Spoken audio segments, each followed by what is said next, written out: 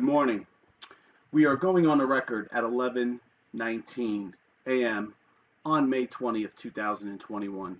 Please note that the microphones are sensitive and may pick up whispering, private conversations, and cellular interference. Please turn off all cell phones or place them away from the microphones as they can interfere with the deposition audio. Audio and video recording will continue to take place unless all parties agree to go off the record. This is Media Unit 1 of the recorded interview of witness May 20th, 2021, taken by Special Deputy for the New York Attorney General's Office in the matter of independent investigation under New York State Executive Law Section 6.3, parentheses 8, end parentheses. This deposition is being held remote virtual Zoom located at New York, New York 10011. My name is Marco Sozio from the firm Veritext, and I am the videographer. The court reporter is Sarah Killian from the firm Veritext, New York. I am not authorized to administer an oath. Will the court reporter please swear in the witness? Lindsey, please raise your right hand.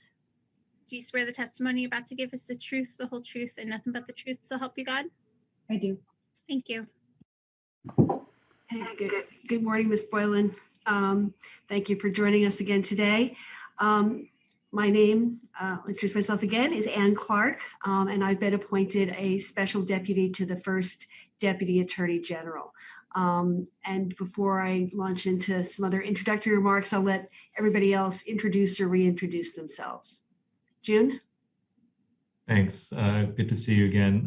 My name is June Kim. I'm also, along with Ann Clark, been designated as a special deputy to the first Deputy Attorney General conducting the investigation. Good to see you, and thank you for joining us. Jen? Hi, Ms. Boylan. It's good to see you again. I'm Jennifer Kennedy Park. I'm one of June's partners at Cleary Gottlieb in New York, and I'm also one of the special deputies. Ezra? I'm Ezra Sukor. Good to see you again, Ms. Boylan. I'm from the law firm Vladeck, Raskin & Clark, and I've also been appointed to work with Ann on this investigation. So as you know, the New York Attorney General has appointed my firm, Vladeck, Raskin & Clark. I apologize, Ann, for your record, Jill Basinger is present as counsel. Okay. All right. So as you know, the New York Attorney General has appointed my firm, Vladeck, Raskin & Clark, and the law firm of Cleary, Gottlieb, Steen, and Hamilton to conduct an independent investigation under New York Executive Law, Section 63.8, into allegations of sexual harassment brought against Governor Andrew Cuomo, as well as the surrounding circumstances. As was noted, and you are here today pursuant to a subpoena issued in connection with this investigation. I'll note, although you heard the intro at the beginning, that this is being video recorded. You've been sworn in, so you are under oath, which means you must testify truthfully and fully to the best of your ability as if you were in a court of law in front of a judge and jury. If at the end of our discussion you want to make a brief sworn statement to add anything that we didn't address, you are welcome to do so, and I'll remind you again at the end. This is a civil investigation, but just letting you know that the Attorney General's office also has criminal enforcement powers. So we notify everybody that you have the right to refuse to answer a question if you think it might incriminate you. But if you fail to answer or refuse to answer a question, it could be used against you in a court in any civil proceeding, not in a criminal proceeding. You are appearing today with your attorney present, and she can advise you about things like privilege, but she otherwise cannot make objections or interject. As you can see, we have a court reporter in addition to the videographer present with us today, and she's going to be taking down what each of us says to create a written record. In order to create a clean written record, it's important that you give a verbal response to my questions. So if you gesture or nod or say, that doesn't come out so well.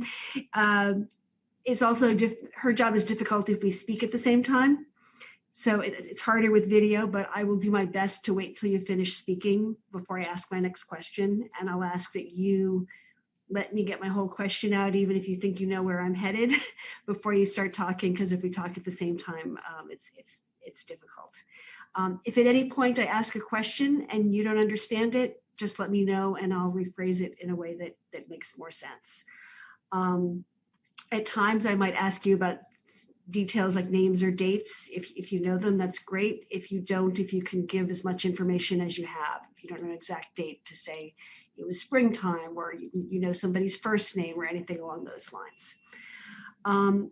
You will not be permitted to you'll get a copy of a transcript of this proceeding, but if along the way while we're talking you realize that something you said earlier isn't accurate, or you remember something additional to an earlier question, just let us know. We're happy to address anything you said previously. If you need a break at any point, let us know. We will be taking breaks, if nothing else, to change the media. We just ask that you answer any question before we take a break so that there's no question pending. And then we just want to confirm a few things. I want to confirm, are you alone in the room that you are in? Yes. And Ms. Basinger, are you alone as well? And Ms. Basinger wait, she's muted. I apologize. Yes. Okay, that's okay. And I want to confirm that neither you nor your counsel are using any technology to create your own recording of the proceedings, including any screen capturing tools. Is that correct? Correct. Yes, correct. I'm not doing that. And want to confirm that neither you nor your counsel are allowing anyone else to listen in, including through any devices. Is that correct? Correct. And I just want to advise you and your counsel that neither of you can communicate in real time or during breaks about what's going on in today's proceeding, as well as that under Executive Law 63(8), this testimony is confidential. So if you are not permitted, or your counsel is not permitted either, to share with anyone what we asked you about, what information you provided to us. If anyone asks you to disclose that information, please let us know, including if they provided any reason why they're asking you for this information. Are you on any medication that would affect your ability to testify accurately and truthfully today? No, Have you had any alcohol today? no, Is there any reason why you can't testify accurately and truthfully today? no. Okay. If you could, for the record, state your name, date of birth, and current home and business addresses, please. My name is Lindsey Boylan. I live at, and I'm running for office. So, I work for myself, and, we have an office, but my office is here. Have you ever given testimony in any other proceedings, deposition, trial, anything like that? Never. Other than speaking with your attorney, because I don't want to know about that, have you done anything else to prepare for today's testimony? I took a long walk, and I have like lavender oil next to me for stress, but no, other than that, no. Okay. And were you sent, yes, if you could break the seal on that and open that up.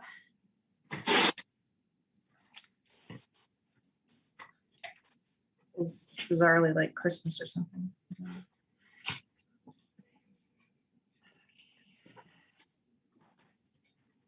Okay. If you could turn to tab 1. Okay. And this is a document subpoena that we sent to you. Have you reviewed this? I've reviewed the document that Jill sent me about the rules of the subpoena, but I don't know what, this thing that I'm looking at. This looks like the thing that I have. Okay. And this asked you to look for various documents that would be relevant to our investigation. Yeah. Are you the person that gathered the documents that you provided to your attorney to give to us? And that's everything to my knowledge that I know that would be germane. Okay. And what devices or locations did you search to obtain documents to send to us? I looked in my mailbox, email box. I had screenshotted photos on my iPhone, and that was saved in the cloud, even though I've lost like 5 iPhones since I worked there. And I talked to a few friends and my mom who actually and friends who remembered conversations either at the time or afterwards related to the incidents. Sorry, I'm losing a little bit of the testimony. Oh, I'm sorry. It's me. I'm still trying to open this package because whoever sealed it did a really, really good job. Oh, sorry, Jill. I'm literally like, I'm still trying to rip things. All right. Well, you have very good people in your staff because they really sealed out well. The Cleary people are serious about sealing things up. Cleary people were not playing. Okay, but the audio, I'm So- losing so- the answers. So Ms. Killian, what did you get on the last answer? I looked in my email box, and I had screenshotted photos on my iPhone that were saved in the cloud, even though I lost 5 iPhones since I worked there. And I talked to a few friends and my mom and friends who remembered conversations either at the time or afterwards related to the incidents that I have shared. And when I said 5 iPhones, I was generalizing. That is not intended to be a specific number. I just meant I've lost a lot of phones since then. If you could turn to tab 2 in the binder in front of you. Yep. And this is the subpoena for your testimony today. Did you review that when you got that? Yes. And you understand that's you're appearing today pursuant to that subpoena under oath, correct? Yes. Okay, you can put that aside for now. Going to just ask you a few questions about your background. How far did you get in school? I have my MBA from Columbia Business School. I did the executive program while working full time, and before that, I have a BA from Wellesley College in political science. When did you get your MBA? 2012. And when did you get your bachelor's?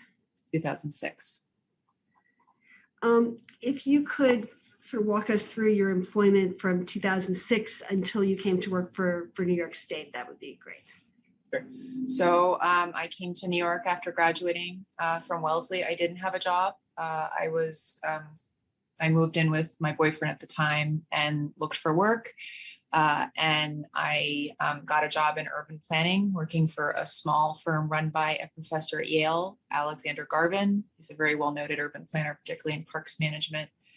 I started off as an admin, which is what typically happens. And then I became a project manager in the course of that year for a master planning process for a park in Memphis, Tennessee.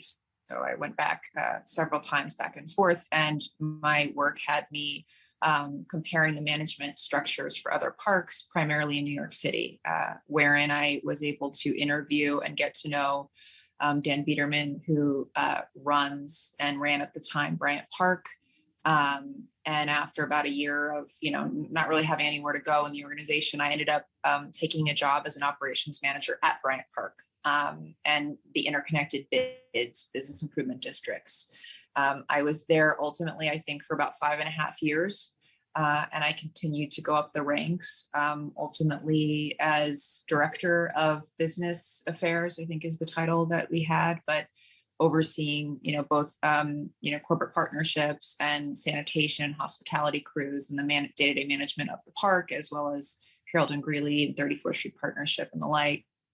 I also did business school in the executive program the last 2 years of my employment there, and they did contribute to that MBA, work.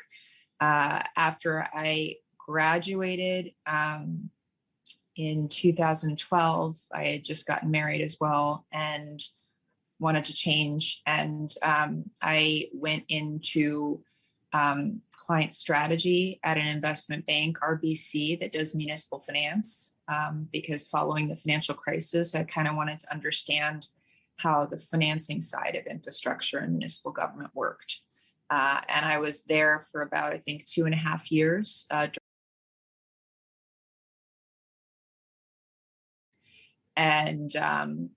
Realized I really didn't want to be in investment banking. I had built some connections over time.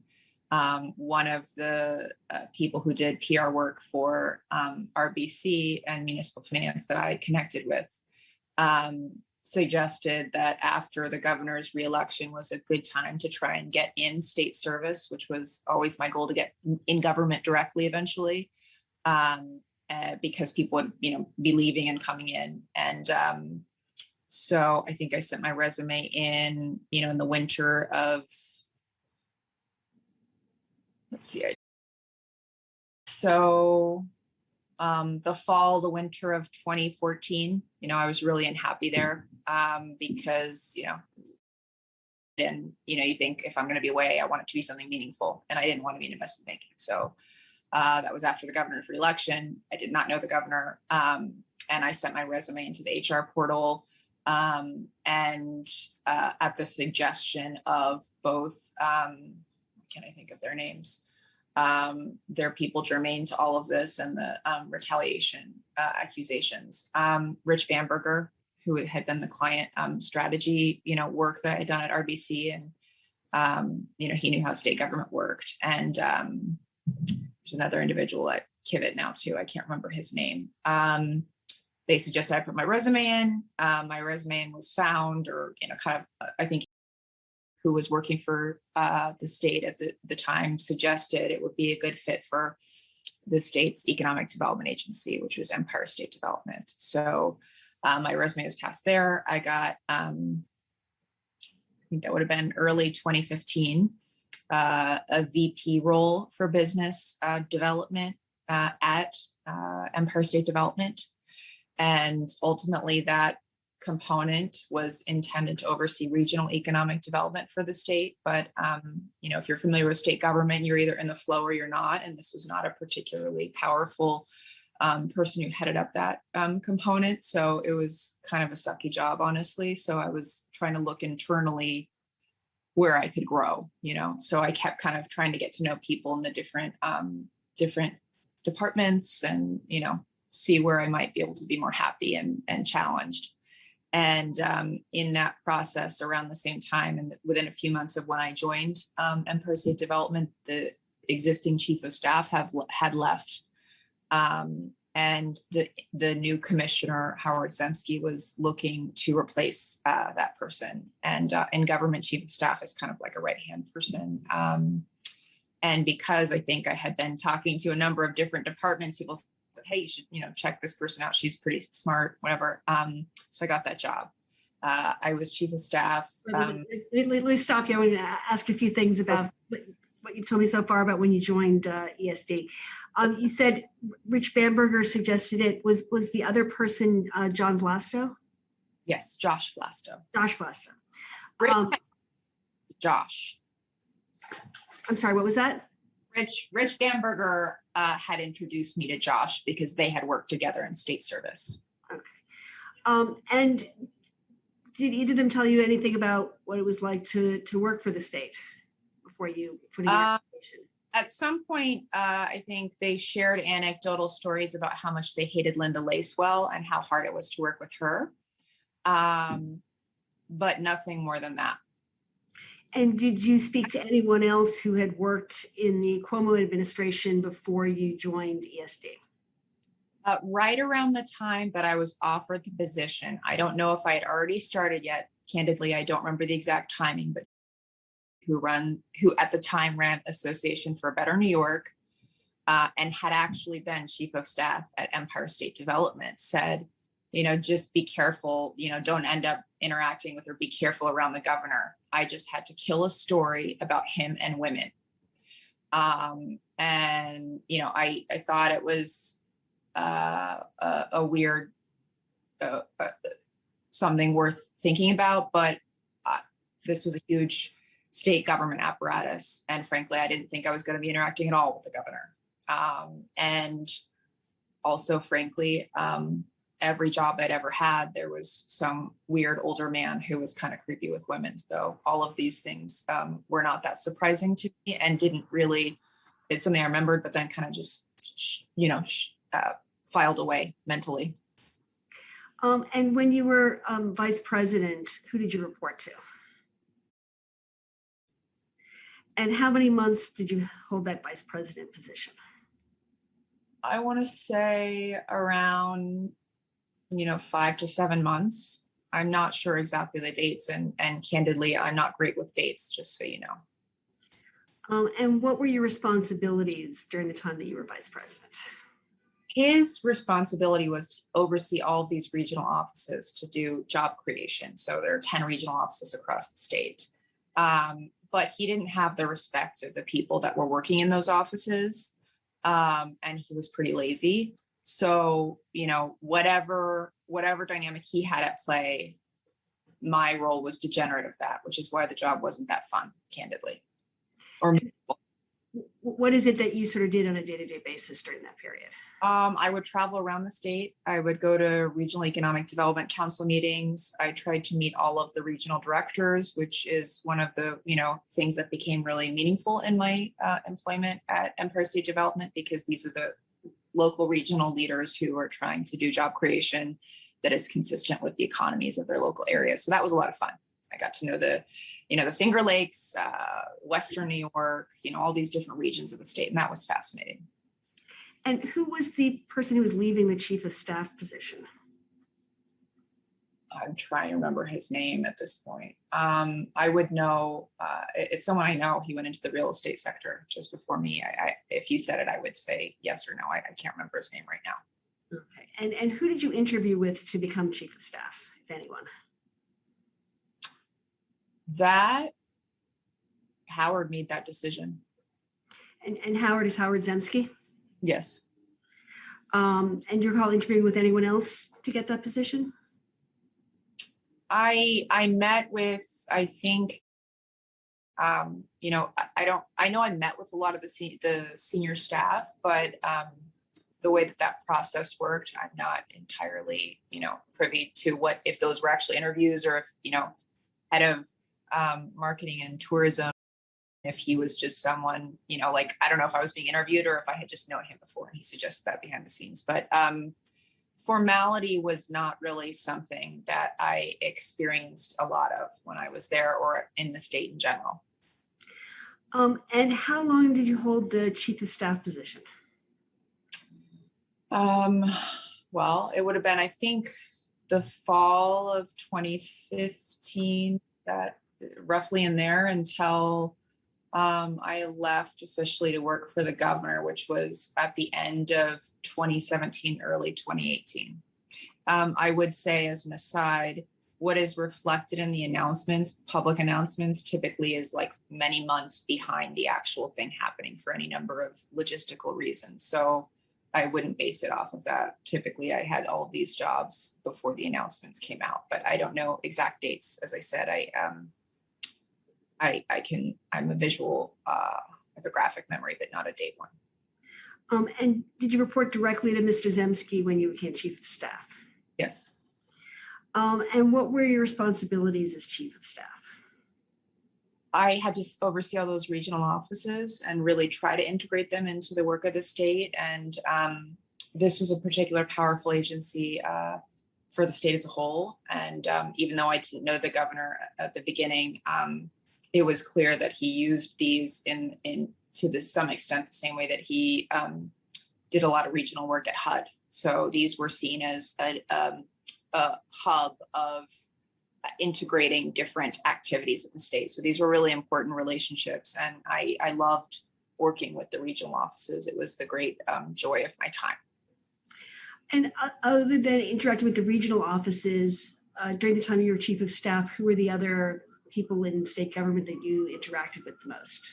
At the beginning, I interacted just primarily with ESD and all of the senior staff. So the real estate segment, the press segment, the tour marketing and tourism segment, you know, all of the different parts, so to speak. But pretty quickly, when you're a chief of staff of the agency, I don't know if this is the same in every state government, but chief of staffs, the governor's team would end up, you know, you ended up being responsible. They treated the principal, particularly someone who, like Howard, was very close with the governor, as if, you know, he was a kid to bring around, and it was my responsibility to corral him. And that also became a job, and became, the substance policy, the substance of announcements didn't end up going to him. They ended up coming to me. So I started to have a very clear reporting, dotted line to chamber primarily through their press component. So who were the people in chambers that you dealt with primarily?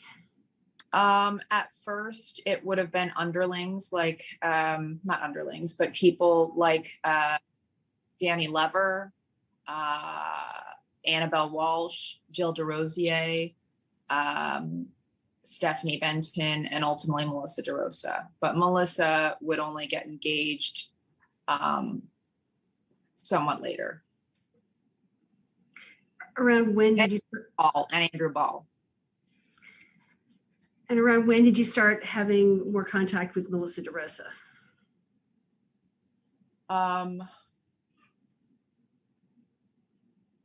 I remember the first thing I really remember about her was when she became secretary to the governor. And again, I don't have dates. Primarily when I've had dates, it's because I know what the event was and I look back at the date. So just fully candidly speaking, but I was invited to a campaign event where she was, being celebrated as the first woman secretary to the governor. And I just remember being so proud because I went to women's college and it was really important to me that we get women in these leadership roles. And so I sent her an email and sent her a few nice things. And then I think I was kind of on her radar as well. And when they were trying to get paid family leave and the $15 minimum wage passed, that was my first real interaction with her. So I could figure out the date timestamp for that, because the job of the governor's team and the relevant agencies was to get these things passed. And I was the person connected to the business community. So I was to try and corral support from the chambers of commerce across the state and our regional directors and, get validators for both the $15 minimum wage and paid family leave. So that was my first interaction with her, because it was a very high profile goal of the governor.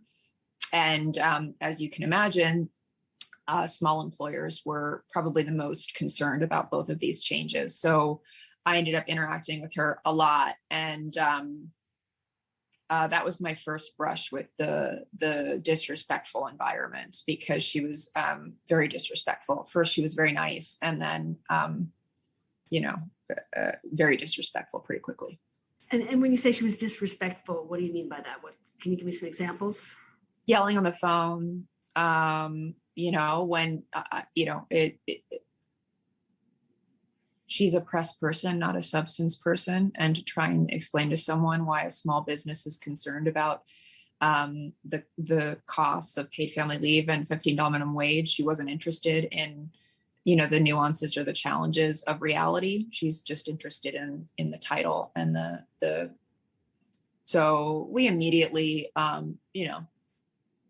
think through that first experience, I knew, we were not going to be great allies, which is what I always look for in women. And how often did she, yell on the phone?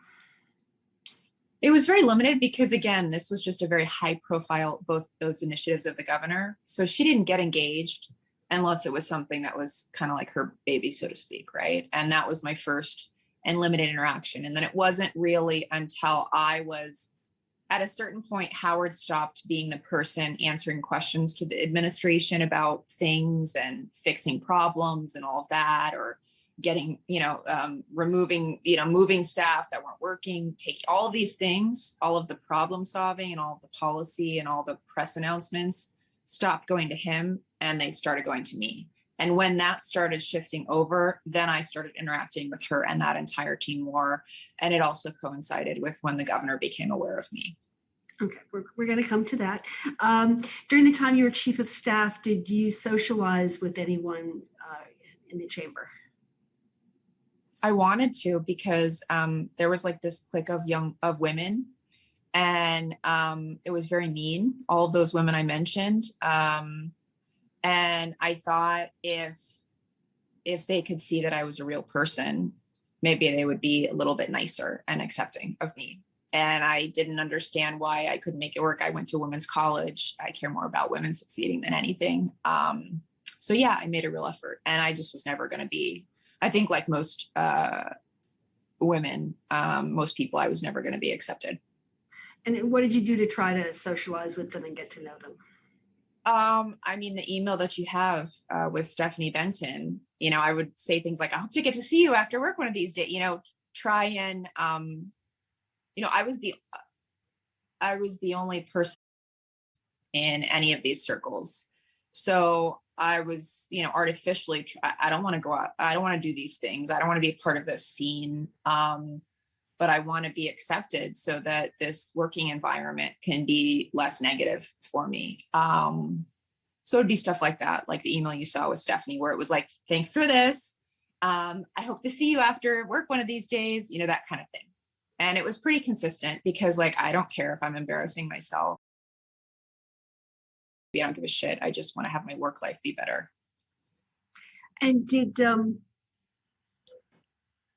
they ever take you up on your offers to get together?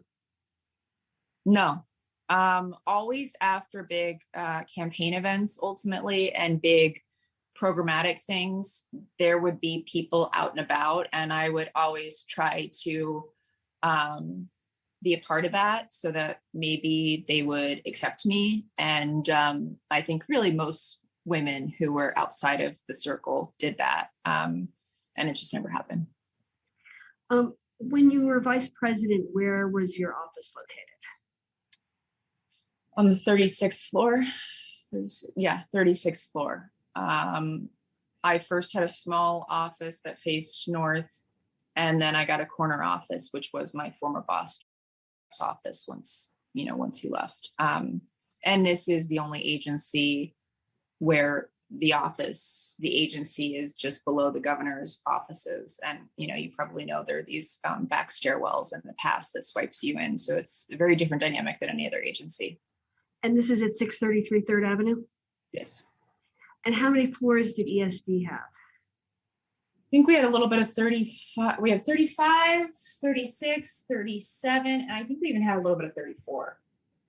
But increasingly, and you know, there's been, you know, news stories about this, the governor's chambers would take additional space. So it was always a fight for ESD to keep space. So, you know, the governor's team was encroaching on spots all around on all of these floors. Which floors was the chamber on? Well, the governor's office, I want to say, is on 38 and his is on 39, if I remember correctly. I could be wrong on, you know, this is my best of my recollection, but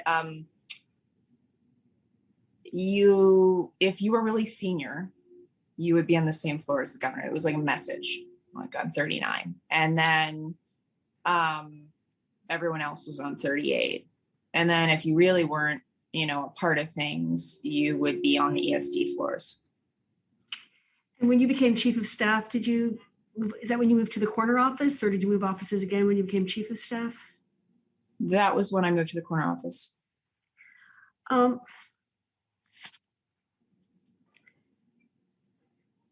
how did you come to work in the executive chamber?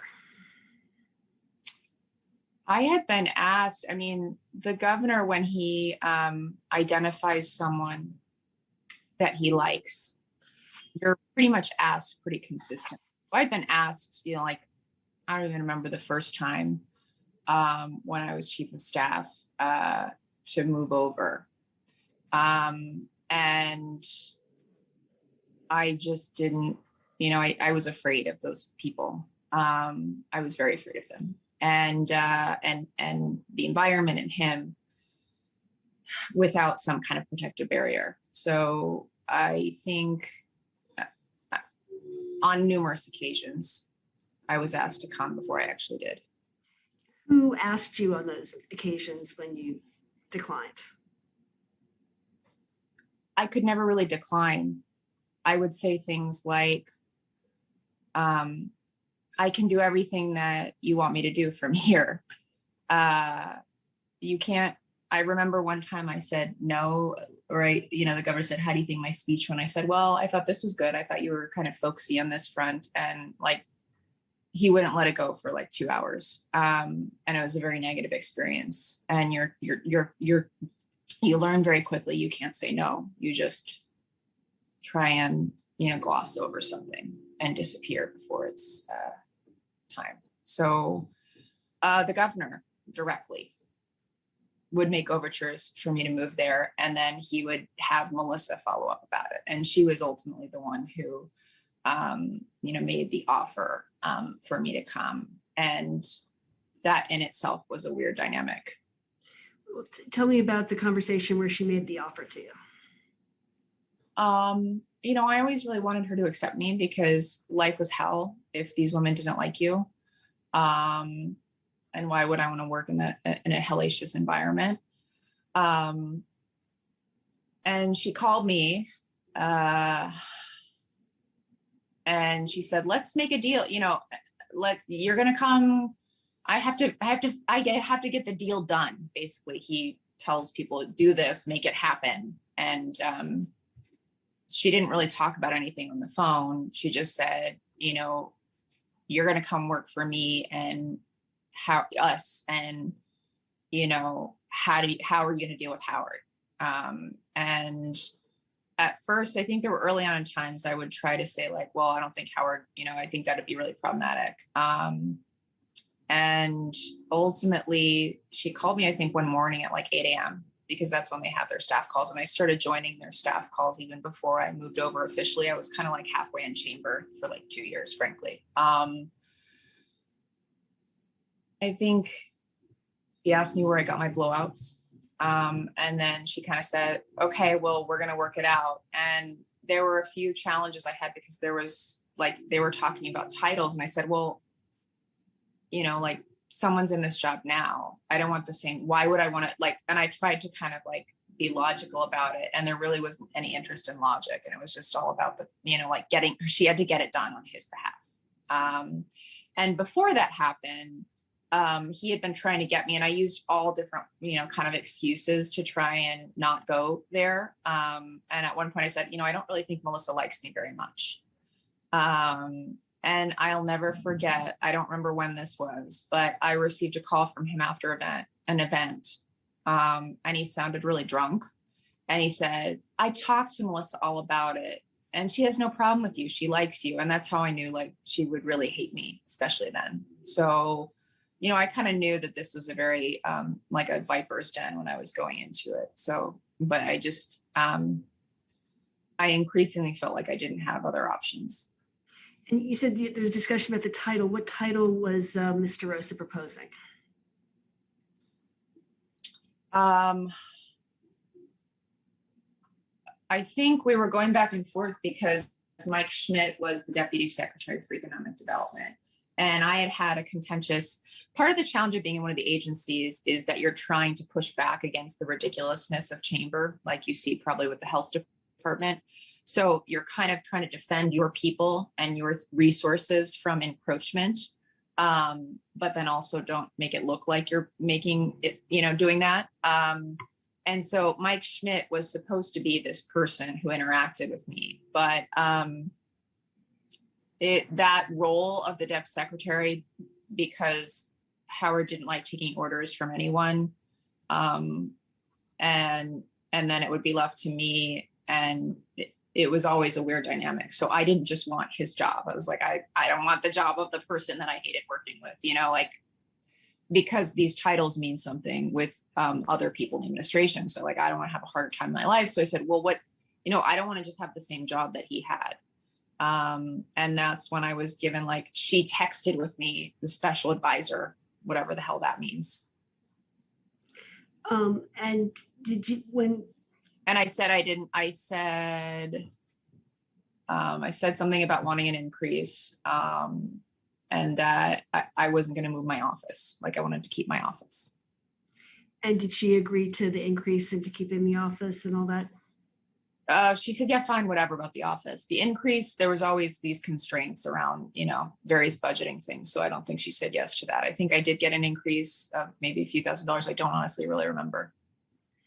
And so was there any further discussion before you switched from chief of staff to the special advisor role?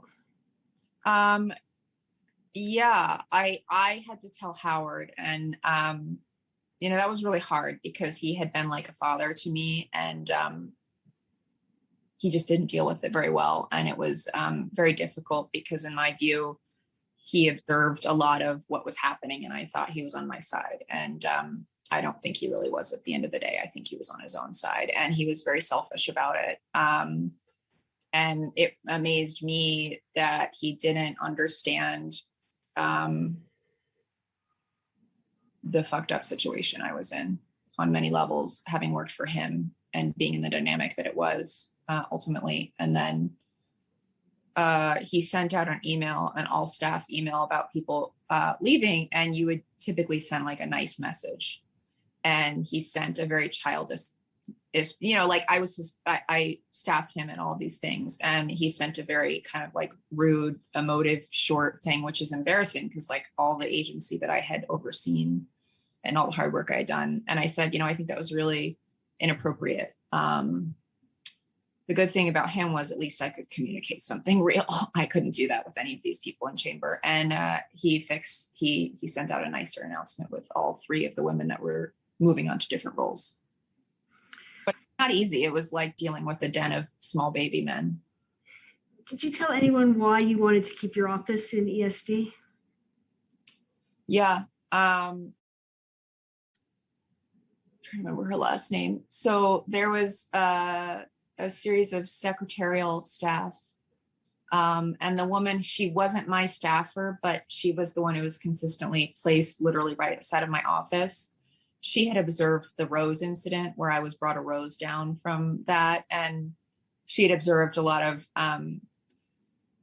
anyone who worked around me, including her and some of the women who worked under me at ESD, knew that I had to jump and drop everything if I received a call from chamber to deal with it. So they knew the urgency of that. And they also had some sense that they never saw him. He never came, but like having a rose brought down to you on Valentine's Day, stuff like that would happen.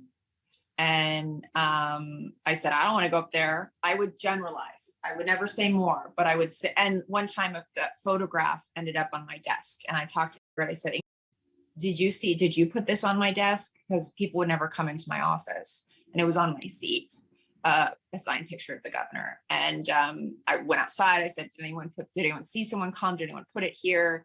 So they knew people like could get her last name for you. She still works there.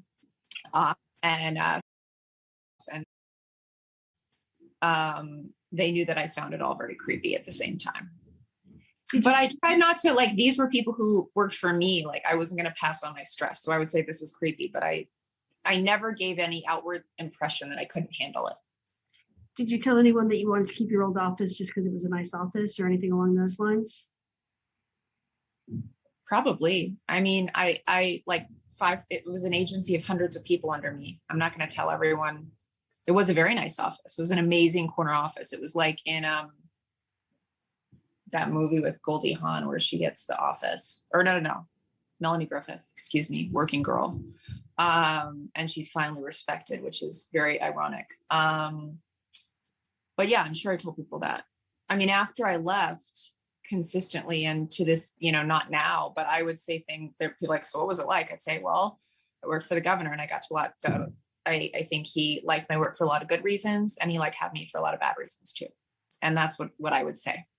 So it was that kind of, I would never elaborate, but if people had observed, no one really wanted to get close to chamber because it's a very toxic, scary thing. I would protect my staff from them. I would protect when I became the secretary, I would protect my agencies from them.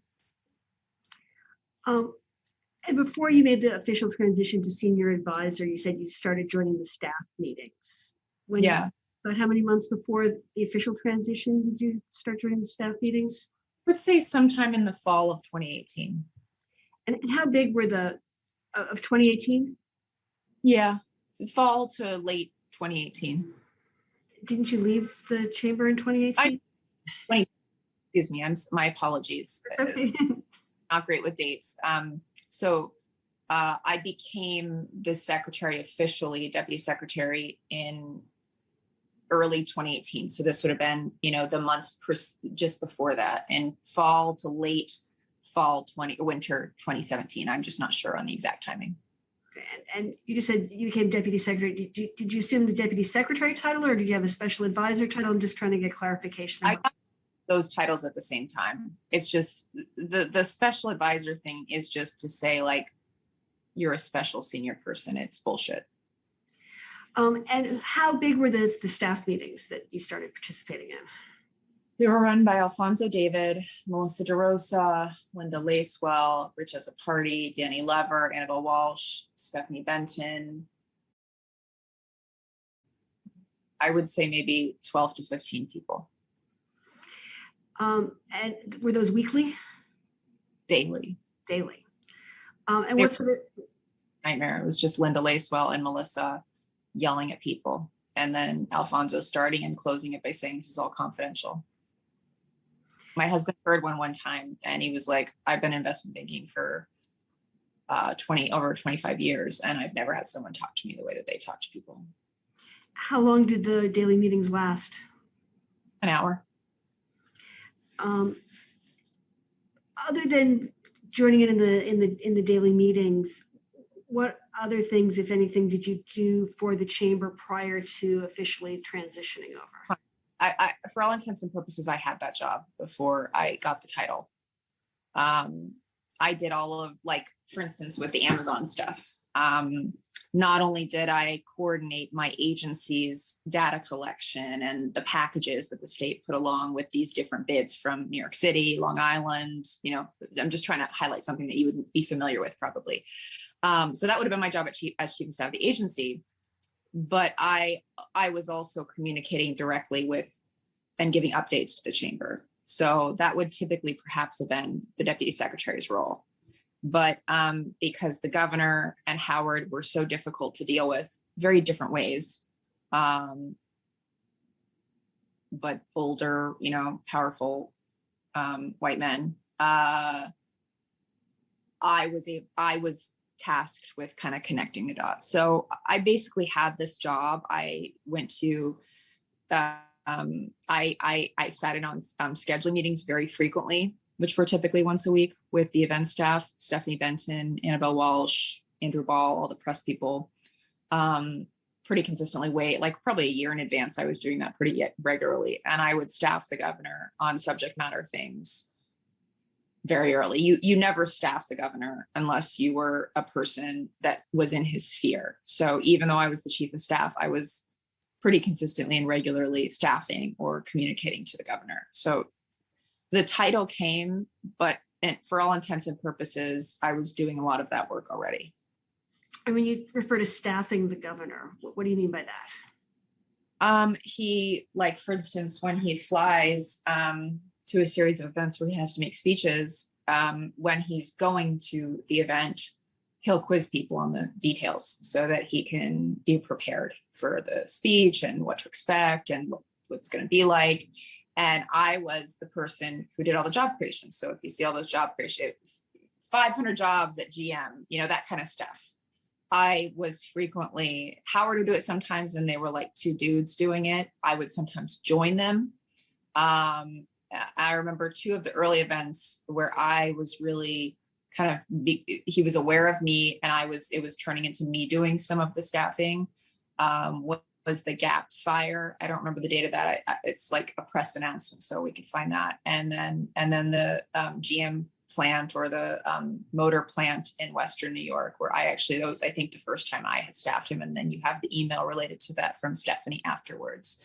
But if you're on the plane with him, he would sometimes have a subject matter expert, a press person, and then, the state patrol person, and then him, and maybe one other person. And when you were staffing him, it's your job to have all the information, all the relevant information. He would quiz you basically to try and he's very masochistic. It would be for a purpose so that he's prepared, but it was also, he would quiz until you didn't have an answer to something he was asking. And then he would give his speech or whatever it was. And then he would be much more relaxed after on either the flight back or after the event. And you would hopefully get thanked, or you would be in trouble because something didn't go right. And you would hear about it either from him or from like Stephanie Benton. You said the governor and Howard Zemsky were difficult in different ways. In what way was Mr. Zemsky difficult? Non-communicative. I mean, like, I don't think any woman could get away with what white men and old white men in power who have a lot of money or influence do. I mean, he would just choose who he didn't want to deal with. So if there was a problem internally, I was frequently dealing with the day-to-day, bearer of bad messages and stuff like that. But he showed leadership at important moments, and I don't think he's an evil person like the governor. You said you were essentially doing the role before you got the official title. Did your responsibilities change at all once you officially became deputy secretary / senior advisor? Yes, I got a whole responsibility for agencies that I hadn't managed. So I wasn't just responsible for oversight of the agency that I had come from. I had housing and community renewal. So Ruth Ann Visnauskas is the commissioner for that. And she's a dear friend. I think she viewed, and people at the housing agencies viewed me as protecting them from the governor and others. I took on oversight of the Department of State, which, unlike in other states, it's primarily licensing, permitting, stuff like that. It's not election related. I took over oversight of NISCA, the Council on the Arts, which does grants and things to cultural and arts institutions and stuff like that. I took on additional portfolios. I was doing the same work with more authority, of my own cone of economic development and regional economic development. But then I got these other things. And I also increasingly, because when I was head of regional economic development, not only did I oversee the regional offices, but also our office in Puerto Rico, because Zika and all these things had kind of screwed up the island, and ESD oversaw tourism. So there was like a lot of opportunities, or we were trying to help Puerto Rico. And then after Hurricane Maria, I ended up overseeing all the state's recovery work in Puerto Rico. And that was much more direct, me managing all other things once I became DevSec. And then I didn't have anywhere to hide from, all these people. I thought maybe that my hell would be less, like the experience would be less toxic when I was inside. But it was actually worse because there was no buffer. So, like these people owned me. And who became worse when you were essentially formally working for the chamber? Melissa and the governor. Everyone but Melissa and the governor, especially. We're going to come to the governor. In what ways did Ms. DeRosa become worse? She would scream at me. She would yell at me for illogical things. She was just really, she really did not like me. And she really, I mean, they used to have memes about the Mean Girls movie, and she liked the association of being that lead mean girl. I'm like relatively dorky. I never wanted to be that. Like, she really liked on her Instagram, she had at some point, like herself as the mean girl thing. And then at some point when I was working for her, she like yelled at me and she's like, "What the fuck did you do?" She called me in my office and I said, "I'm not dealing with this." And I hung up the phone on her. And I knew after that, she like deleted me on her Instagram and Facebook and all this shit. So I knew I was screwed with her. But, Do you recall when the incident was where you hung up on her relative to when you left? It was shortly before the text exchange you have where she said, "I know it was a tough day. We all want you back here." Because I tried to quit like 3 times, and that was one of those times where I like just left. Okay, we're going to come to that in a minute. You said you interacted with Andrew Ball. What sort of things did you interact with him on? It was all about events. He was the person, in the office tour that I got, and that was earlier on, but it was a pretty seminal moment in my realization of the environment.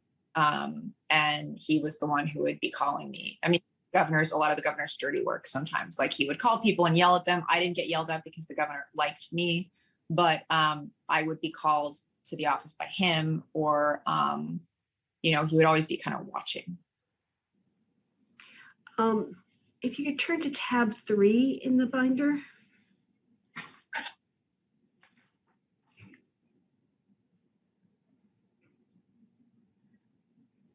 I don't know what this relates to. Okay. Well, so this is an email from you to Andrew Ball on March 5th, 2017. It says, "I'm afraid to go to sleep," and don't recall what that.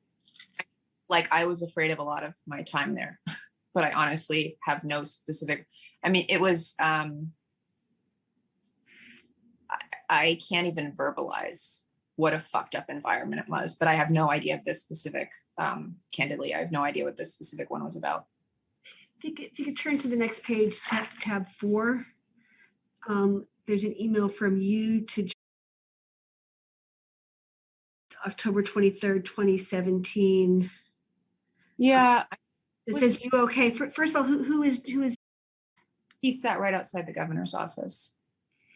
And do you recall why you wrote "you okay" to him?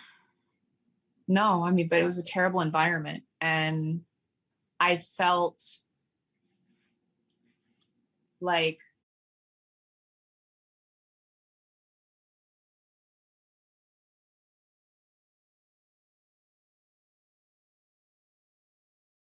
and a lot of stuff was passive aggressive, and so I felt like I should try to see if people were okay, and I'm sure he was having a hard day. I mean, he took a lot of shit from the governor.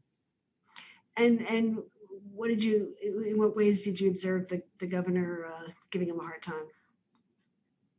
I didn't observe it as directly with him, but he would yell out the door at anyone there. And having a good relationship with the person right there, or the person who runs the governor's schedule, was helpful, because maybe they could give you a heads up if you were going to get a random call with 15 people in the room, but I have no idea. I mean, it was never okay. It was always a terrible environment for anyone, whether they were sexually harassed or not. So I don't know what this specific thing is. Everything was terrible. I don't even know what this is.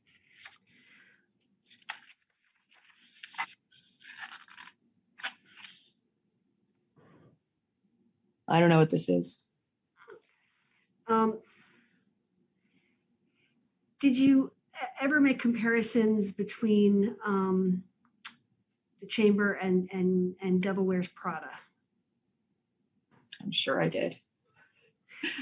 And to whom do you recall making such a comparison?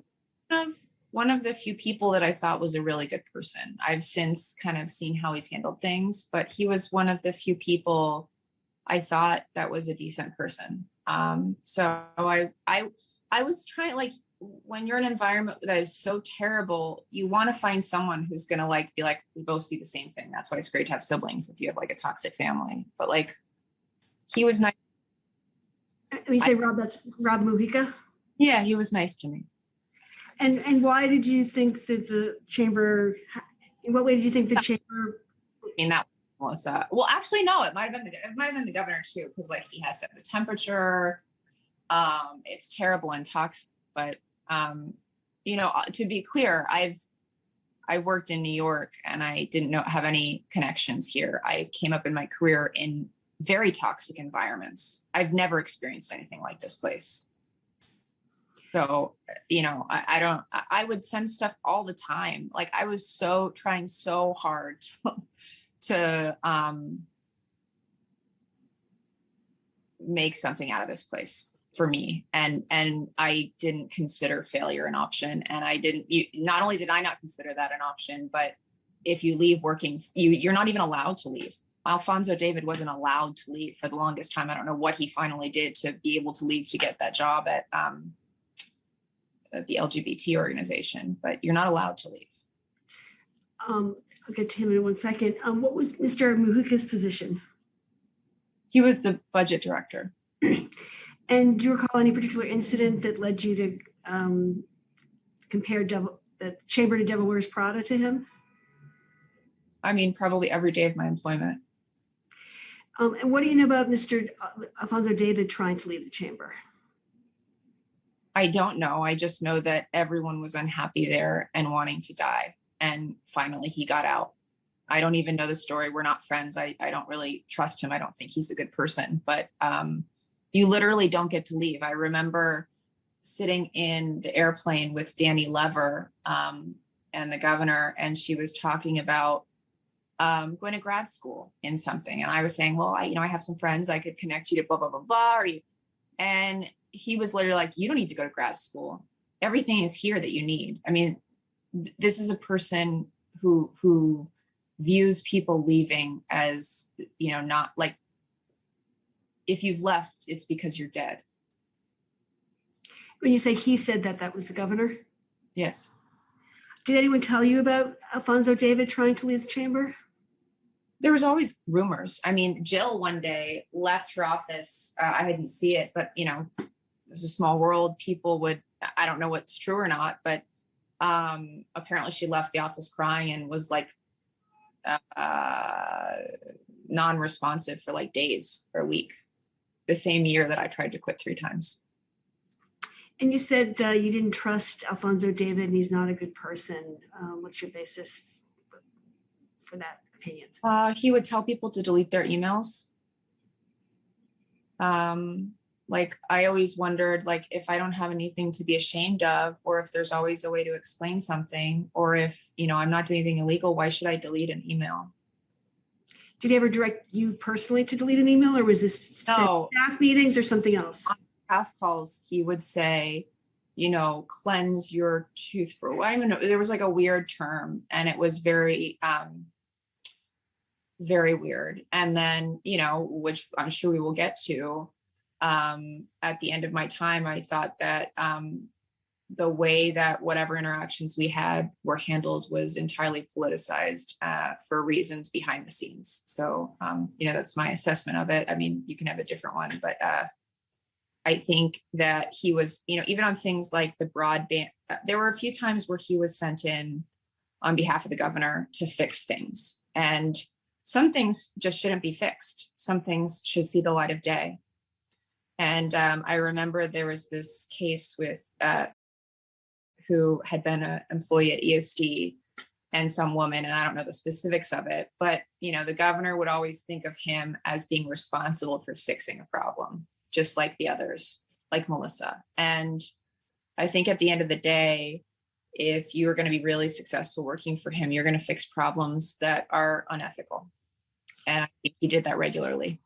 And what was the issue with an employee? I was not directly engaged in it all. I just heard about it on the plane, primarily when one time Alfonso and the governor were both on. And I think it was mentioned a few times on our staff call, but he had an inappropriate relationship with a woman who worked at a different agency, not at ESD. And he had promised her some things, and whatever soured on that interaction, she sent it to like some independent investigation. So it never even went through ESD. It went through like the state, and I don't even know, some apparatus that was kind of like an ombudsperson office. And ultimately that meant that Alfonso was dealing with this. And, there's that. There was also a time during the broadband rollout, they have things called reverse auctions, for bidders. And I don't know the specifics of it, but I remember hearing in one case that he like came in the dynamic with with the broadband manager who was at ESD to, fix a challenging situation with one of the unions. And I didn't know the specifics of it, and I wasn't welcomed into the conversation, but I never really think that the way that he and his closest, you see it, fix the Department of Health report, fix the blah, blah, blah. When we were trying to release our annual reports at ESD, he and Melissa would approve whether or not we could send it out. And for years, we didn't get to send out a report. So by the time we did, it looked very bad. So he was always ultimately fixing things. And when you fix things for a deeply corrupt person, you're going to get dirty. And I think he is an unethical person, but it's neither here nor there. Do you know what he did to fix the situation with Sam and the female employee? I don't know, and I wasn't apprised of it. And I try to think like how I stayed there so long. I think I tried to just stay in my lane, and I was so wanting to be accepted in this toxic environment. And it was even more toxic because if he wasn't happy with me, then I got shit from all of these women around him. And if he was happy with something I had done or said, I got shit from these women around him because they didn't like that I was somehow, invading, encroaching on their space. So it was just I didn't have the capacity, and I didn't have, like, you're told you stay in your lane.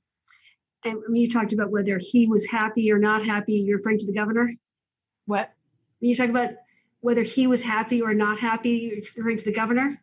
I don't think he cared about my dynamic with the governor. I think he did what he was told with the governor. I think that the women were used to feeding other women to the governor, as I'm sure you're finding. So the women, I think, didn't like me. I don't think Alfonso cared one way or another. I just think he's an unethical person. I'm sorry, I'm just trying to clarify something else. You said that the women would react one way if he was happy with you, and also act badly if he wasn't happy. When you're talking about being happy, that's the governor, right? Yes. Okay, I just wanted to clarify that. Well, let's talk about the governor. When's the first time you met the governor? First time I remember, the first time I met him, totally, separate. He wouldn't have remembered me or whatnot, but Rich Bamberger was staffing him. He received the Public Servant of the Year at Columbia Business School's annual dinner. He gave the speech.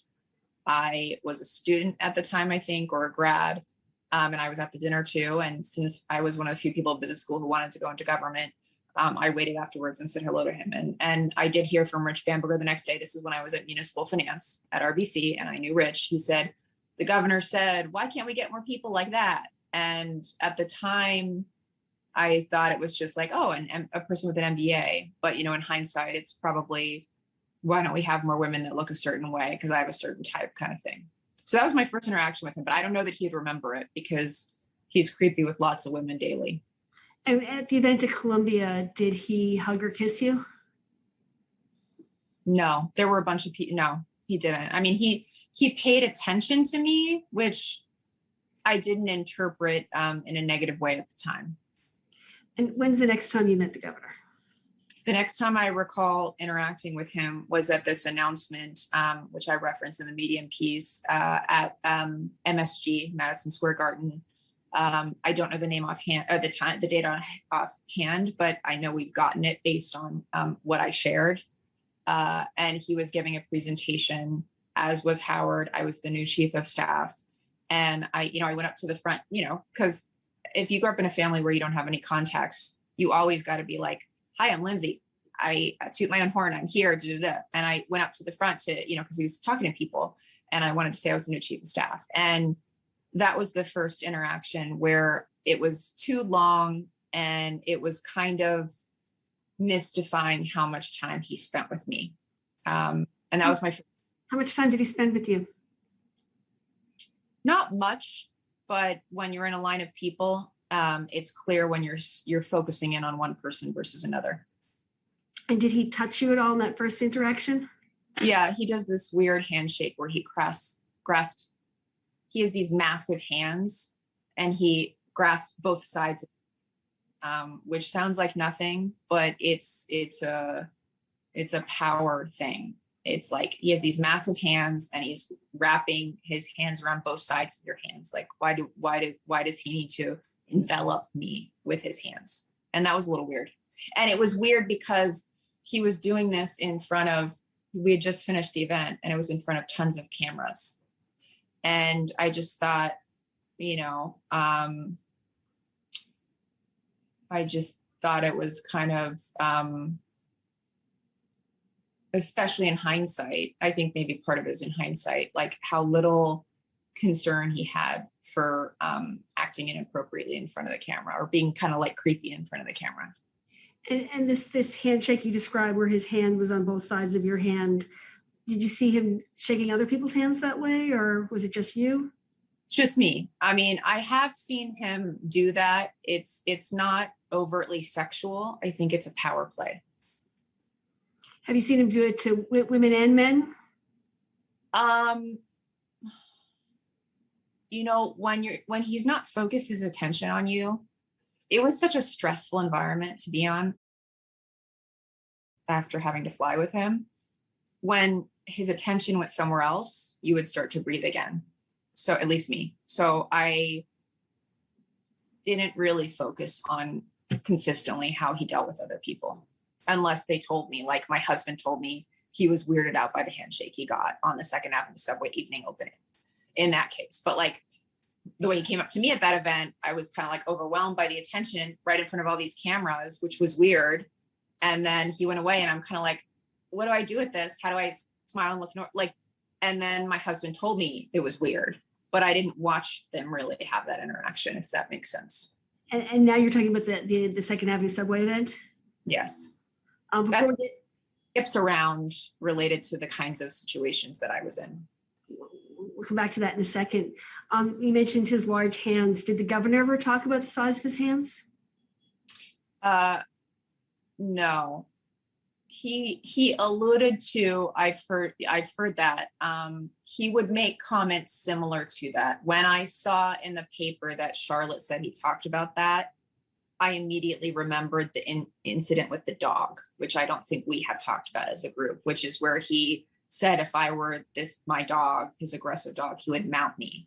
Because it wasn't until I read that I remembered, oh my God, this isn't the same thing, but it's kind of the same thing, where he would use a symbol to show that he's like a big guy, whether it was his hands, his physical presence. He would talk about getting girls. He would even go back and forth with Howard, and that always made me uncomfortable. Fucking more so now, the more I think of it. But I never heard the hands thing. But as I said, to me, that's the exact same thing as him saying, because his dog's scratching me, his creepy, weird wolf dog, and he's climbing on me, and he says, well, if I were the dog, I'd mount you too. You know, it's kind of the same genre. Where was the incident with the dog? In the governor's mansion. This was late in my time, near the end of my time. And what part of the mansion were you in? So there's like it looks like a T when you come into the main building. There's this main foyer. There's little rooms on either side. And then there's a main hallway where a lot of events are hosted. And if you've seen the picture, which was everywhere, there on the left side, I believe, in that main foyer area, we were right kind of in that central part of the main foyer, kind of in front of the kitchen area. The dog had come out and maybe someone let him in, and he started climbing on me. I love animals, so I went to see him, but then he like scratched me and I started to bleed a little bit. And I was like, this is all weird. He has a weird dog that's as aggressive as he is, I'm thinking. But I always looked normal. Like I'm thinking these things, but one thing just to like provide the context of the place, even at the pool events and even at his own events, he would have photographers not just take pictures of the audience, but of his staff to see how we were looking at him and how we were acting and how we looked, how we were dressed. So, I was acutely aware that I was always being watched. And I don't think from the outside, it would always be, I don't think I presented unless I told someone or in the moment how bad it was. The incident with the dog, was anyone else present? There were other people there. I'm not entirely sure of who they are. Like, I have all these, like the plain strip poker thing. I know that Abby was right at Fast Shower. Now she's married. I don't remember her new name, but she was right next to me because I was trying to act in a way as a younger woman that I would protect her.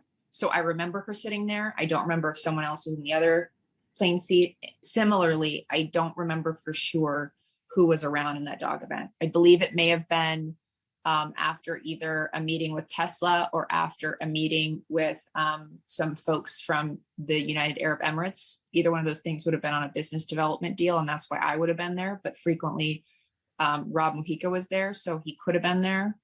But I'm not sure. I just vividly remember me, the dog, and the governor, and either some staff around. And what, if anything, did you say in response to the governor saying the comment about mounting you? I think I kind of would laugh awkwardly or something. I don't even know. Things were so far gone past appropriate at that point. And there was no reaction to his deeply inappropriate things. And I didn't want to create problems for myself, and I didn't know what to do. So I would just try and not react. And had you ever been to the upstairs part of the mansion, second floor? One time. And when was that? We were planning the front office. Rob Mujica and I had to go there. I think it was on a weekend. I don't really know for sure. For a meeting about Puerto Rico, because Rob was very smart and followed through with things. He and I were frequently paired on stuff, and I was leading the Puerto Rico recovery work. And I remember feeling, I read the groping thing, and I assumed she was in that room. I remember feeling very afraid, and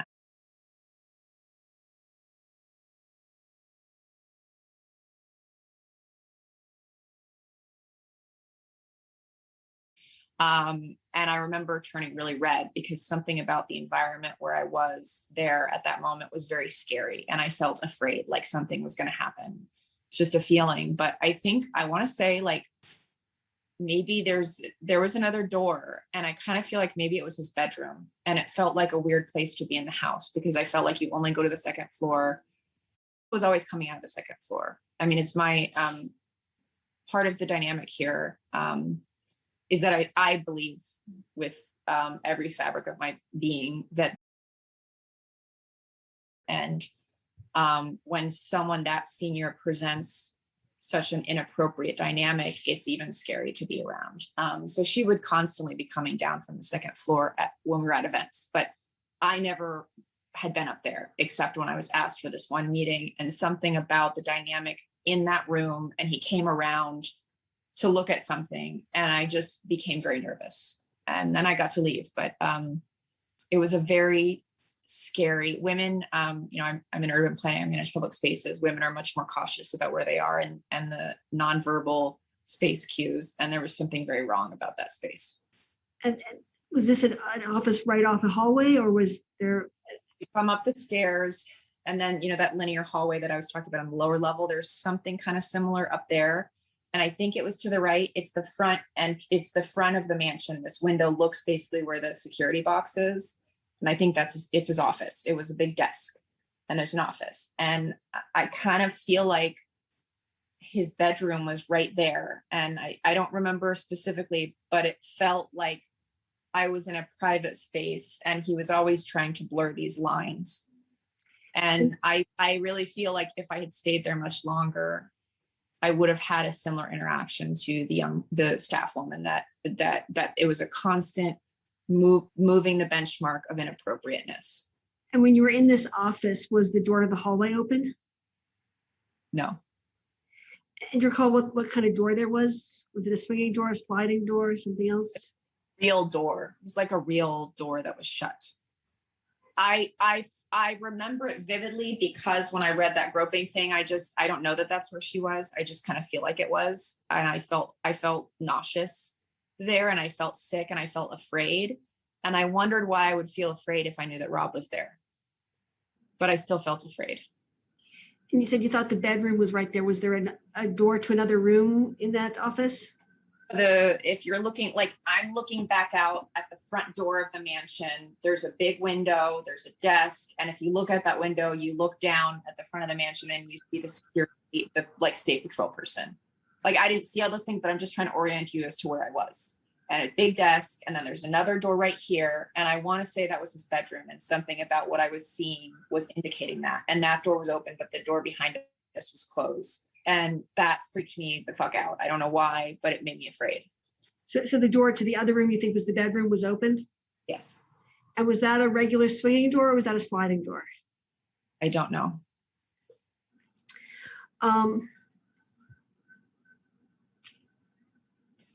You mentioned that sometimes the governor would go back and forth with Howard Zemsky about girls. What are you referring to with that?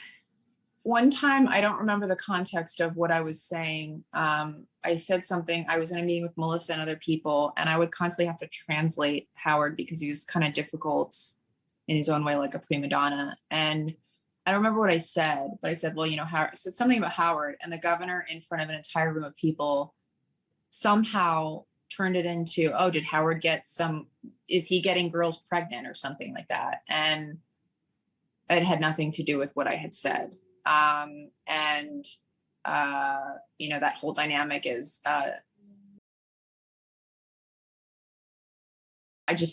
he's just very fucked up. And it was a weird thing for him to say. And sometimes when they would fly, the banter of two government or politicians in public speaking is to they make fun of each other. And that would either continue or escalate on the plane before or after. Like they would go back and forth, and he would constantly be making fun of Howard. I mean, in the same way that he would occasionally ask me about my husband, or he would ask about her boyfriend, stuff like that. I think he would, and it was a weird dynamic. And other than the example you just gave, any other instances you recall of the governor saying something to Mr. Zemsky of sort of touching upon sexual issues? I always thought Howard was a better person, I think, than he is, but he's not a bad person like the governor. But I constantly had the feeling with both him and the governor, or Rob and the governor, or any of these other old white dudes that worked in state government that were close to the governor, that when I walked up on a conversation as a woman, like I had just been talked about. That was how it was. And what was it that gave you that feeling? I just know.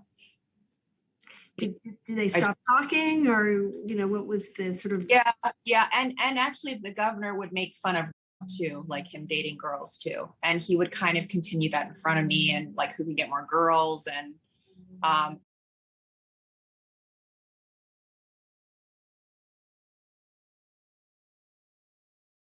too. So he's more like. What sort of things did the governor say about getting girls? Like joking about like, oh, you dating all the girls in the building, stuff like that. I mean, I don't know the language. I'm too awkward to even like verbalize. It was always this like continuation. I went to women's college. I literally don't know how to speak like men like this, but literally when you come on a conversation and that you've just been talked about, and they would talk about women that way. They would describe women, how they look. Like we were going to an event, I think the announcements of Dado, and I had worked on the job creation there, and I had to like pitch it to him, and the governor was there, and Howard was on the plane, and they were going back and forth. And he was saying, oh, she's so ugly. She's probably a dyke or something like that. He said something like that. Women were always judged on how attractive they were, and if they were skinny, or if they were fat, and if they were attractive, or if they really weren't, then maybe they were like a lesbian or something. It was the governor who made that comment? Yeah, he's always like, he would say that was too skinny. He would say that in front of our whole staff. What was the name of the county executive that he said she was so ugly that she must be lesbian? Yeah, I don't know if he said those exact words, but the context of what he said. I don't remember her name.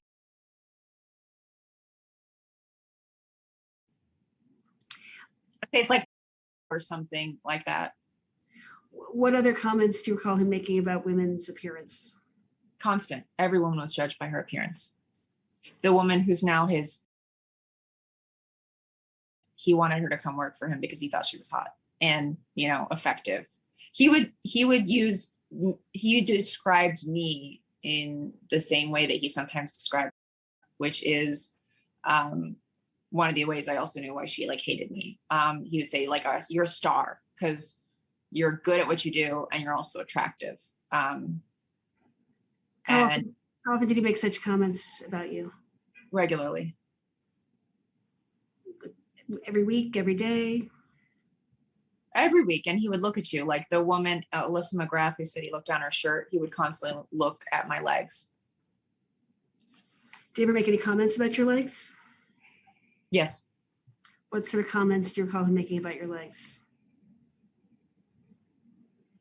I don't know. I just know that it was very clear to me that he liked them. I couldn't describe exactly the language he used offhand. But he would also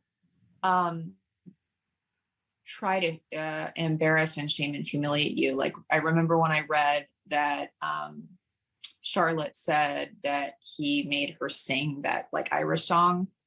I remember he's like a big baby on his birthday. He has all these campaign events. And I said, you always want to be on the good side. So I would say, happy birthday. Thank you so much for including me in this, blah, blah, blah, blah, blah. And I remember one time he called me and he asked me to sing him happy birthday. And I don't sing. I have the worst voice in the fucking world. So like, I really don't sing. I've never sing for my husband or anything like that. And he wasn't joking. He didn't get off the phone until I sang and it was embarrassing. Stuff like and in a way I feel to make you feel so humiliated that you were stuck there. Any other times that he made you sing? No, he probably thought my voice was terrible after that. I mean, the rationale here. Please. Did you ever hear him ask anyone else to sing or insist somebody else sing something? No, that was his light. I would say that was his, if he liked you, toxicity. For most people, when you were around, you saw the if he hated you toxicity. The interactions that I've read about and that I've heard about from the other women, those always all happened primarily alone, right? So I would be asked to come to a meeting about something alone. And then he would ask that we move to sit in his New York City office. He had his desk, his massive phallic desk. And then he had this couch and chair in the back. And on more than one occasion, he would ask that he and I sit over there. And he would be very close to me. But I'm a very nervous person, very frigid. So I kind of feel like what happened to some of the other women, the woman who was a staffer, maybe she's just like comes across as a little bit more friendly and was deeply afraid too. But I don't really hide my frigidness very well. So I can't really describe it. He's very scary. Okay, I think I see Marco has appeared. I think we're going to the end of a meeting. Yeah, why don't you go off the record? This is the end of media unit number 1. We are now off the record at 12:47 p.m. This is the beginning of media unit number 2. We are now on the record at 1:19 p.m. back from break. Prior to the break, you said that you believed that there was some sort of between the governor and what is that feeling or opinion based on?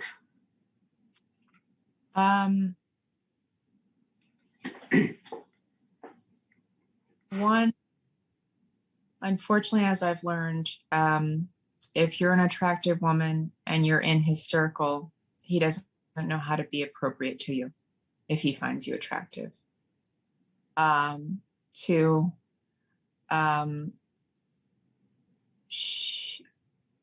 she would come down from the second floor constantly at events.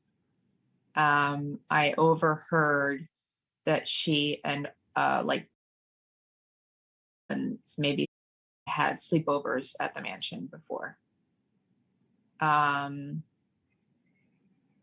heard that when they went to Israel, they had adjoining rooms. There are all these situations because I was, even before I worked for them, I was on the events team. So it's like for prepping for events. And the reason why I would do that is because I knew like the specifics about a job announcement, how appropriate it would be to do X, Y, and Z. So, you hear these things and pretty consistently in ways that were inappropriate sounding to me. And I felt it by the way that she interacted with me and with other people. I felt like I was in ultimately when I kept trying to say I didn't want the job, or then when I had it, like I was in some kind of weird triangle that I didn't even know the full, like when you see an iceberg and then there's an iceberg under the water and you don't know how far it goes. That's how I felt. And I believe most people in the inner circle believe that as well about the two of them. Who told you about them having adjoining rooms in Israel? I'm sorry, who? Who was he?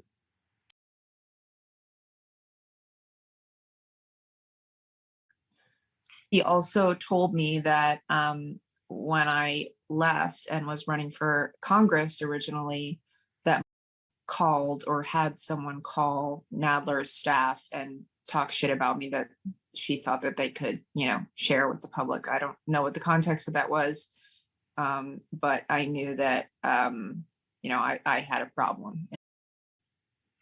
And who told you that, and some of the other women you mentioned had sleepovers at the mansion? I believe actually kind of joked about it one time about like movie night at the mansion, and I never forgot it. And then I received an anonymous call. This is unrelated, but kind of related, that I still don't know who it was, but a woman who I assume works in some kind of staffing situation at the mansion that slept at the mansion all last year during the pandemic, pretty much, and tell the negative story about the governor and that weighed them out. I don't know the veracity of that. I didn't know who the person was, but it fit with my sensibility of this person, the governor, primarily. When did you get that anonymous phone call? I think it was very scary. I posted on Twitter that it was an unknown number, so I could look back. I think it was after my Medium piece. But all of that time is kind of condensed for me mentally because of the craziness that it created in my life and before. And I almost didn't answer because that's how I used to receive phone calls from either the governor or Andrew Ball. It would be unlisted, and it's very triggering. But I answered it because I kept getting this number, and it was a woman, and she said, like, "Did you know?" She said that and that he had this relationship, which also didn't surprise me. Again, I don't know the veracity of these answers. Or the speculation. And it doesn't really, I just want to like present a picture of if every senior person, or for the most part, kind of sees some dynamic of this happening, and then you're managed by both of those people, and then all of the other women are really nasty to you and just report to this woman or the governor. It's a deeply unsettling. It's like, I'm originally from California, like you go under a wave and you don't know which way is up. That kind of environment is deeply unsettling. I don't really care the dynamic, whatever it is. It's just deeply unsettling because there are no boundaries. Did you ever hear the governor refer to anyone else using nicknames? Yeah, he had weird nicknames for everyone. What are some of the nicknames you recall?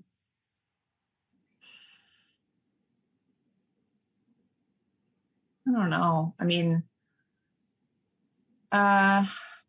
he wasn't very nice. So they weren't like nice nicknames. He would chip away at something physical. It was always something physical. Like when Stephanie Benton had a bad haircut, or he was really evil to him.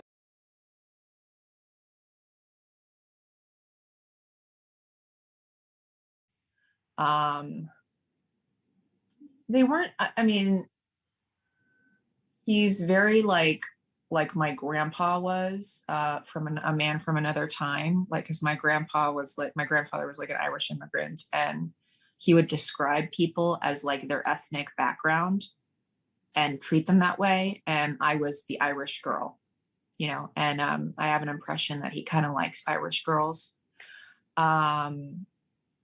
And he was very pejorative behind the scenes about people's ethnic background. I mean, he asked me on a few occasions, like about my husband being Asian, in like a weird man from a 1950s way. Any other comments about any staff members' ethnicity or ethnic background that you recall? No, one time when I was on the plane, he slapped him on the ass when he was getting his coat arranged. And I just thought that was weird. Kind of laughed it off, but I thought that was weird.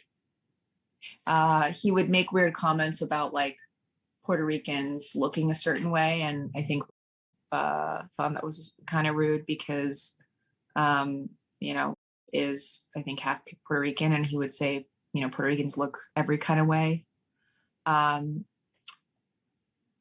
You know, he's an ignorant person. I would say that's clear, but like him talking to the rest of the staff about how much he'd gotten too skinny was weird, you know? You know what I mean? Very odd. He would compare. He frequently compared women. And what sort of comparisons?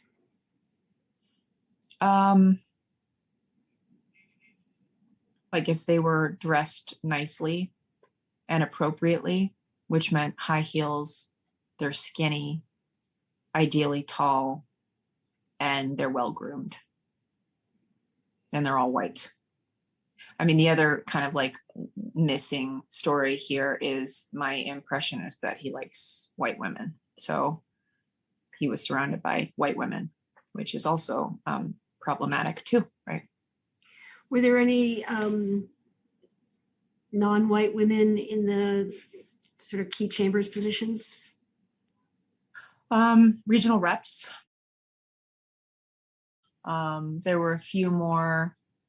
The most senior people, most senior people, except for Alfonso David and Rob Mujica, were all white. Did he ever refer to you using any nicknames? It wasn't intentional, but early on, that Lisa Shields email communicated to me from him via Benton. He would either intentionally or accidentally, I'm not really sure which it is, call me Lisa a fair amount of the time. And you referenced the Lisa Shields email. Why don't you look to tab 6 in the binder? Yeah. And is this a text exchange between you and Stephanie Benton? This is an email. Oh, email. Doesn't do email. So an email from Stephanie communicating that he had said something is clear that that's from him. And this was December 2016. You wrote, Stephanie, it was a great trip. Particularly interesting at the GM plant this AM. What trip was that? That was a flight to do an announcement for, a jobs announcement in the Buffalo area. And Howard, I believe, went and I staffed it. And so my job on the plane would have been to communicate for them, give them information, give them details, context that they could both add to their speeches. And I believe that was the first time I flew with the governor. And this to me, like the tour of his office, was like a watershed for me because I was trying to be professional and trying to make, even friend. You asked me if I tried to make friends with Stephanie. Of course, I wanted I wanted to, you be a success if you're well liked by your coworkers. So I was trying, and my professional overtures were met with stuff like this. And sometimes they were, quizzing me about information, and then sometimes it would be this, and I would have no idea which it would be. And I thought it was really brazen that was in an email. And I think more than anything, what was unsettling to me also was that this was communicated by a woman on his staff. So that became something I've never seen anywhere else. I've been sexually harassed throughout I'm not a spring chicken anymore. I've been sexually harassed throughout my career, but not in a way where the whole environment was set up to feed the predator. And this, and every interaction I had with the governor and the culture felt like it was all to feed the predator. And you took a screenshot of this email? Yes. Did you take a screenshot the day you got it? I believe so. Yep. And what did you do? 100% I can't say, but I believe so. Because I remember being like, holy shit, this is something. Did you take the screenshot, if not that day, around that time period? Yes. And did you share the screenshot with anyone else? Prior to recently? My mom, my husband, some of my girlfriends. Yeah. But it was also, then it was like a one-off, right? Like, because I didn't really interact with him. So it was kind of like, look at this weird thing. But then in ways that I could not anticipate, it became my life. And it was deeply humiliating on some level. I think a lot of people are like, oh, of course, this happens to young women who have no power. Well, I was really senior, and I had worked my whole life to get to a point where I would be taken seriously. And I wasn't being taken seriously. And I worked so hard to be some little doll for the governor of New York. And that was deeply humiliating. So I would just try to be as professional, focused, go with the flow, keep everyone happy as possible. When you got this email from Stephanie, did you know who Lisa Shields was? I had no idea who that was. I thought maybe, is that like Brooke Shields' sister or something? I don't even know who the hell that was. And did you do anything to find out who she was? Yeah, because this is the governor. Like, when you're sent a message, you're like, I need to know what this is. So I looked it up, and I'm like, what is this woman who works at the Council on Foreign Relations? What is she to do? And then I think I Googled his name and her name, and it appeared that they had dated. And then that was later confirmed in a meeting where he was doing something, sometime later. The message was clear. I received the message. This, to me, was very much a romantic, non-professional overture. No question. How often did the governor call you Lisa? He would mistake my name, because Lindsey, Lisa. So I don't know that it was necessarily always intentional. I think it was literally like he would slip, and that was also embarrassing. So again, I would just pretend like nothing was happening. But when he was doing something later on, we were doing something where he was on something, and it somehow came up. He said, Lisa Shields. And so I had confirmation that this had happened. Did the governor ever refer to you or using terms of endearment like honey or sweetie or anything like that? Yeah. Not sweetie. I think he would, it makes me feel sick. He would use terms of endearment, but he wasn't very nice. I'm trying to think.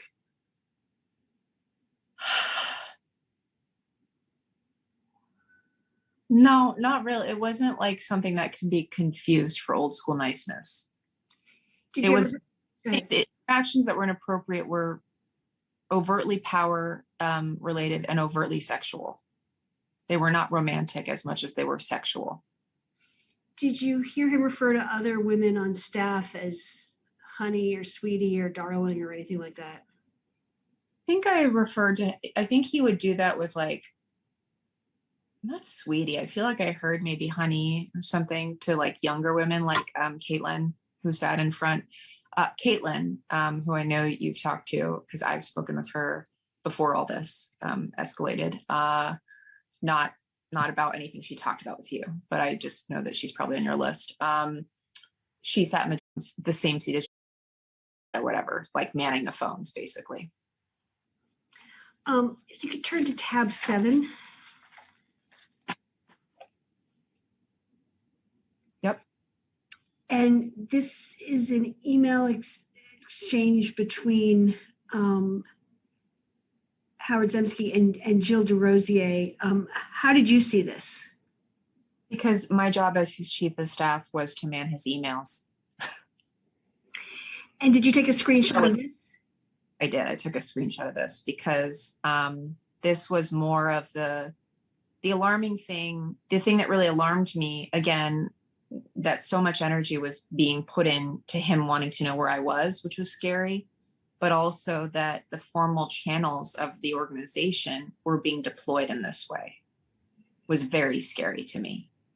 And I didn't, I just kept moving. I'm like a person who rises to the occasion, but I had the presence of mind to take a picture because I said, I just need to save this. And when Mr. Rosier said, is your chief of staff going tomorrow, just got that question. That's exactly, there's no question. That is literally the governor asking her if I'm going to be there. There's no question. And what makes you so certain it's the governor and not somebody who was planning the event or something like that? Jill, the most senior person. Jill's everyone's boss on events. There would be no other person who would force the most senior planner to ask that question. Do you know what I'm saying? I guess maybe Melissa, because she reported to Melissa too, but Melissa would never ask if I was going. There's no question in my mind. It's not a 99.9, it's a 100%. And do you know what the event was in Rochester that's being referenced in this exchange? I don't. Did you tell anyone about this exchange? My mom.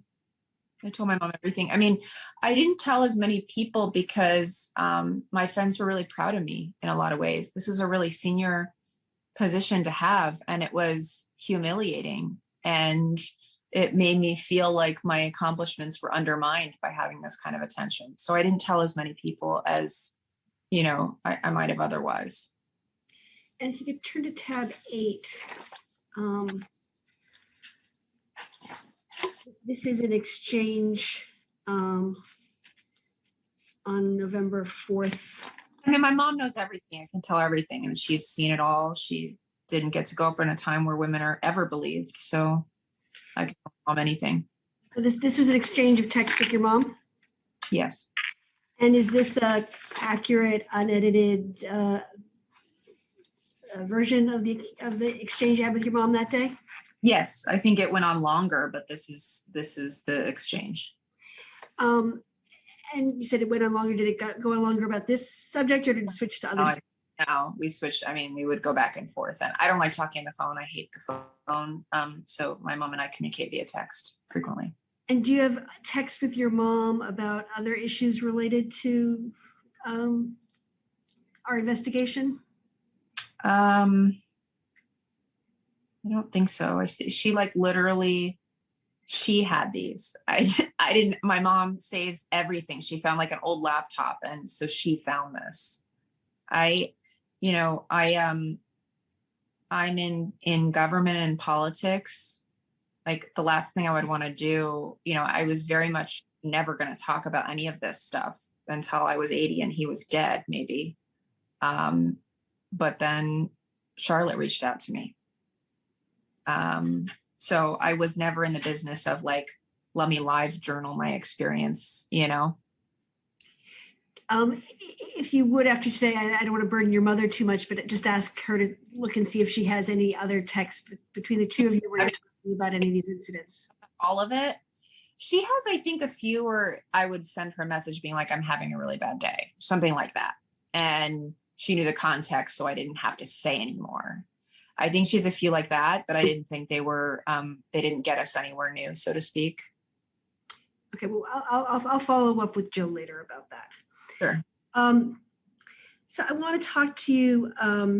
Were there other occasions where you found out that the governor was asking if you were going to be at an event? Yeah, I would be asked, I would get a call, I would get a text, I would get an email from someone, Jill, Stephanie, Annabelle, asking if I would be going to something.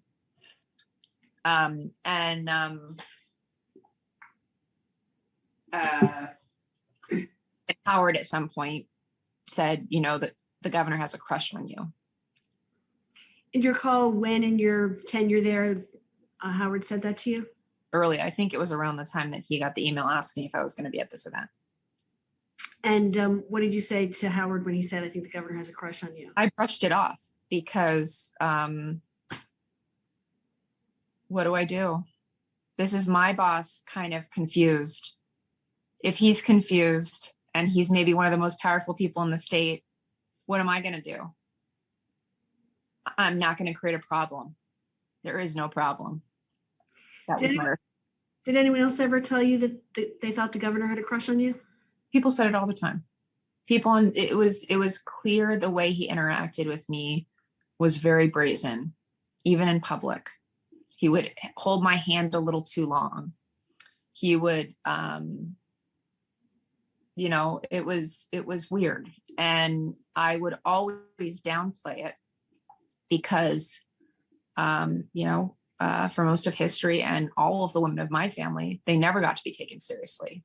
I was the first one who got to do everything. And why would I let this creep monster bring me down? You know what I mean? Like, I don't want to feed into that. So I would pretend like I was totally sanguine and happy. And I would try to make as many positive friendships with the staff so that everyone knew how capable I was, how hardworking I was, so that it would diminish whatever else was, you know, happening. Other than Mr. Zemsky, do you recall anyone else who said that they thought the governor might have a crush on you? I think at some point said, wow, that was a really long exchange at a tourism craft beverage event, because the governor came off stage and he was shaking people's hands. And I would say thank you. And he stood there in front of all of these people for far too long, holding my hands. He's the head of marketing at ESD. Did you attend a holiday party for senior staffers in 2016? Yes, I did, because that was just after the Trump presidential election. And I think we sent you a picture from that holiday party or one of the holiday parties around that time, because it was on the evening of the first State of the Union address. I vividly remember that. That's how I know dates. I don't know dates. I know kind of presenting events that I can tie them to. And where was that party? The pool house in the governor's mansion. And I had not been there before, I don't believe. Did you ever go to any holiday parties in the Capitol building? Yes, that was the one where I got called up for the special tour. And what year was that holiday party? I believe it was the same year. Maybe it was the next year. I figured out what it was based off of the dates and the location. But it was earlier on in my tenure. And there's an annual holiday party with, you know, all the agency heads and senior folks from across the state. And it's in this giant room where he does the State of the State. So hundreds of people. And he makes his way off the stage, is shaking hands. I'm in the back and he sees me, and I'm with one of the senior people at ESD who doesn't really like me that much. And he was I felt he diminished me. And so I especially didn't want to have a weird interaction with the governor in front of him. Okay. So I away thinking that the governor might be weird with me again. And I don't want to have those kinds of interactions, period. And I don't want to have them in front of someone who already is like a dynamic with me that is he doesn't like me. He doesn't like me being in a space. He doesn't like sharing the leadership team with me. Anyways, so I walk up this sunken part of this major auditorium. I walk up the stairs to the back area, and I see him walk up a few minutes later up the stairs looking at me, and I kind of look away, like I pretend like I'm looking at something else, and then he leaves. And then not a minute later, I receive an unlisted call, and it's Andrew Ball saying that I need to come up to the Capitol building for my special tour of the second floor. So where the party was taking place, where was that? It's I always confuse it with the Egg, but it's the place where the state, it has a special name, like the Empire Center Room or something. In the, like, there's the Capitol building, and then there's the underground that goes to these different spaces. It's in the large convention center, specific name. It's where he does the State of the State, and you can literally leave that room, go underneath, and you can come up into the Capitol building. And that's what I did. Okay, so you got a call, and you said it came up as a unknown number or unlisted or something like that. I have to answer the phone because it's someone. And so when you answered the phone, who was it? It was Andrew Ball, and he said the governor wants you to come up and get your tour of the second floor. And what did you say? I'm sure I said something like, right now, is that, that right now a tour? And then I said, okay, because that's what you do. You say, okay.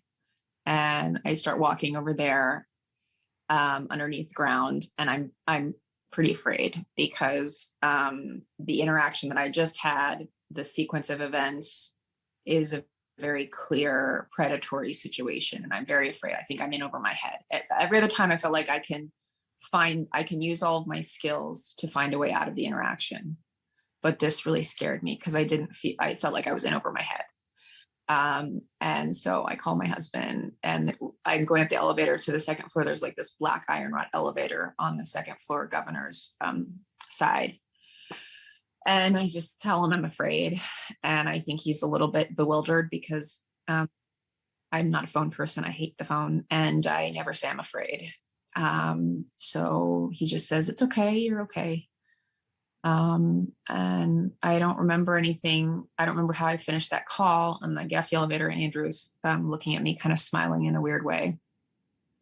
And now we're in the hall of the governors, and I've actually been there before because it's an open space. So it's even more embarrassing that I'm getting a tour because I'm not a 5-year-old or in 5th grade in a civics class. And, all the underling offices are open. The few people are at work, even though most people are at the party still. And so it's just underlings here, curious, looking out at like palace intrigue and seeing me getting a tour, which is on one hand very humiliating because it feels like, in that movie with the Fox guy, not Rupert Murdoch, whoever was the creepy one, who would have women twirl. I constantly feel like I was being asked to twirl. So anyways, I get up here, and I asked him I said, oh, are there any cameras here? Just kind of like playing it off because I want to know if there are cameras. Like I want to know if I'm going to be captured, and I want to know if I'm going to see him, that his actions will be influenced by being on screen, right? Or that, I'm just trying to figure this out because I'm a little afraid. And then we walk down the hallway, and then we walk back, and I get dropped off in his office, the front area where all the secretaries are. And I'm kind of like confused about where I am. And then I'm pushed into the second room, which I would later learn is like his big table staff area. And then I'm left alone, and the doors close behind me, and I start to stop you right there for 1 second. So you asked Andrew, are there cameras? Okay. So Andrew left you in this staff room, and then he left? Yes. Okay, so continue, sorry. And I'm alone, and the door is closed. And I know I'm afraid because I feel it, and I don't sweat. I don't ever have BO or anything like that, but I literally do in this moment because I'm afraid. I'm like very afraid. And I don't like to be touched. And I just have this like recurring feeling that he's going to come in, and what if he touches me? Like, what if he like kisses me or touches me or something? And what do I do without offending him? Like, what do I do? And then he comes in, I'd never been in this room, so I didn't know where he was going to come from or what was happening. He comes in from what is his inner courtyard room, which has another door to the red room where he does his press conferences, I would later learn. But he comes in, he comes over, and I do my kind of like trying to be like super nerdy and ask like real questions about history, to try and just stay on that. And he shows me this, I think it's a cigar box, but some people have described it as a humidor. I don't know what the distinction between those are. It had cigars inside it. And he said, these cigar boxes I got from Bill Clinton. And he kind of smirks and smiles at me. And it was really creepy because the illusion is very clear to me. Cigars, Bill Clinton, Monica Lewinsky. And he just kind of stands there. And it's really awkward. And I just kind of like start looking at other things. Oh, look at this picture, kind of do a thing like that. And I don't know how long I was in there because I just kept thinking, how far is he away from me? Like, is he getting closer to me? Is he going to do something? What's going to happen? And what would I do if he did something? I don't know, because I can't offend him. And then he let me out of the room. Did he touch you at all during the tour? Not on this occasion. And when you... That was the afraid I ever was, because again, it was another level of state resources being directed to reel me in. I get a tour and the unlisted number, and he leaves the party and it's so brazen. And I realized that like anything could happen, and what would I do? Who would I think you broke up a little bit. You said that's the most afraid I ever was?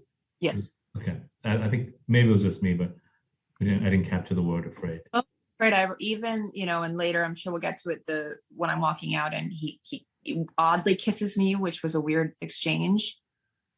I can't tell why. It's like the walls fell in with this tour because all of the resources were being directed at me. And I kind of kept thinking, there was always a way to protect myself or distance myself.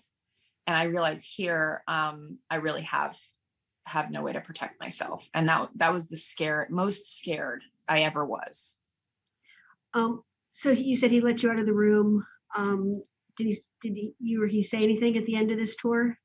Don't remember. I as I said, I was sweating and I don't sweat. And I was very afraid. And I was just trying to pretend like I was totally fine and nothing had happened, because of course all these little secretaries are watching me as I come out, and I have to act like I have no idea how we closed out. I remember the cigar exchange, and that's all I remember. Were any of his executive assistants sitting in the outer office? I believe Benton was, but I'm not 100% sure. I was so afraid. Like I couldn't, between being afraid of what would happen and fixating on that and wanting to look like everything was fine. I can't tell you more than what I just told you, honestly. When you left, what did you do then? You walked out of his office. What happened next? I left immediately, and I think I called my husband probably. And then I just and I had missed by this point some interaction time between my coworkers. And I think I just tried to like play it off like, oh, I had to, check on something, I didn't. There are so few women who get really high up in a lot of these positions that whether it's me and it's humiliating, even the thing about, like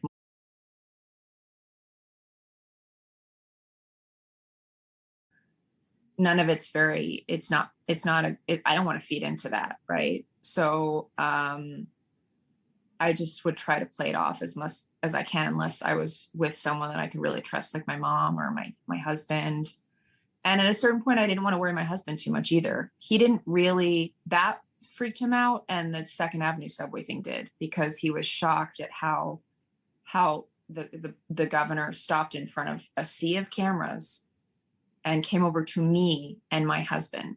And at that point, after we had that interaction, he was very freaked out by it. And he said, "You're not kidding. He's really fixated on you in a weird way." and he felt like the governor like kind of handled him in a power play.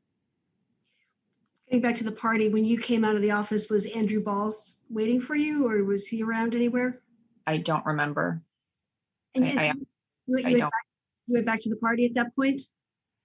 I don't think I did. I think because, you know, by that point, by the time I waited, all that took maybe, I don't know, 20, 25 minutes, all of it together, maybe 30 minutes. I don't think I went back. I think that was like the whole many agencies, like governor's holiday party, but I think ESD was having some kind of thing too. And I was trying not to miss stuff. Did you go to the ESD party, or did you go home, or do you remember what you did after you left his office? I know I got out of there. I think I don't remember. I mean, my time in Albany was pretty tough because I didn't live there and I wasn't going to move there. And at this point I had like, and you know, my time there was negotiating, getting there and getting home. So I never really lived in Albany the way that all of the other women, I think, who've come forward have. And that probably helped me, honestly. Other than the conversations with your husband, did you tell anyone else about that incident around the time it happened? Yeah, I think I probably told, I told my friend for sure about, she remembered the plane incident which she sent to you, and she had some finite dates around that. And I told, I think, who I shared some stuff with you. But at the time, I know I shared it with my mom, I shared it with my husband. I'm not sure that I did more. I mean, as I said, it's a little bit humiliating for me. You know, all my friends were so proud of me. Like this woman from some other place had become the most senior job secretary and all that. And well, I guess at this point I would have been chief of staff, but it was a really big deal, you know, and I'm not typically someone who asks for help or conveys that, you know, that wouldn't be something I wanted people. It was embarrassing. It was sad. I know I talked about that, but I'm sure Jill will say privilege thing, whatever she says. Yeah. You referenced before, and I know we've spoken about it before, getting a rose on Valentine's Day. Where did someone hand it to you, or did you find it someplace? Yeah, I believe that guy, he brought it down to me. Did he say anything when he gave it to you? He said, "This is from the governor." Was there any note or card with the rose? No. But I was that he had given it to, you know, some of his female staffers, but it's different to give it to some of your, it's creepy as hell regardless. And it's not serious, but it's a gateway thing to me of lack of boundaries. But imagine like, it's less weird if a bunch of women on the same floor get it. And it's very weird if one woman on a floor where no one even knows the governor gets it and he announces that it's from the governor and he does it in front of other people. So no one else on your floor got a rose from the governor, to your knowledge? No one did. No one did. This was for his staff, and I was the chief of staff at an agency. Do you know who on his staff got a rose at that time? I don't know. Do you recall what year that happened? I think we deduced when that was. I don't know offhand. It was on the earlier side.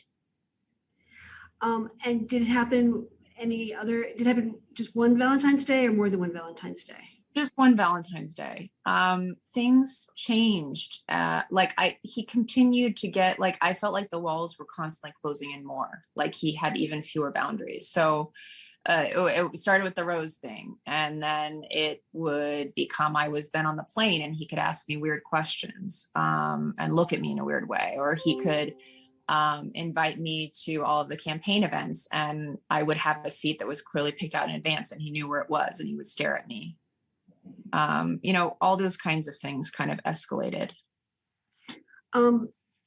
Other than the assistant that sat near you, did you tell anyone else about the rose when it happened? 3 women observed him bringing the rose, or kind of around it. It was who still works there, and so does, and so they were these 2 worked for me, and then semi-staffed me because I had a constant churn of some of my EAs, because one was elevated to serve Howard instead, and then it's challenging. And did you tell anyone who wasn't present when it happened about it? I told my husband. I think I told some of my girlfriends, but my girlfriends remember some of the most vivid things. Like I only told my closest of friends that I felt like, I wasn't humiliated to share with them. Like, one of my best friends is the wife of, I'm not going to tell her that stuff, right? Even though she is a dear friend. So I told my friend who's like me, I told her a fair number of stuff, and she submitted some recollection. I told her she doesn't live in New York. She lives in DC. I told her about the plane stuff and the weird stuff. I told a lot of the stuff, and she said the story never changed, which you received. And then my mom, I told everything. Any other occasions where you got any gifts from the governor? The picture signed. I always got special pictures. And he would always take a picture. He would always try to take a picture with me. My last year when we went to Puerto Rico, and I was very excited because this is work that I had worked really hard on to help recovery with Hurricane Maria. We had an evening event where he gave speeches, and I situated myself at a table with students, because this is about college students, and he and Melissa were at a table. I also wanted to be away from Melissa because I really hated the dynamic with her. It was very toxic for me. So I just tried to get, and he situated himself so he could see me where I was sitting. And then right after he spoke, he came over. This is a sea of people who are, potential supporters. He comes over to my table and takes a picture with the students and me at my table. And he stands next to me, and he touches my back. And he would use picture taking to do that in a not friendly way, in a sexual way. And that's why when I read the woman who he did that weird stuff with at the wedding, he may be a little, old school, but this isn't old school. It's sexual, and it's, and I received that, and it was, I keep thinking, well, maybe what if I had said, what if I'd done something? But I really didn't think I had the power to affect changing my own situation at that point. When he took photos with you, did he ever touch you anywhere other than your back? My back, my lower back, and my waist. And on your waist, where on your waist would he put his hand? Like around, in a way that, my husband doesn't even do. Would it be right at your waist, or would it be below your waist, above your, sort of waist, your breast, or down close to your hip, or waist? Fine. I'm very tall. People are always surprised by that. So may also be literally where I am, but waist. Did he ever touch your butt when he was posing with you for a photo? No, it was clearly sexual to me, back and waist, not butt. And what made it clearly sexual to you? I feel like I know when I'm being touched in a weird way. And I just know. It was, I would never do that to anyone. They were my husband. And I'm a hugger. I'm a politician. I'm a hugger. I hug people. You can hug people and be in their face and have and not have it be sexual at all. You mentioned that there was a time that you found a photo on your desk. When was that? I want to say it was, and I took a photo of it. I think it was in the same series of months around the rose, because it was this time period where I was kind of trying to figure out what the hell, what I felt unsafe even on my own little refuge, like, oh my God, there's this, he's coming down with the rose. Oh my God, my door is closed and there's a signed photo of his face at an event. And he does sign photos all the time. So what he would just say is, oh, it's just, I give these photos out all the time. My office remained closed. No one ever came into my office unless it was to drop off my mail. I'm the most senior person of the entire agency. No one would ever come into my office without, literally. And I said, did you drop this off? Because it freaked me out. And she said, no. And I said, were you here all the time? She's like, no, I was away. So I believe someone dropped it off. Was the photo just the governor, or was it the governor and you, or something else? It was just the governor. And you said you took a photo of the photo on your desk. Do you still have that photo that you took? I do. And what it does have above it, Anne or Miss Clark, I don't know what is appropriate, is the date, a date on there. Now, I'm not sure if that was the exact date that it was dropped off, but it's definitely around that general time, and I could get that to you. Yeah, that was my next question. We could get that. Yeah. You still have it's talking to you from, but I can get it to you. Do you still have the actual photo that you took a photo of? The one he signed? Maybe. I really tried to throw the fireball of my experience away. And did you tell any, other than asking, did you put this here? Did you see anyone? Did you talk to anyone about it at the time?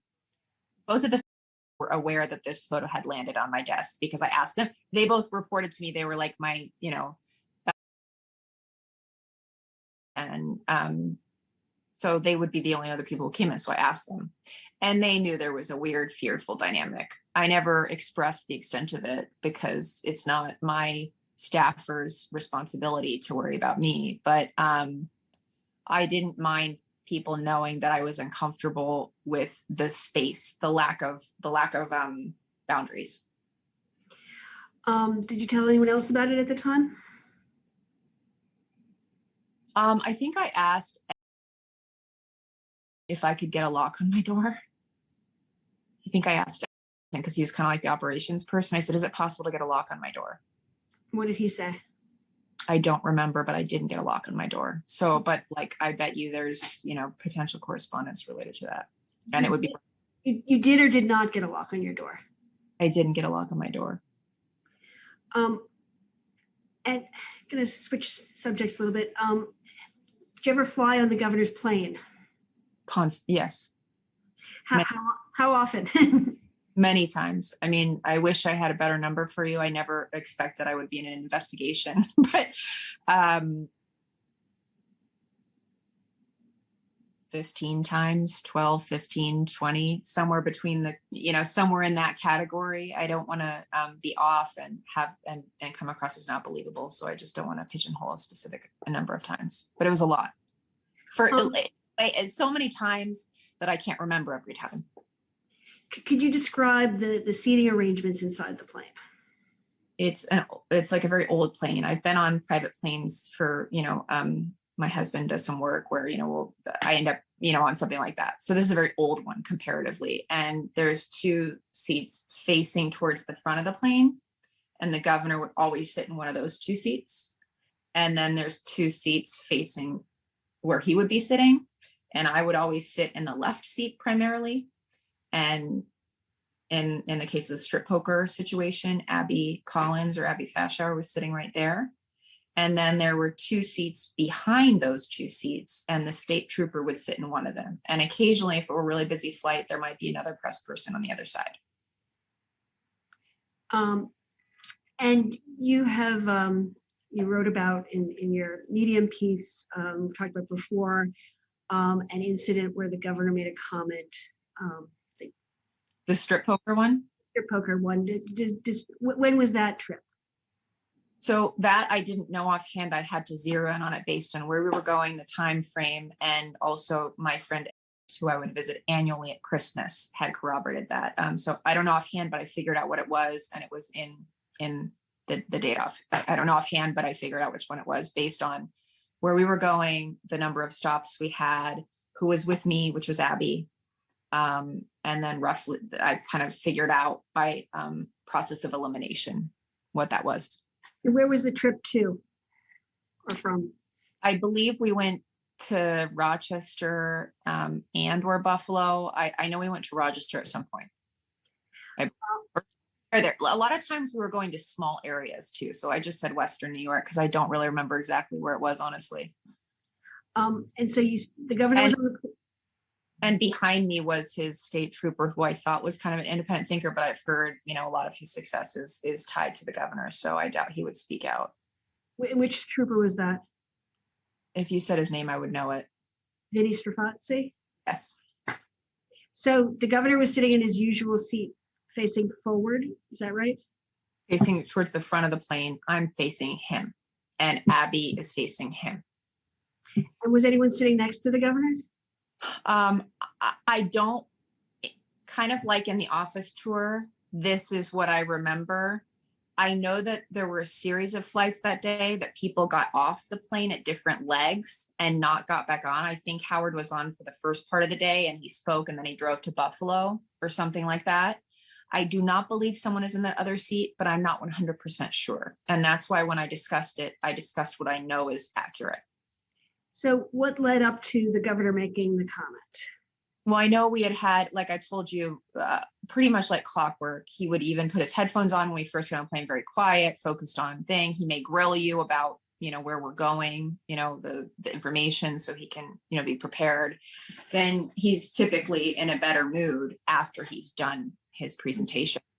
And it was in that vein. I think perhaps he had done two hits, because it did feel a little bit later in the day. So I think he had done 2 hits and it was like on the third, like going back either to New York or Albany or wherever we're going. And we get on the plane, he's sitting down and he's clearly, he's even seated like he's going to engage instead of, like on his own little thing. And he says, okay, let's play strip poker. And just to be clear, I mean, I know this doesn't say it alone. I don't know how to play poker. I don't play cards. The idea that I would fabricate this is a ridiculous notion. I don't even know how to play poker. As an aside, after I released my Medium piece, and I know this is all circumstantial or whatever you call it as a lawyer as well, but a woman reached out to me and she said, oh my God, I wasn't sure I was going to reach out to you.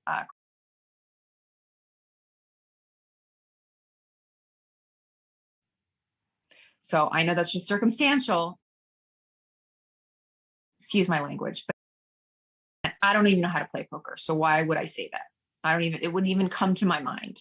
So anyways, he says that, and he does things to up the ante, get a reaction. I don't literally think his staff conveyed that I thought he was literally asking me to play that. I didn't think it was literal. I thought it was a sexual innuendo, which is just as inappropriate, right? So he says that he's looking just at me. He's not looking at anyone else in the plane. For a second, I'm thinking, what do I do? A younger woman than myself, who's very pretty, is sitting next to me and she's watching me. So what am I going to do? Not to just give in, but to just keep going, right? Like, let it not affect me. So I say, oh yeah, that's exactly what I was thinking. In a sarcastic way, clearly. And that's how I know she was right there, because I was very conscious that a younger, very attractive woman was sitting next to me. And unless she's not his type, if there's a young, attractive woman that he finds attractive in his circle, he's been inappropriate with her if he's had the opportunity. So that's how I know she was right there. And then Vinny was behind me. It is possible that Vinny would not have heard this because he's right next to the pilot, behind the seat. But the governor didn't say it quietly. Did Abby say or do anything? No one would say or do anything ever. That's how this worked. I would be in the middle of a weird dynamic and looking around, you would feel like that's just normal because you would get no reaction from anyone else. I'm going to ask you to look at tab 9.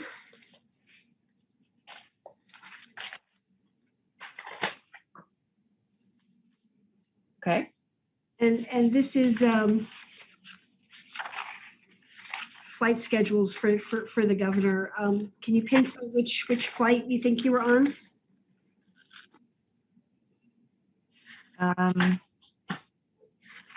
Don't know offhand. It would have been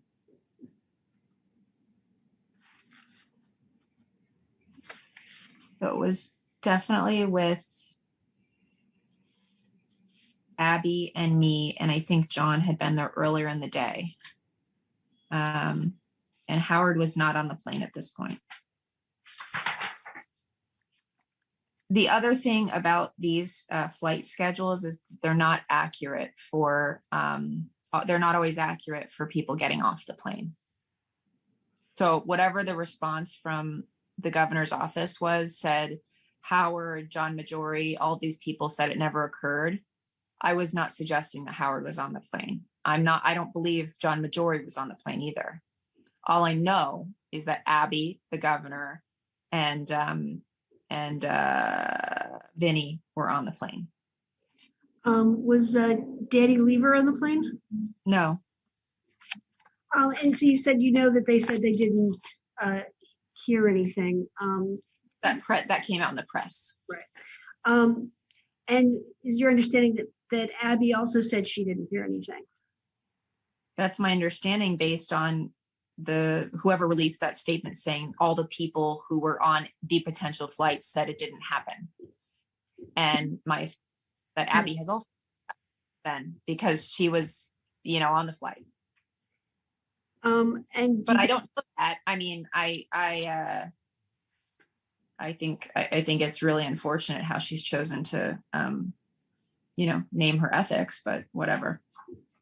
So it's your belief that she heard it and is lying about it, or allowing the governor's office to lie on her behalf about it? I mean, that is my belief, yes. And,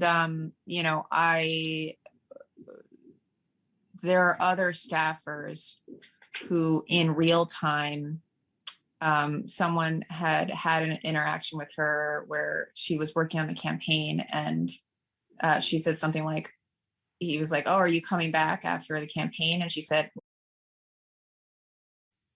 and then now she says, "Oh, it's always been a great working environment," or whatever. She was, enlisted to communicate these answers.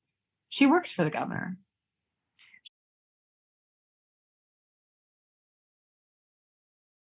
Right? She works for the governor. It was Abby the one who said she. Yes.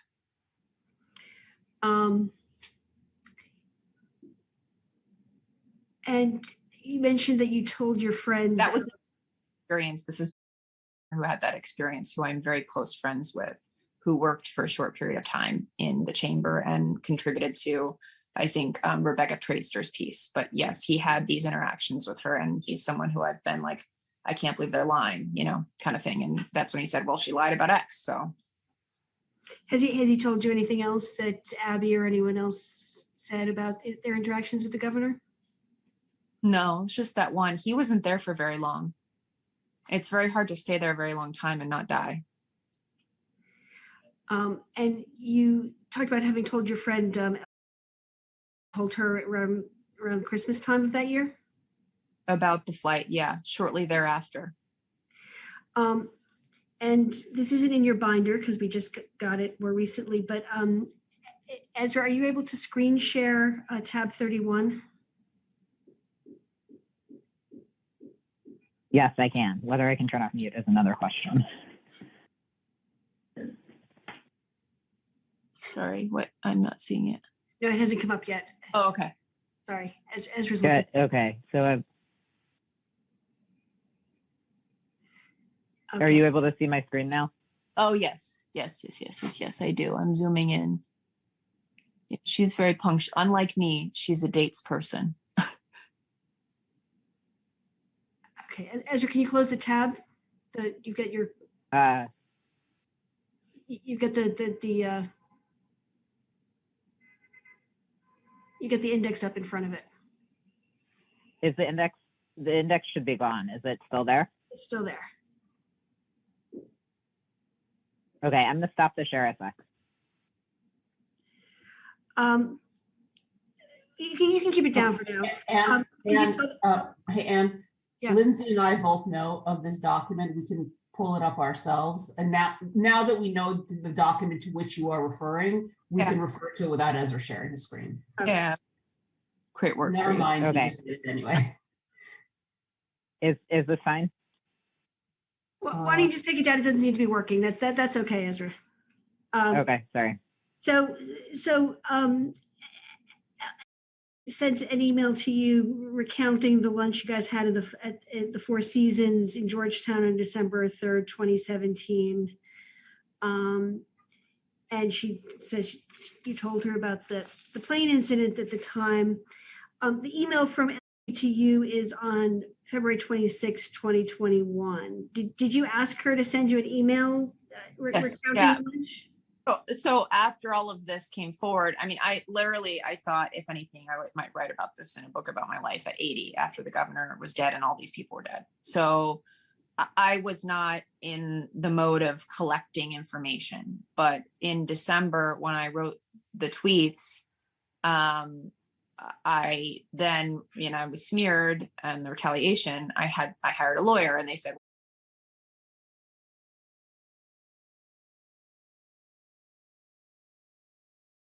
right. So I went back to, Lindsay, apologies.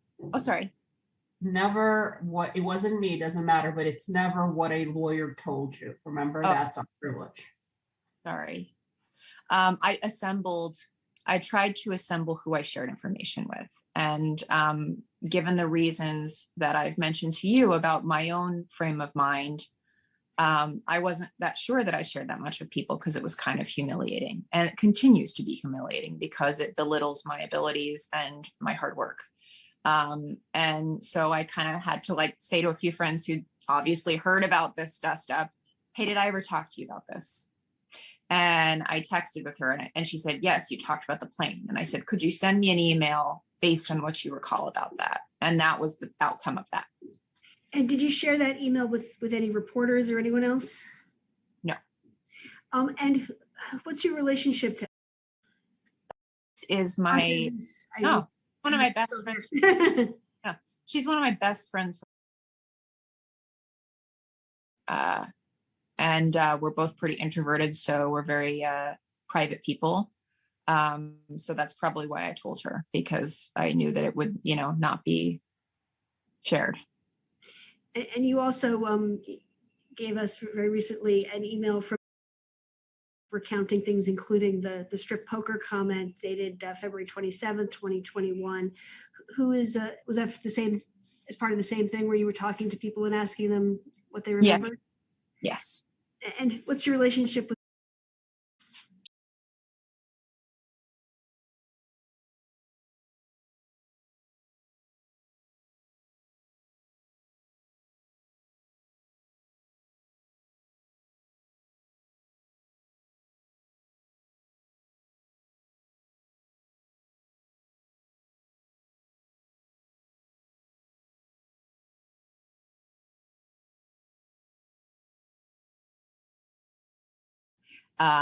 And I said, hey, did we talk about, and I knew that we had talked about it because, we just spent so much time together. And she said, you talked about it all the time. You told me the same story again and again and again. And she said, I always hated that guy. And I'm so glad that it came out.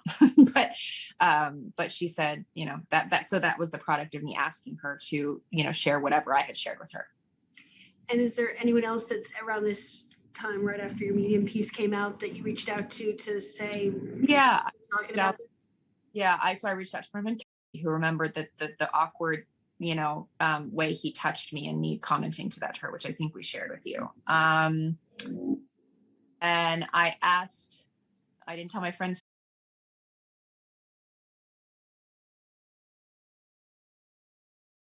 And I asked my friend, And she said I hadn't really gotten into it. She said, the total environment was bad, but I hadn't really gotten into it. Of course, she was abroad, so it was a little bit harder, I tend to share these things in person. So she said I hadn't shared it with her. And that's about it. Did you ever travel with the governor by car? Yes. Did the governor ever do anything inappropriate when you were in the car with him? No, because he would be sitting in a different row. So he couldn't physically do something inappropriate. I did observe him. Absolutely. We were on I want to say 42nd Street. I think we're coming back from the plane. Typically, if you landed at LGA, you'd get in these caravan planes back to the office, cars back to the office.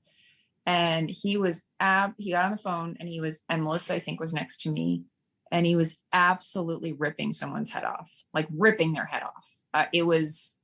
I've only heard him yell that way a few times in my career. And most of them were at,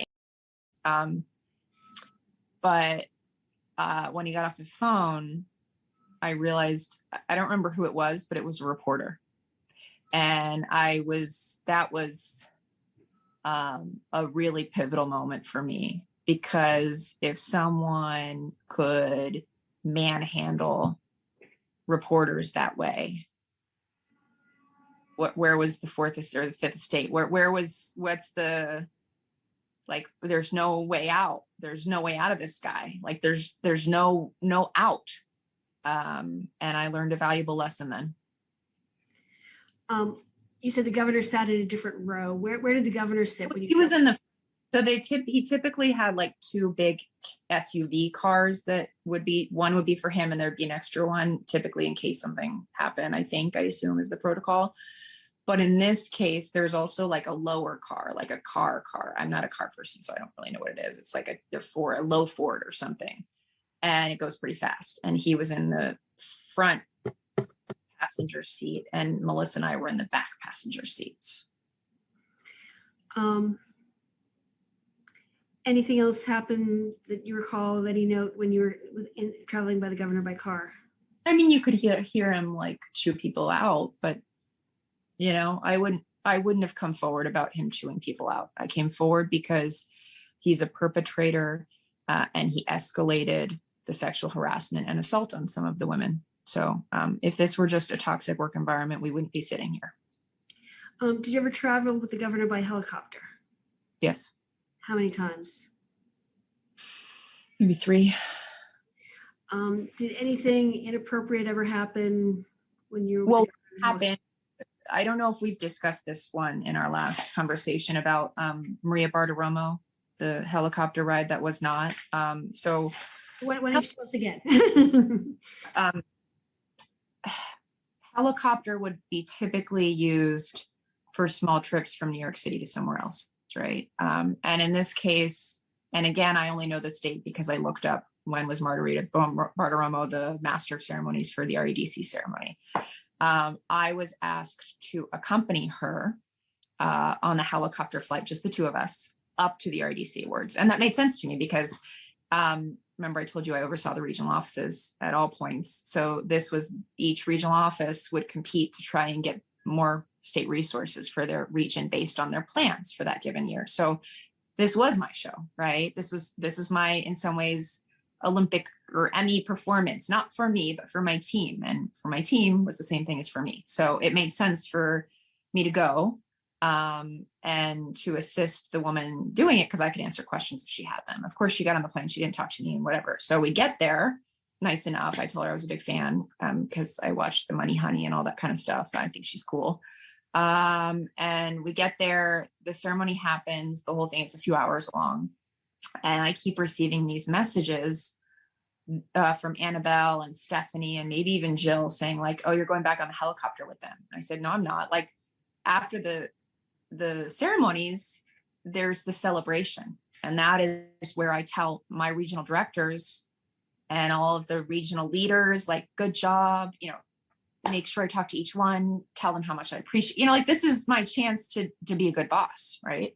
And I keep getting pinged during the ceremony saying, no, you're going back with them. And I said, no, I'm not. And I don't say I'm not going back with the governor. I say I'm not going back with Maria, because I know that he's asking me to go back with them for whatever reason. I don't know, but I pretend, I kind of like just make it about, I can't go back with Maria because I can't make it look like I've said no to the governor. So I'm like in this no-win situation, sitting in my fucking seat, waiting, like I want to be with my team, right? And they're still going back and forth with me. And Annabelle and Stephanie come out from the side stage staring at me and like, look at your phone. And they're like giving me dirty looks saying you need to go. And I said, I'm not going. And I don't go. And I don't know how I received the outreach, but I'm informed that he's angry with me. And so I think I sent him a BlackBerry message or something. I don't know how I sent it, but I said, oh, I didn't realize I was, you were going to be going, which is kind of a white lie. But as I had learned previously, you can't say anything critical to him. And I had to make it seem like it was about something else and not about him. That wasn't the scariest moment, as I said, the tour was, but that was, I think, the moment where on some level I knew I was never going to be able to win or succeed here, because it didn't matter that I was doing my job. It didn't matter what my job was, not only to him, but all of his staffers. It just mattered that I did what he said. And he didn't care about me doing my job correctly and making him look good. He cared about me being some bizarre doll next to him and Maria Bartiromo. And that was a big deal for me. And you don't recall who conveyed to you that the governor was unhappy that you didn't join him? Well, I'm sure Stephanie said something or communicated something. I mean, I grew up in a very passive aggressive family. So I was I knew, I received all the indicators and, like you would be not invited to the meeting the next day if people were unhappy with you. You would be not invited to the pool party. You would be not invited to that thing. And to be not invited would mean that you weren't going to get to do the work you wanted to do, and to be that you weren't going to be respected and that you were going to get shit on. So it wasn't just trying to convey like why it was so important to me to be accepted by these women, because it meant everything in terms of how things work. I've always been a weirdo. Like I've never tried to fit in, but in this dynamic, if he created an environment where you were just so thankful when someone was nice to you. And when Stephanie and Annabelle were saying that you should take the helicopter ride back, what was your basis for saying that they were doing that on behalf of the governor? They didn't even like me. That would be the only reason. Like they had one goal, and it was to keep him happy. And there would be you wouldn't get to go on a flight with the governor unless he liked you. I would never be on a helicopter with the governor unless it was him who wanted me there. If you look at like 80% of senior staff, they've never flown with him on the helicopter. How many seats are in the helicopter, by the way? It's like a booth at a restaurant. It's not like a. Oh.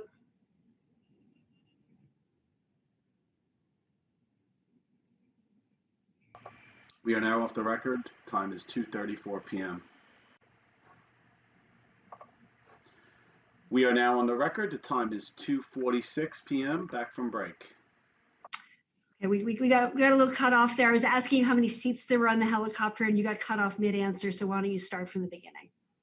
So unlike the airplane, it's kind of like booths at a restaurant where you could probably accommodate, a different number of people on either sides. It's a booth facing each other. And I think typically at most for comfort, you'd want 3 on each side, but it was typically fewer than that, more like 4 people or 5 people. Did you ever take any overnight trips with the governor? No. Did you ever take any trips outside of New York? Outside of the state of New York? State of New York. I don't think his plane ever. I think there was one occasion because of bad weather, we may have landed somewhere in New Jersey, but I'm not actually certain about that, but not that I know of. Okay, I wasn't limited to the governor's plane. Did you ever take any trips with the governor outside of New York State? Puerto Rico. And when did you go to Puerto Rico with the governor? I think I went twice when he went. I went like many times. I could probably zero in on that, but I don't know offhand. I know it was in my last year of service there, and it's when I told you about the picture with the lower back that occurred there.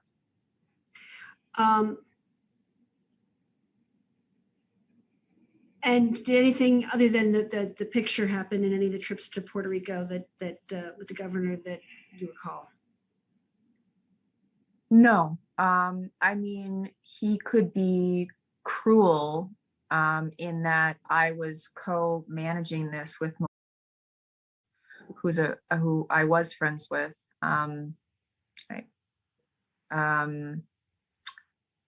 But for probably a number of reasons, like I was used to presenting in a certain way. So he didn't want her to speak and present any of it. He wanted me to present all of it. And I think that's the combination of unfairness and whatnot. And he would do that kind of thing. And, you know, then I would have to pick up the pieces and talk to her and, you know, like be like, oh, I didn't even notice that, you know, like try to underplay it. But he would do stuff like that. And could pit me and other women against each other. Putting aside Puerto Rico, other than what you've already described today, any times the governor made any sexually suggestive comments to you? Yeah, I mean, I think it was pretty regular. And unfortunately, you know, every time I hear some anecdote from the different women who've spoken, like the dog thing, I didn't remember that until it came up, but it was, you know, I'm just trying to explain how pervasive it was. We would have group meetings with 10 people, all of the senior staff, mostly events people. And I would find a seat because even though I'm a politician, I'm a relatively introverted, shy person.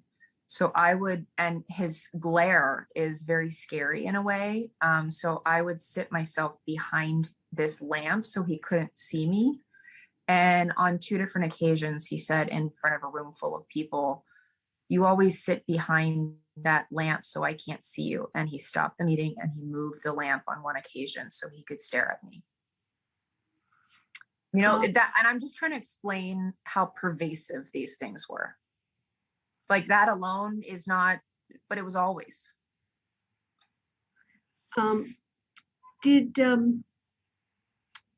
You've talked about, and you made reference to the time the governor kissed you.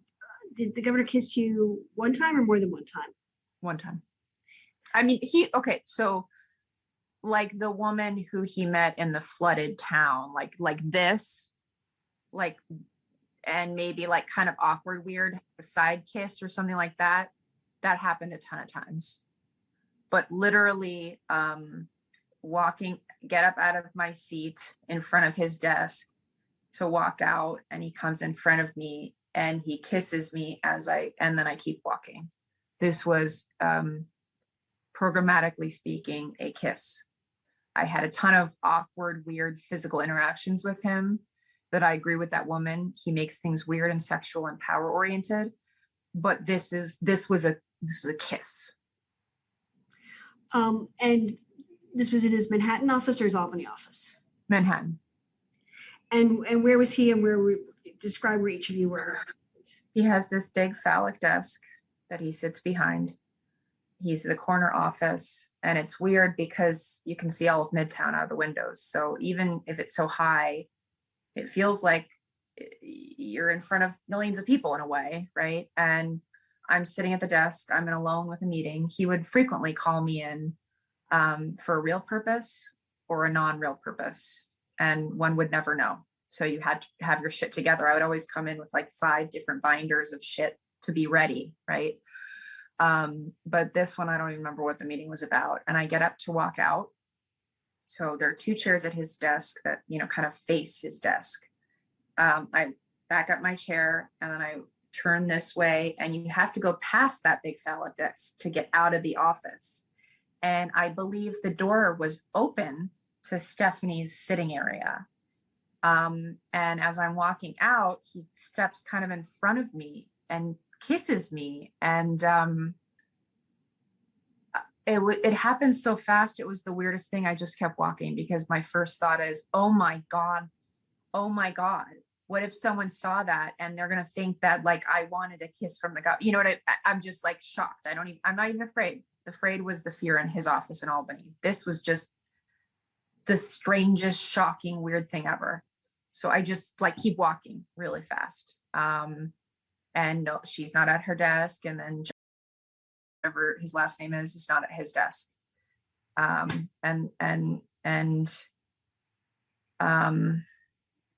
think by that point, so many things had happened. It wasn't scary to me. It was just kind of like, oh my God, what a weird thing. It didn't even feel, it was just weird. When he kissed you, did he put his hands on you anywhere? Not that I recall. I mean, it was really shocking. I don't like physical contact, like sexual physical contact with people I don't know very well. So it was just kind of shocking. And I just kind of kept walking. You said he's blocked your path and kissed you. Did you then have to walk around him to get out of his office? It was kind of, no, not really that I recall. I felt like I didn't even stop walking. So it felt like I was here, I get up, coming out this way, past his desk, he comes this way and does it. And then I keep going. Do you know what I mean? So I'm trying to picture this. So he didn't like stop directly in front of you and block your path? Or he just sort of... It felt like he was in front of me, but I kept walking. So I think maybe it was off to the side in front of me. And like the door wasn't right behind him. The door was, it's like if there was a Y and I'm coming and like he's there and I keep going, you know? And he kissed you on the lips? Yes. And how long did it last? Not long. I just kept walking. I never stopped walking. It was kind of this comically weird interaction to me. Did he say anything before or after? No, that's why it was also weird. Had you ever seen him kiss anyone else on the lips? No. Have you ever seen him kiss any male staff members on the cheek?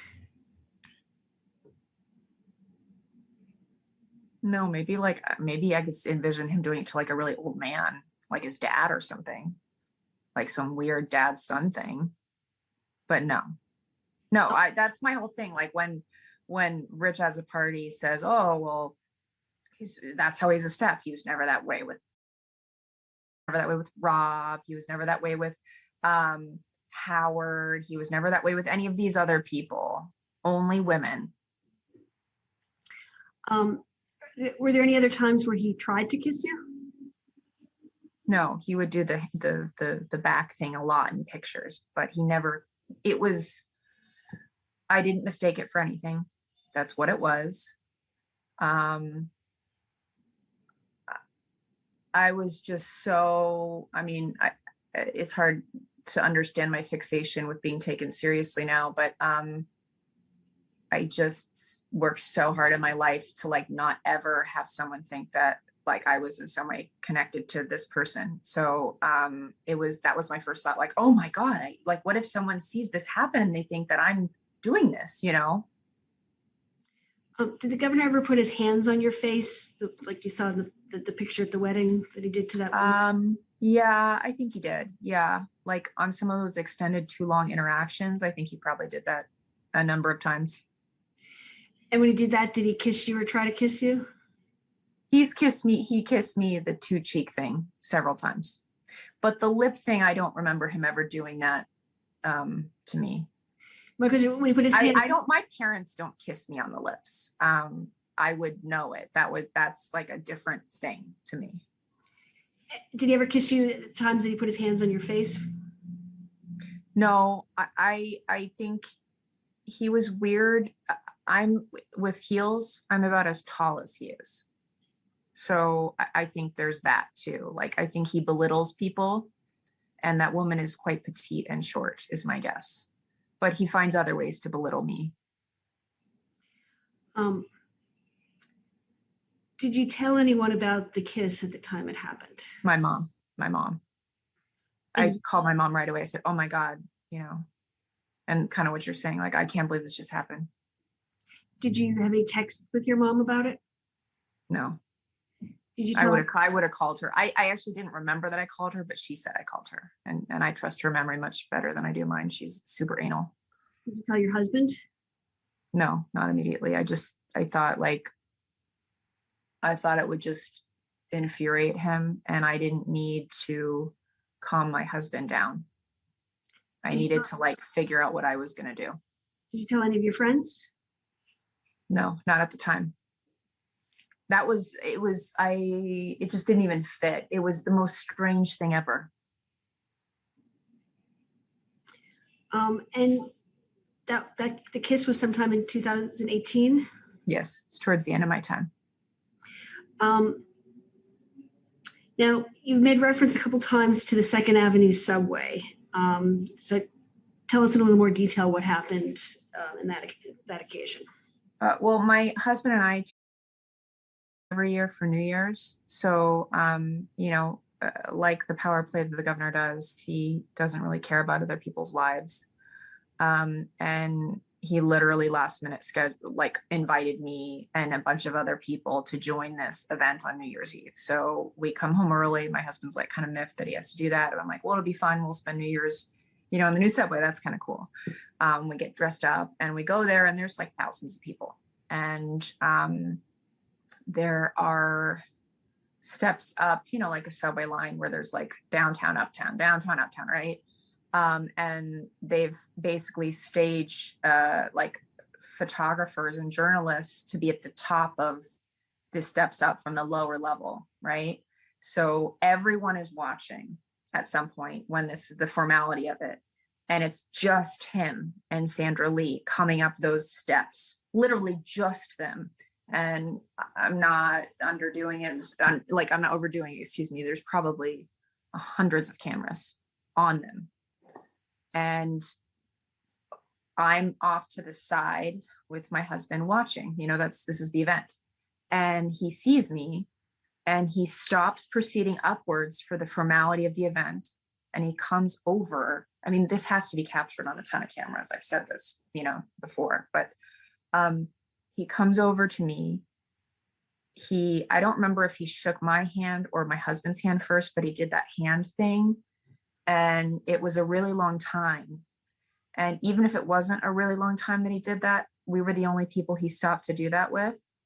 And he did it in front of all the cameras that are watching this very formal moment. And everything about that freaked me out. And I could tell Sandra Lee was we were all kind of what of course, I don't read that on my face because everything is just fine and everything's okay. And I'm surprised and kind of shocked by it, but I'm also not surprised because he's kind of done this to me before. And I kind of told my husband about that.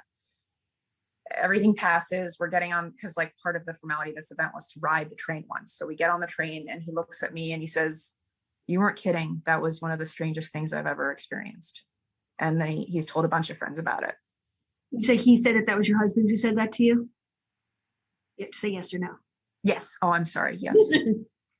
And Marco has appeared, so I think he needs to change the recording. This will just. Great. We are now off the record. This is the end of media unit number 2. The time is 3:01 p.m. My office gets very hot in the afternoons. This is the beginning of media unit number 3. We are now on the record at 3:02 p.m. We were talking about the 2nd Avenue subway event. When the governor came over to where you and your husband were standing, did Sandra Lee say where she had been about to go up the steps? Did she say where she'd been or where was she? Did she stay? She stayed where she was, but she looked over. I mean, I don't know if you're speaking to her, but she could probably tell you a mouthful about stuff she's seen.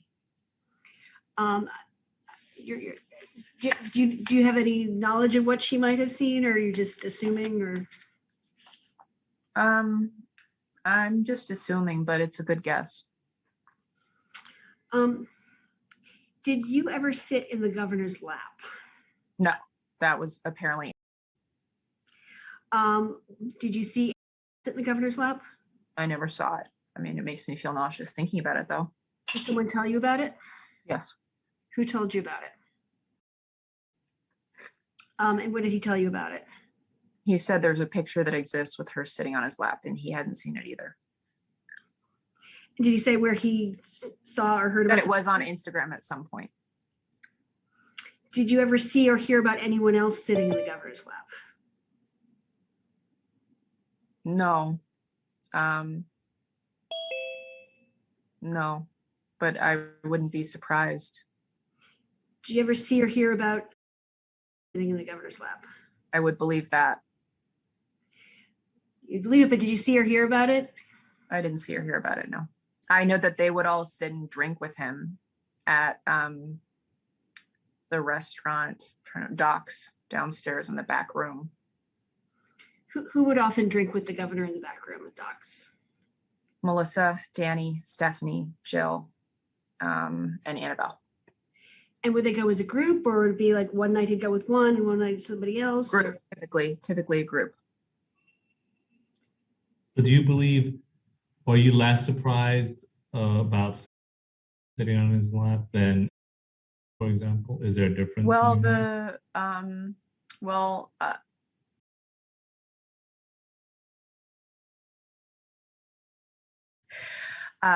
sorry.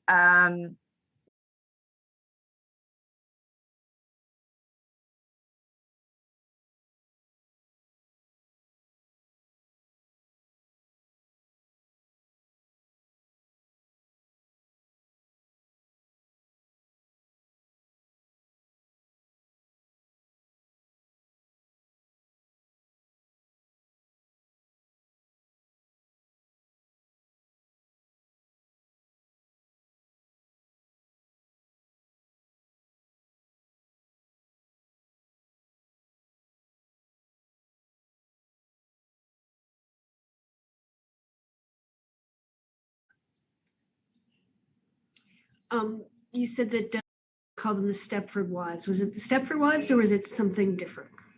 You know, I'm wondering if I've confused.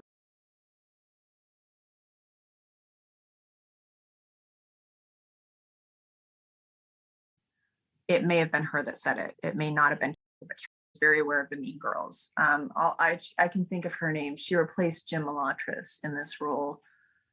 I can't remember her name offhand. I've blocked it out. They referred to them as the Sister Wives? Yeah. Same person? Yeah, it was Sister Wives. Sister Wives. It wasn't. I'm sorry. I'm going to a literary place. Sister Wives. Did you ever act in a manner with the governor that you considered flirtatious? There was a certain amount of, like, everything about him was flirtatious. So even the strip poker thing, me saying, oh, just what I was thinking, right? There was a lot of that. I have a very dry sense of humor, and you would never want him to walk away mad. So how do you play this off in a way that doesn't throw fuel at it, but doesn't make him angry, you know? So, I mean, if you consider that flirtatious. Can you think of any other examples where someone watching might view you as being flirtatious with the governor? I guess I would have to know what it is. I mean, I was always very, yes, sir, of course, sir, always. I was always trying to rise to the occasion and keep him happy. But like sitting on his lap and doing shit like that, never. Did you ever make any comments to the governor about his appearance?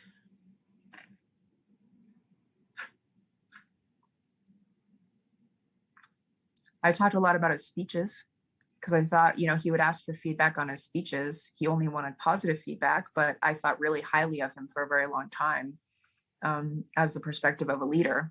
And I would talk about those things, you know, those kinds of things. I was very positive. So do you recall ever making any comments about his appearance to him, or?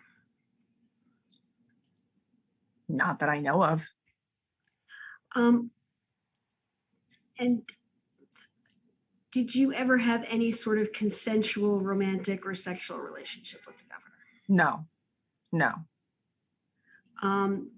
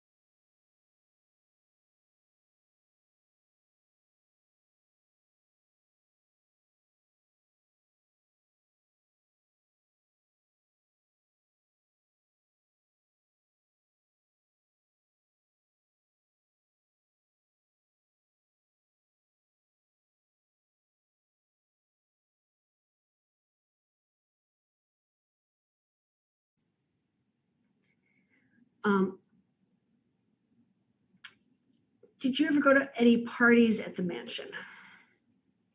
The pool house with lots of people. Yeah. And you made reference to the fact that you'd given us a photo related to one of those. If you could look at tab 10, I want to just ask if that's the photo you're referring to. Yes. Well, take a look at it just to make sure. Oh, well, I saw it already. It's the one where I'm looking at the debate screen. Yeah. February 28th, 2017. Yes. And who took that photo? I assume it was the photographer for the night. I mean, this is the kind of example where like this, there was no purpose to have photos that no one could see, that I couldn't see. And these were photos of us at not like a public event. And how did you get this photo? Someone sent it to me. I think John Majori said, "Oh, this is a photo of you." Did he say whether he was sending it to you on behalf of the governor, or do you have any sense as to whether the governor asked? No, I didn't think this was from the governor. This was just an example of how, like, even when he wasn't watching you, he was watching you. If you could turn to the next tab, tab 11.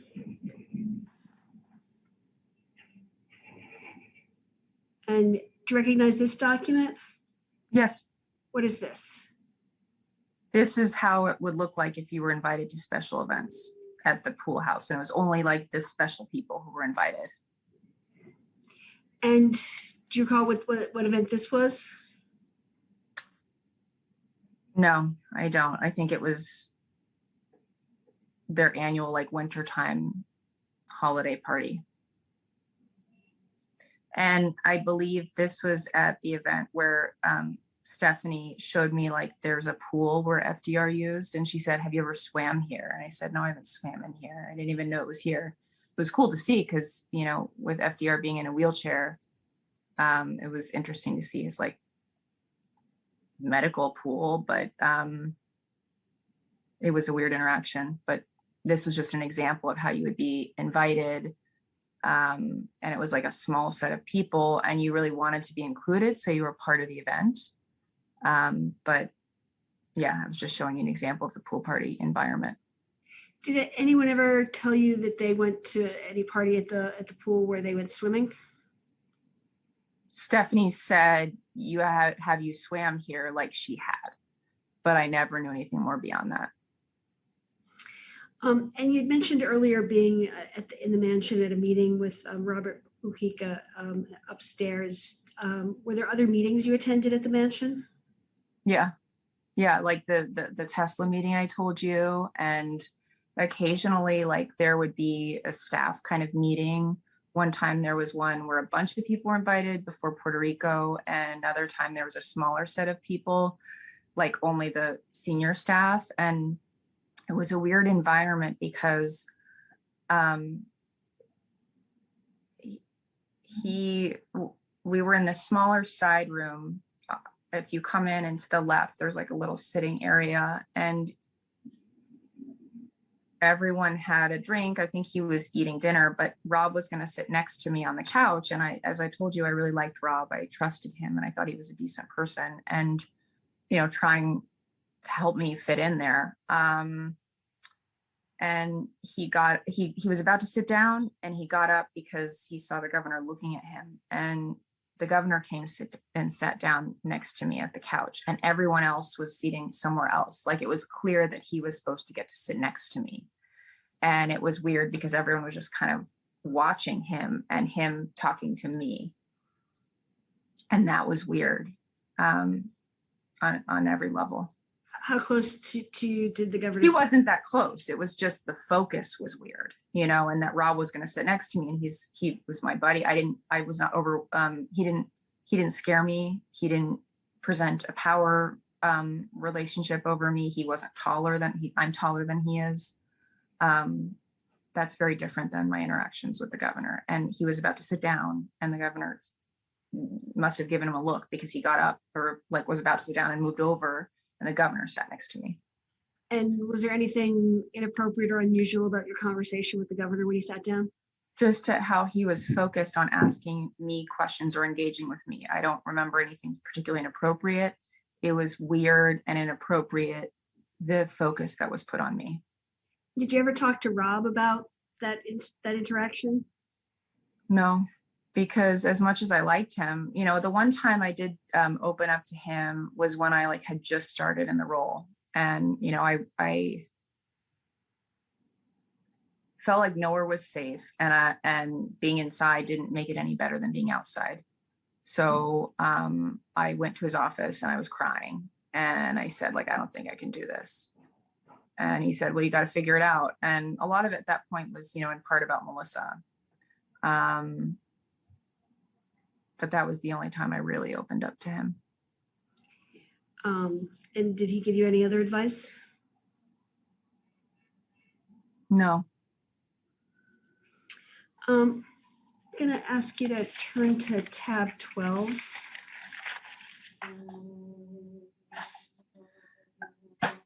I mean, come on. Why does it matter that what is this? I'm just going to ask you. I mean, I honestly, this kind of pisses me off. The governor of the state of New York, and you're asking me to explain why I tweeted that I was proud to work for him, and I don't understand it. I just want to give you a chance to What is it? Is this about me, or is this about the governor? We want to be able to explore everything and allow you to. What is it that you need to explore about my tweet saying that I was proud to work there? Think of it like gymnastics. You work your whole life to get to the Olympics. There is no other Olympics. There's nowhere else to go.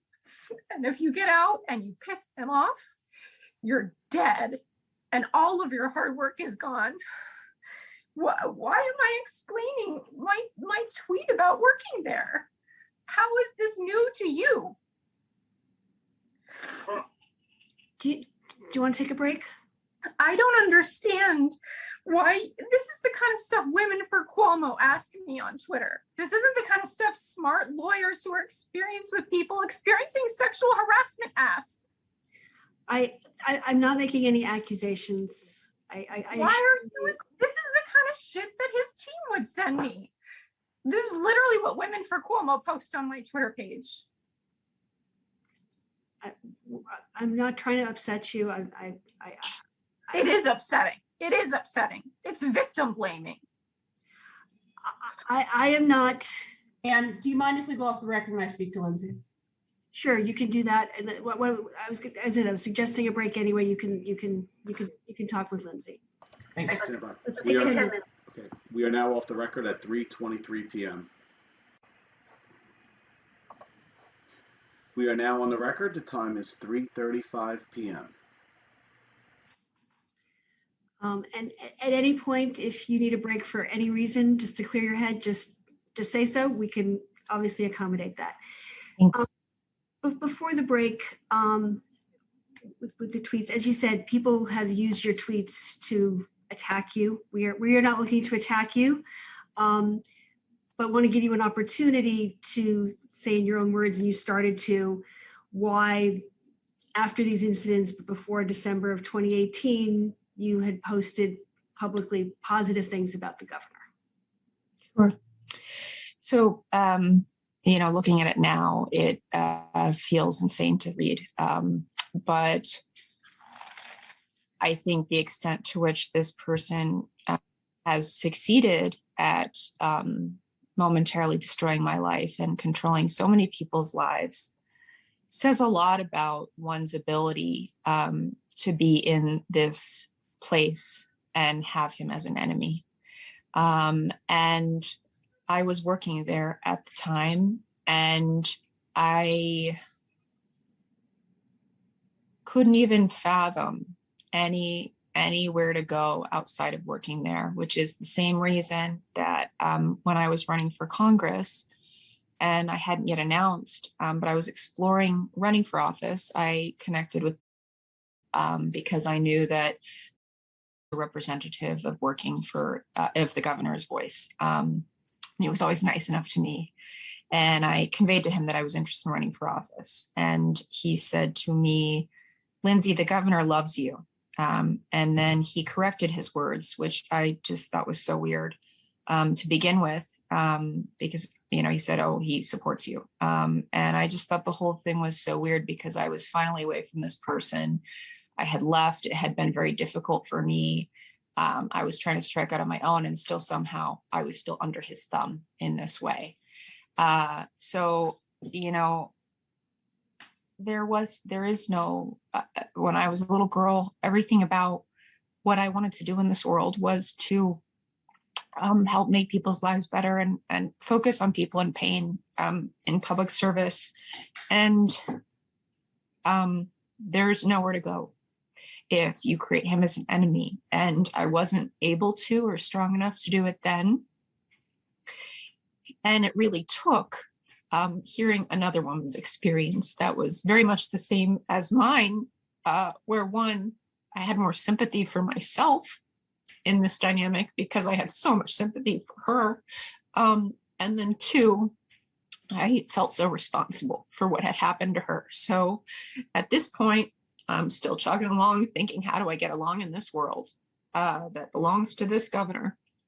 And then it took a very long time for me to change that. So that was where this was coming from. Thank you.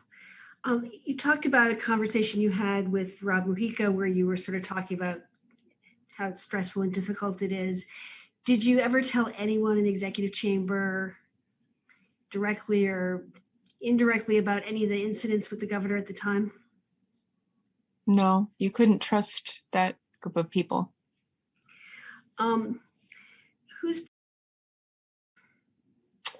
He was originally, he was more senior than I, and he was like the staffer to Jim Malatras. But then when Jim left, he was kind of absorbed into ESD. And I think he was more of a liaison between the chamber and ESD. So in some ways he was more senior. And then ultimately, when I became chief of staff, and then especially when I became DepSec, I would say I was more senior to him. And I thought we had a good relationship. But I mentioned, when I spoke to Ronan Farrow, that I vividly remember an occasion where I told him that, I guess I did kind of tell someone, I told him that I was waiting for a meeting with the governor. I was up, I believe, in his office area. And I said, I'm afraid. And he said, you do this stuff all the time. You're fine. Kind of like how, you got this. And I said, I'm afraid because of, how the governor treats me and how he likes me. And he said, oh, I thought he liked blondes. Now, I vividly remember this. Ronan Farrow reached out to him and said he had no recollection of that. So, I'll take that at face value, but it happened. And back when you were in chambers, was any sexual harassment training done? No. Harassment. What's the that? whole building is sexual harassment. But there was no annual, even just. No. And did you have any knowledge about any policies or procedures in place to deal with harassment? There was no HR. Is there anyone that handled any of the sort of functions that in a normal place would be handled by HR? I'm sure that you've heard that I left and there was a lot of tension, and the fact that Alfonso was somehow playing this role, I think says everything about the existence of an HR office. Okay, well, we'll come to that in a moment. Did you ever consider trying to file some sort of complaint against the governor while you were there? Jacob is staffed by the governor. I was senior enough to know exactly how everything works. Had you ever Uh, heard? Go Go ahead. ahead. Did you ever hear of anyone who tried to make any sort of complaint against the governor? Against the governor? No. They would be destroyed before they even stepped out the door. Did you ever hear of anyone trying to make any complaint or making any complaint against anyone else in a sort of senior position in the chamber? No. I mean, the first person that there would be a complaint against would be Melissa for her toxicity. So like that tells me everything I need to know about whatever this fucking personnel file is. So you mentioned up a research file. you mentioned Alfonso David. Did you have any discussion with Alfonso David about any issues that you were having With the governor? No, not the governor, but any other employment related matters? No. Other than he asked me that question, not that I recall. Did you ever talk to him about any issues you were having with any of your colleagues or anyone who worked at ESD? Well, at the end, if that's what you're talking about, near to when I left, yeah. I had asked.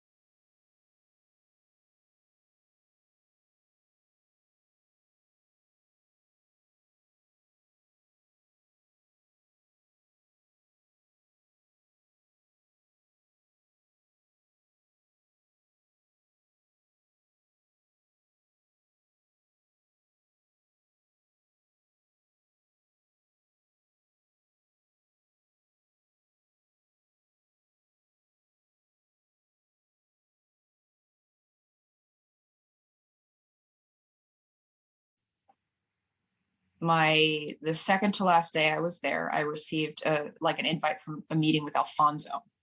And already I'm like, well, that's weird. And I go into the meeting and there's a bunch of lawyers there. And it's about how I was mistreating her and other people. And I just knew that the whole setup of that, I mean, given how the whole chamber operated and that meeting would never happen unless it was someone that they wanted to get rid of.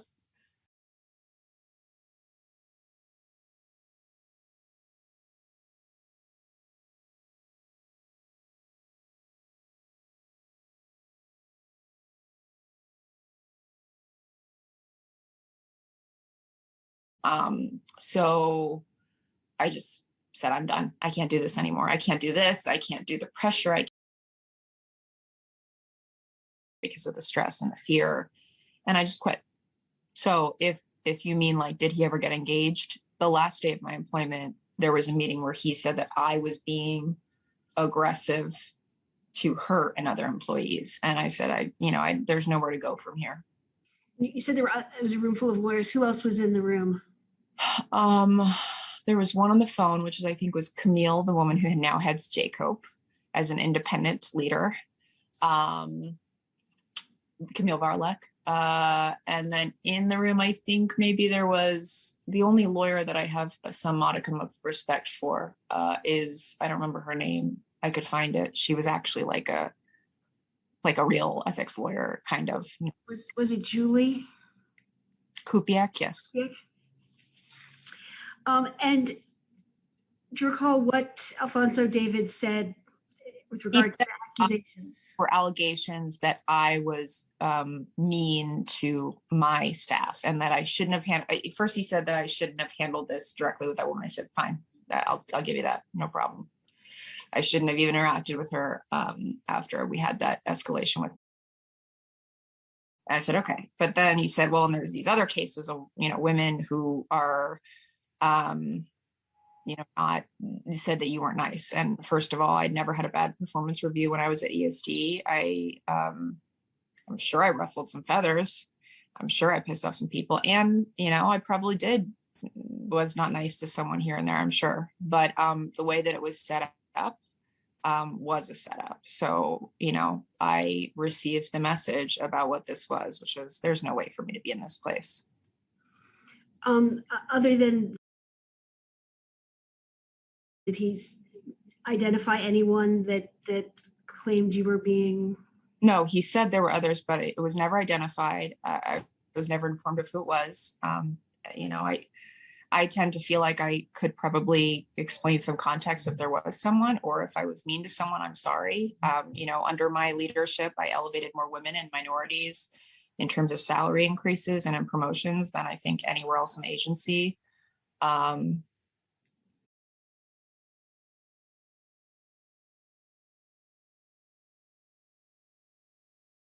So, I don't want to negate what someone may have said that I didn't do right. I just didn't know who it was. So, Did he ever ask you about any of your interactions with the? No. Did he ask you about any of your interactions with? No. Did you ever call stupid or ineffective or anything along those lines? Effective, yeah. Did you say that to her or about her? Or? I'm sure I called her ineffective. I never called her stupid. My question is, I probably said she was stupid in passing or something, like that was a stupid remark. She would be calling me 5 or 6 times in the same day, in the same time that the governor was calling me about information that I couldn't get to her any faster. And she didn't understand anything that was going on. She was just yelling at me without actually understanding things like the Penn Station project.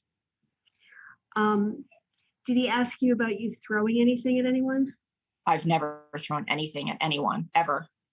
But did he ask you about that? No, and I've never done that. And did he or anyone else in the meeting ask you about?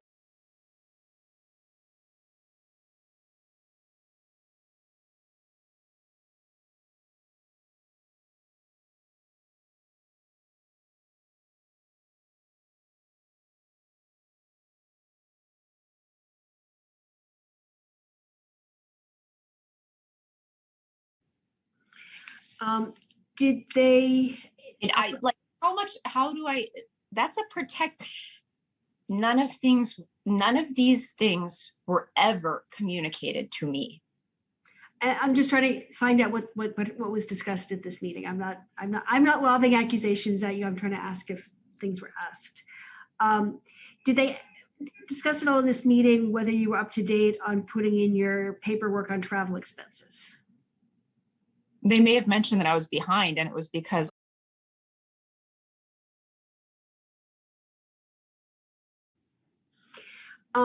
so they started asking these questions. Did you say you were resigning, or what did you say in response when he started talking about these things? I think I said, I got to think about if I want to be here. And then I think I said, if I do leave, you should promote because she's really incredible. I think that's what I said. And then I went back to my desk, something like that. And I went back to my desk, and instead of the 3 times where I tried to quit and, it was like pushed back and like people wanted me to be there, I sent Melissa an email where I said, I hope you use your leadership to help women. I think I sent Alphonse an email saying, got it, this is my last day. And then I sent my mass email to Olive Chamber saying, this is my last day. Thank you so much. It's been a pleasure. Or something like that, because I wanted it out there, because once it was out there, it was not retractable. And you mentioned a couple of times that there were prior times that you tried to resign. How many times was that? That was ultimately, I think, my 3rd. And were those all in 2018? Yes. And well, I also,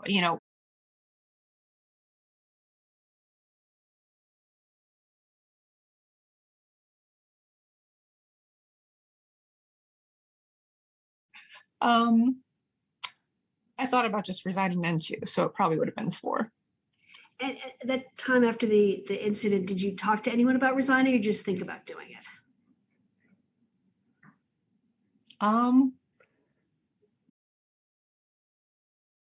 But no, I didn't. No. but I got past it.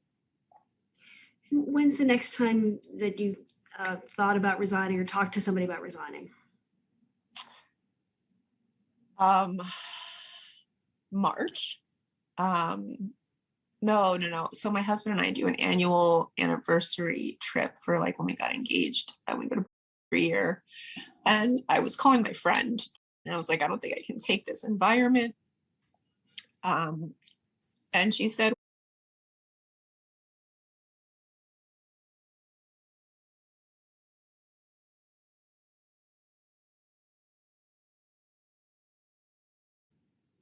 When's the first time you talked to anyone in the chambers about resigning where they said, no, stay, or things along those lines?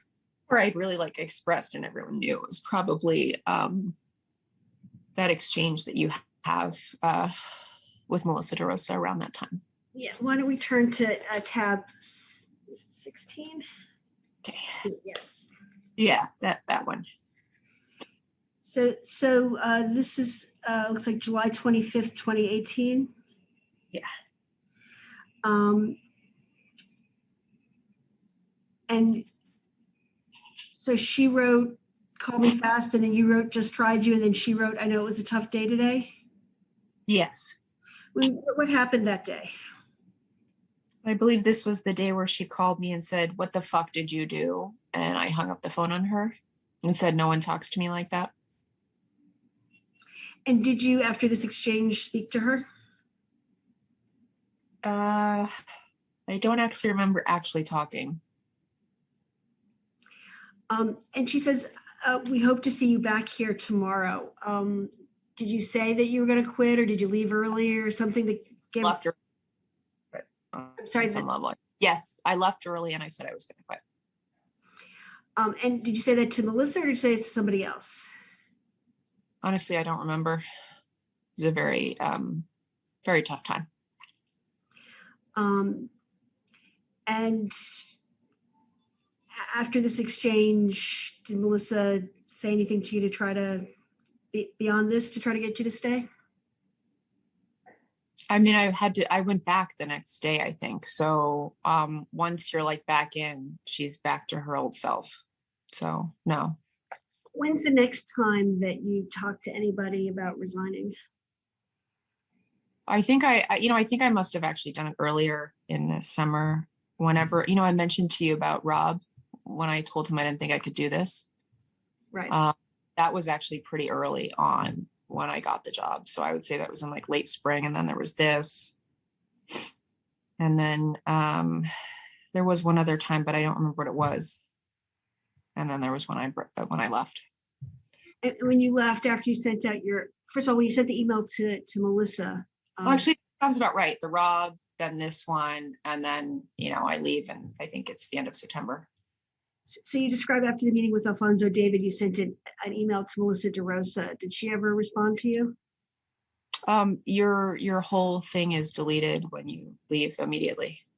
Did she ever try to contact you personally? No.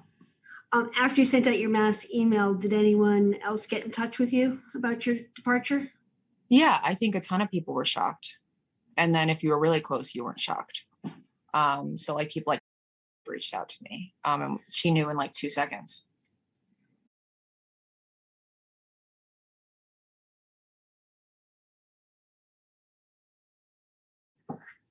Yeah. And what was the position?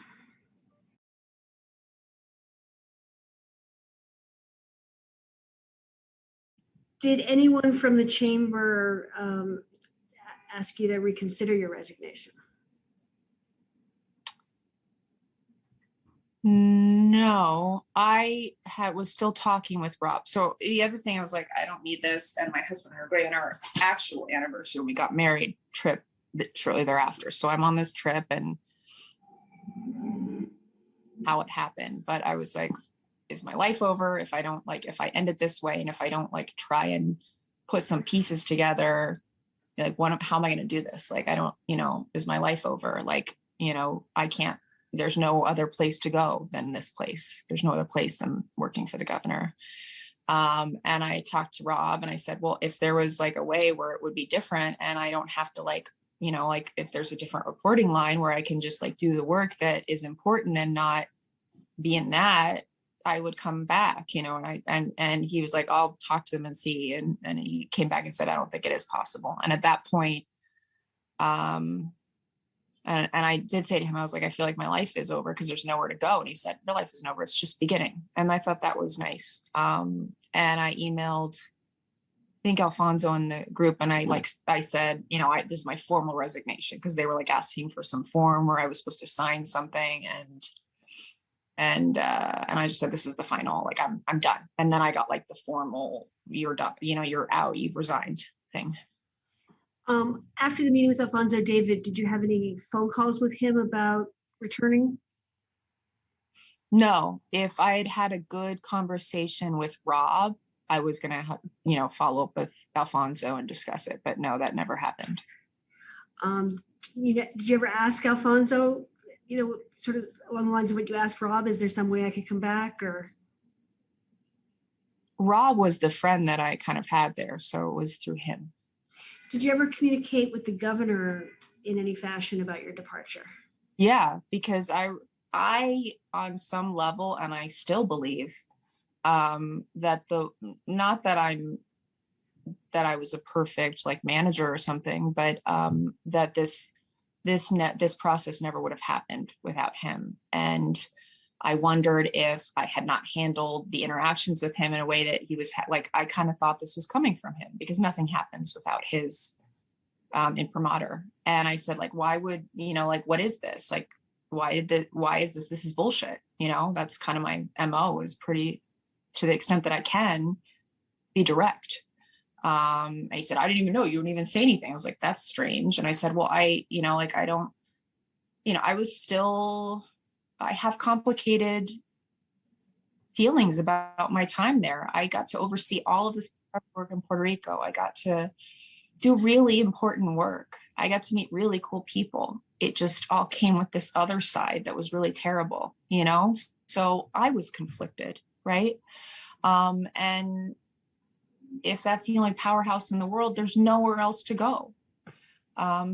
So yeah, I said, well, I'll see if I can, work it with Rob so that I didn't want to have my life be destroyed by these people or have to go into a completely, why should I have to give up everything that I'm passionate about when I've worked so hard? And isn't there another way to do this, So that's where I was coming from in that, and engaging after the fact.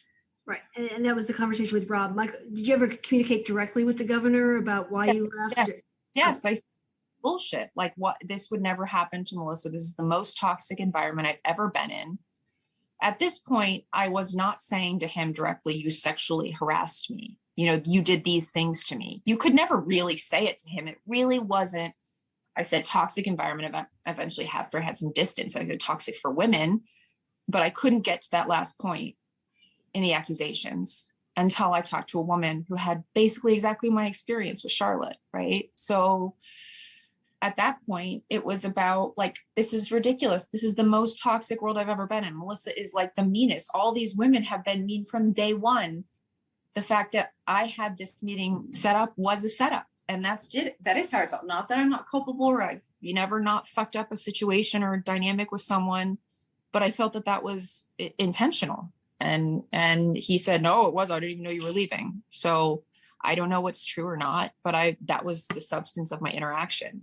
And was that in person or by phone? Oh, never again. I'm sorry, what's that? I never have seen him ever again. So this was a telephone call? I think it was a text exchange, or I think it was some kind of like text exchange.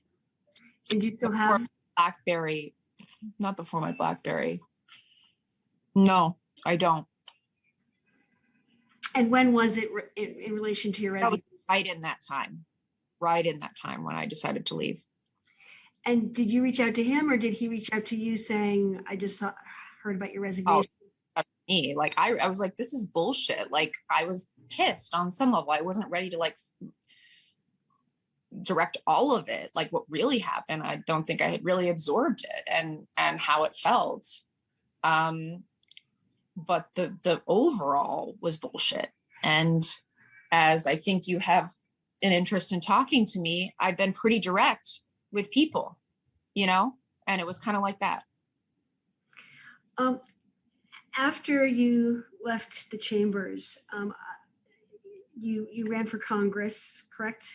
It took a few months off, but yeah. And you're currently running for borough president. Is that right? Yeah. Have you had any paid employment since you left the chambers? No. Did any volunteer? I'm just trying to get a sense of what else you've been up to since you left. It's been really pretty busy. I've worked harder running for office than I've worked for, it's exhausting. I did not mean to suggest it was Yeah. not. I just wanted to make sure I wasn't missing anything in terms of what you've been.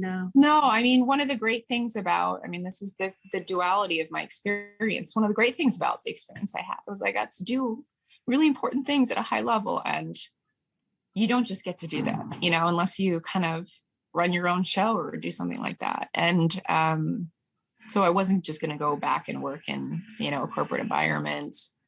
There wasn't something else I was interested in. This is what I'm interested in.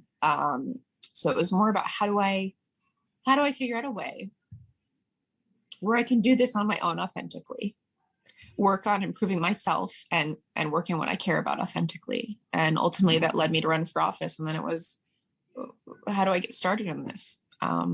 So it took a few months and,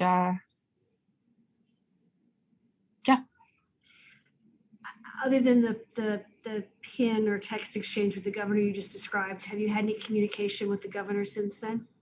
When I right around the time I officially announced that I was running for Congress, like before I had talked to Bill and kind of asked for the blessing, because you can't, you can't go forward. Like I wanted to know, are they going to try and screw me over, which he communicated that the governor wasn't, in essence.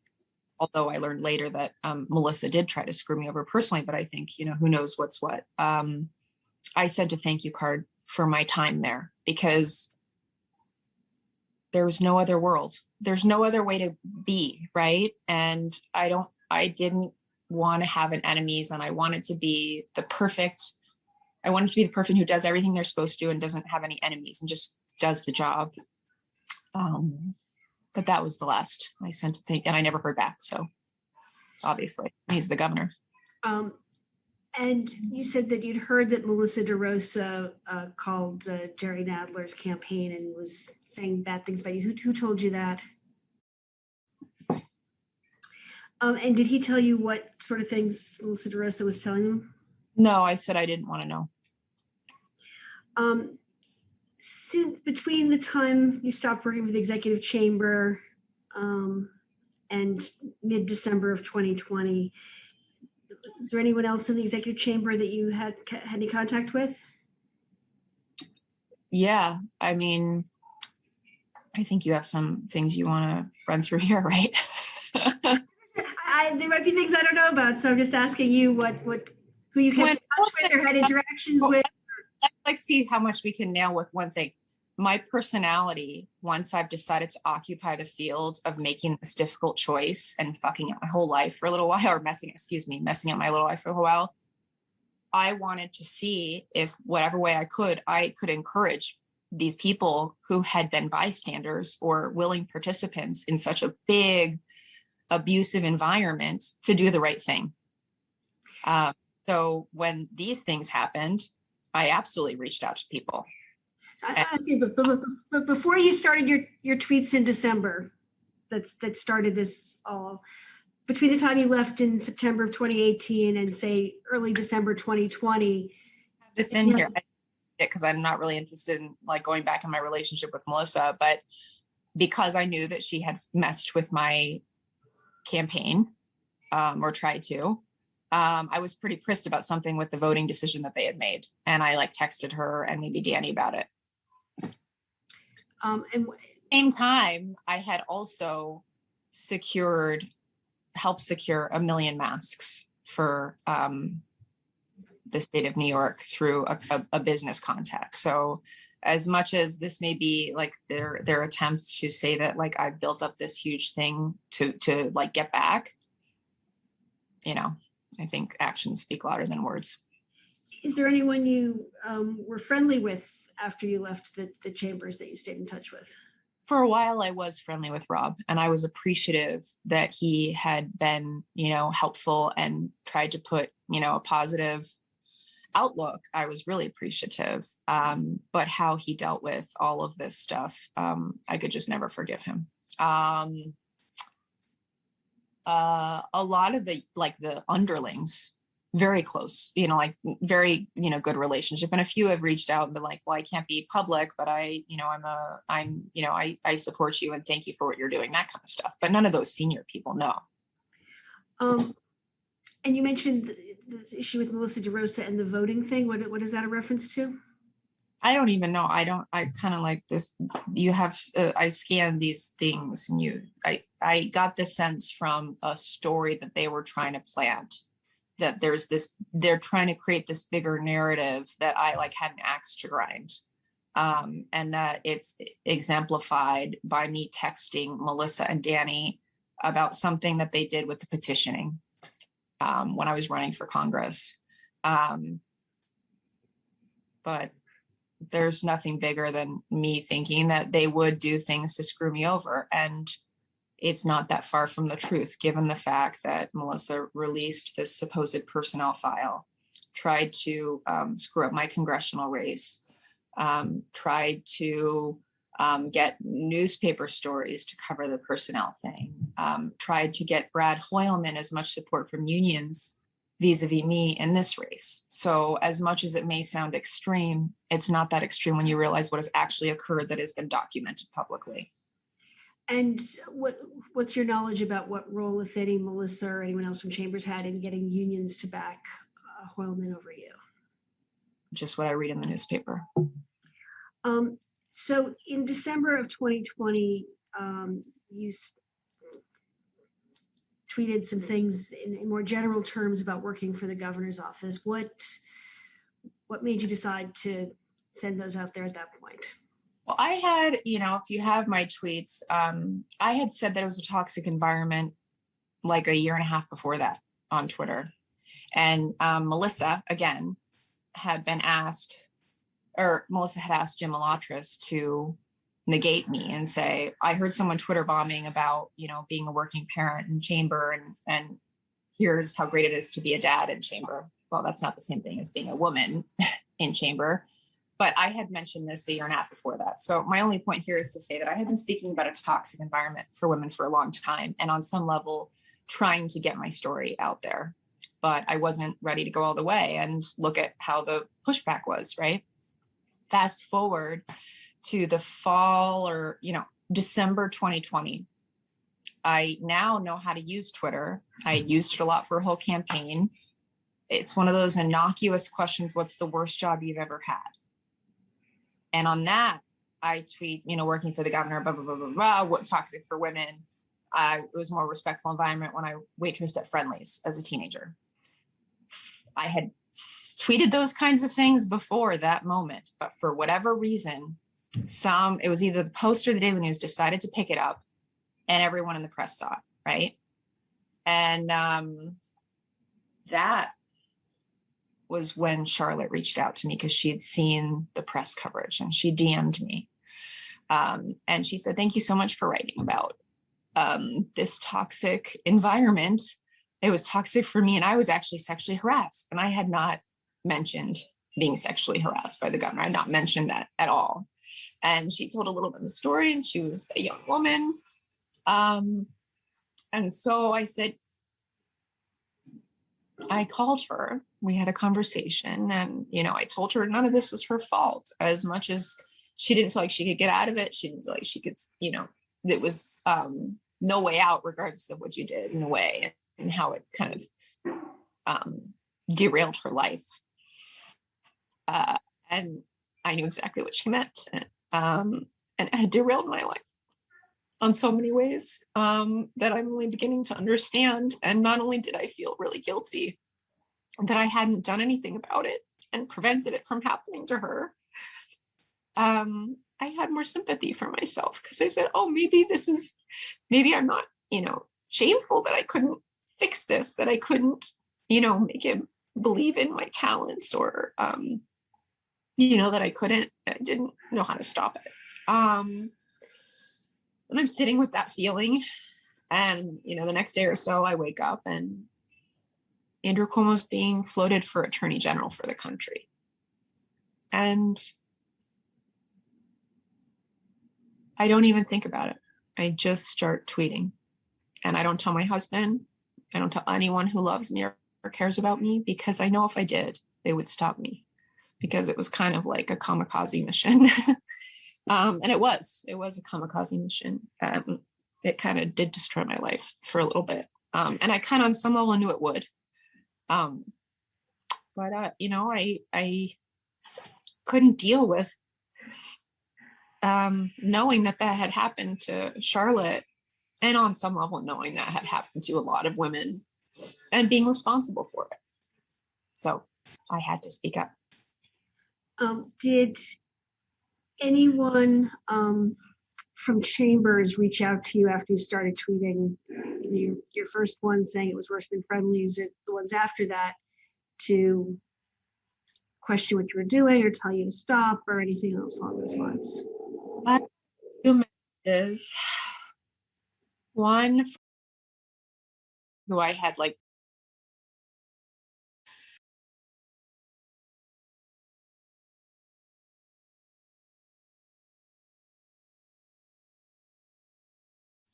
I had reached out to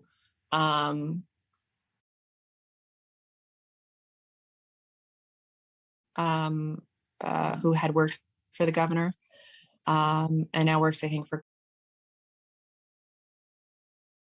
But she had said, well, I wanted to help you with, connecting in Washington Heights or whatever, but do you really think I can't do that, basically, if you continue with what you're doing? So those I got. And then I got a bunch of people who said, thank you for coming forward. Like people who don't have the privilege I do to do that. And then I kind of like my life exploded for a few days. Did any former employees of the chamber reach out to you to try to convince you not to do what you're doing? Well, I viewed both of those things kind of in that way, but no, I think at that point it was more the destroy Lindsey phase, because I had gone out there and done something so public already. It was more the destroy Lindsey phase, which is when the personnel thing happened and Rich has a party, and the guy who works at Charlie King had reached out to several of my campaign staff to say, are you really working for Lindsey? And I lost my comms team. One of them was fine because it wasn't a great fit from the beginning, but I lost that, and there was a lot of negative press that was planted, including by, as I've learned, Rich Bamberger, who alongside Josh Vlasto had a year and a half, maybe at the most 2 years before that, nominated me for a Women's Leadership Award, which I received. So I think that's such bullshit and, completely unethical. And it's sad that surprisingly they'll never work for the Cuomo guy. Who's Charlie King? He's an ally of the governor. He works at Manat, I believe. And did your staff tell you that Rich Bamberger Yes. and Charlie King were reaching out to them? Yes. And what's the story that Rich Bamberger planted? He's the one who was calling, at least as I understand it. You may know more, but I read it in the New York Times that, I think it was the Times, maybe the Journal, that Melissa, Steve Cohen, and I think Rich maybe, or whoever the third person was, were in a huddle about what to do. And the idea was to release this supposed personnel file, which I reject as my personnel file. Not to say that I haven't been imperfect, but I reject that as a personnel file because I've A, never seen it. B, there was no such file when I was at ESD, which is where I spent the majority of my career at state. And that he was directing press to reach out asking for it. That's my understanding of how that setup worked. And did you hear about this from anyone other than what you read in the press? No, I read it in the press. By the way, did you ever get any formal performance evaluations at any time in ESD or the chamber? Formal, no. I got promoted twice. I got very positive feedback from my employees if we're considering a 360, and my employer, never anything negative, but I also frequently had to deliver the negative, news. So I wouldn't be surprised if some people didn't like me and didn't think I was, fair, or their brand, whatever. And then there was absolutely nothing in chamber. And at ESD, did you have to do written evaluations for anyone that reported up to you? I'm just trying to get a sense of what systems they had. Performance reviews for all my employees. You just broke up right now. If you could just repeat that, sorry. Yes, I did annual reviews for my direct reports, and they were documented. But Howard Zemsky didn't do similar ones for you? I had a sit down, and it was like doing well, and I got I knew I deserved it because I was working incredibly hard, and we worked incredibly well together until we could no longer work together because of what I expressed to you.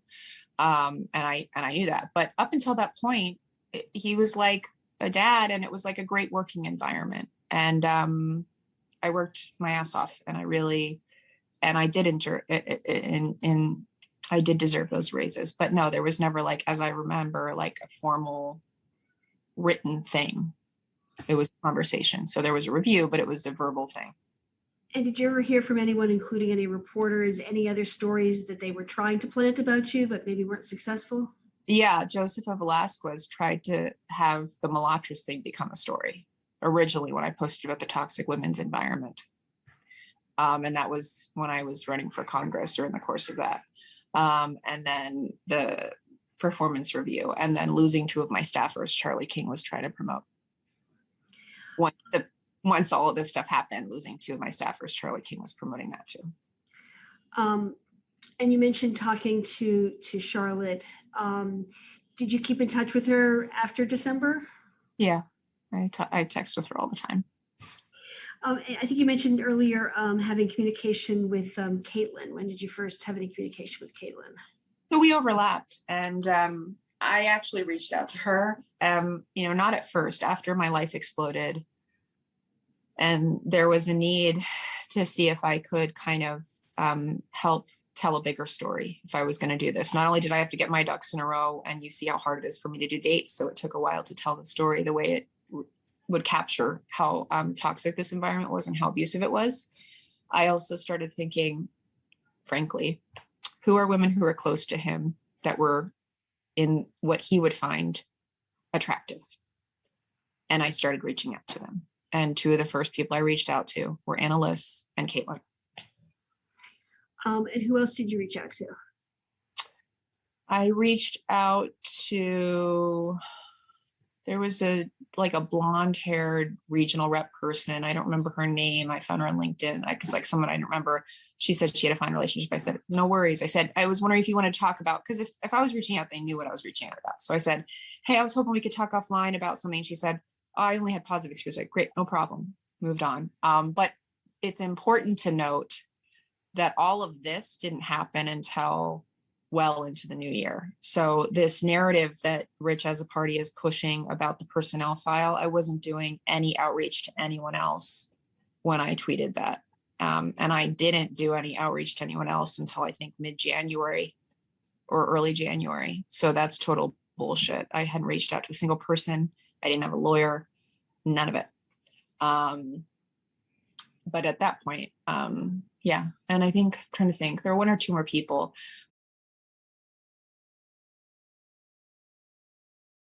Very attractive, kind of similar coloring. I said, would you be willing to talk offline? And she said, I'm thinking about you. I'd be happy to talk offline, but then we never did. I think she got scared away.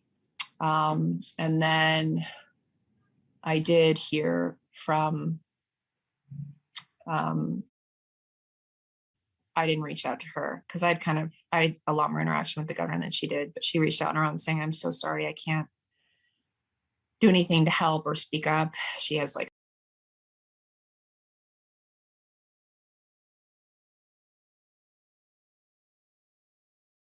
so I got it. I was really angry at her for not standing up for me later on, which I expressed to her. But other than that, I'm trying to think if there are other people I reached. Oh, yeah. There were a few other younger women that I reached out to. One or two I spoke with. I didn't say like, were you sexually harassed? I said, would you be up for a call offline?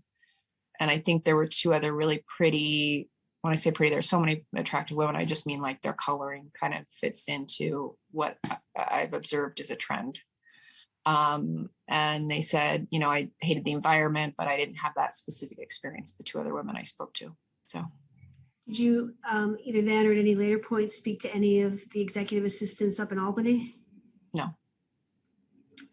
When you reached out and actually spoke to Caitlin. There was one that I overlapped with who by now was in like a far other agency, something. She said, I've been thinking about you. I love you lots, but I had a good experience. So that was the only one. And I really don't know anyone who's this current batch. And I don't know, to my knowledge, either of the women, either Alyssa or the unnamed woman at all. And when you reached out to Caitlin and Annalise, you said you wanted to tell a larger story. What were you asking them to be part of at that point? I said, hi, sorry to bug you. You know me, you know what I've said already. I'm trying to see, I know this happened to other women. I'm just trying to see if it's any women that I might know so that, if there's some way to, fight against this, even behind the scenes, it would be helpful. And I said, I know we overlapped. You're a very beautiful woman and very hardworking. And that seems to be what he focused in on. So it wasn't like asking them for a specific commitment. Even when I came forward with my Medium piece, Charlotte and I had been texting back and forth, and I had been apprising her of what I was thinking. But when I posted, I certainly did it hoping that she might come forward, but I didn't expect it.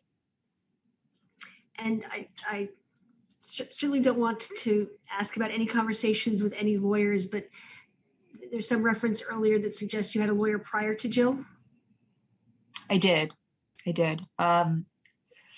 They were perfectly nice and they helped me put my story together, which tells what I wanted to communicate about how insidious this is. I didn't know what to expect about this process. I thought I might come forward and I might be the only one, and if my life had been destroyed, it would really be destroyed then, but I still felt like I had to do it. I thought I might say something and then try to go back to my campaign and have it be a totally different, separate thing and be done. Instead, what happened is it became a huge thing, and these investigations, and I felt like I needed a partner and a lawyer who was, infinitely more sophisticated than I about how to navigate these really scary things, which I find scary. So that's when I reached out to Jill. Sure. And obviously, as a lawyer, I'm not just suggesting there's anything wrong with contacting a lawyer. When did you retain prior counsel? Or? That was when they started retaliating against me. I had 3 different friends from Wellesley who were all lawyers say, do you have a lawyer? I think a lot of my friends who know me and know that they were trying to paint me in a way that is at worst, like I can't work with Black women, or, at worst that I'm racist or something ridiculous like that. I think it pissed off a lot of my friends and they said, do you have a lawyer? They're defaming you. So then I said, I need to get a lawyer. So I would say it was probably within a week of when I tweeted, but after the press of the retaliation. And you've read some of the things that they were saying, of course. Were you asking Caitlin or Anna or other women to join a lawsuit with you or a class action? No, I didn't. So I got a lot of outreach. I didn't realize this part of your all's business, but the like ambulance chasing thing. I got like LinkedIn's, and I got, in addition to having hundreds of reporters who had my cell phone information, and I didn't want to talk to anyone. As I explained in my tweets, I got a lot of outreach from lawyers, and, like you heard from people who want to do that, like sue. And why would I, when I've spent my whole life trying to get to a point to be in government to help people, why would I sue my own state that is struggling? So I had no interest in that. What I had interest in was holding the governor accountable and making sure he didn't do it to any other women.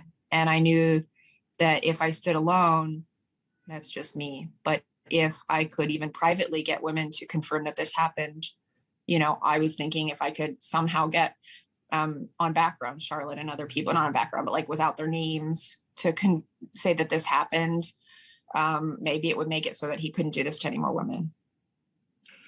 At any point after, in 2021, did you reach out to other people that you worked with for that, to see if they would corroborate what had happened? I reached out to ask about, I think I tried to reach out to a bunch of people that I thought I would trust. And, I get it. Everyone's too afraid. Did anyone offer to come forward and support you, the people you reached out to? Well, I mean, Caitlin, she's, talked to Rebecca Tracer, and, there are others like that.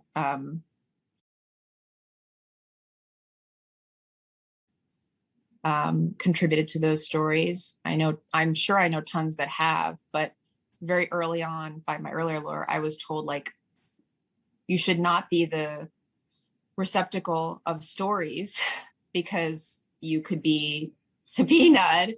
And if people don't want to tell their story, you shouldn't be the one doing it. So I kind of moved away from that. And frankly, my life fell apart. So it was enough just to try to,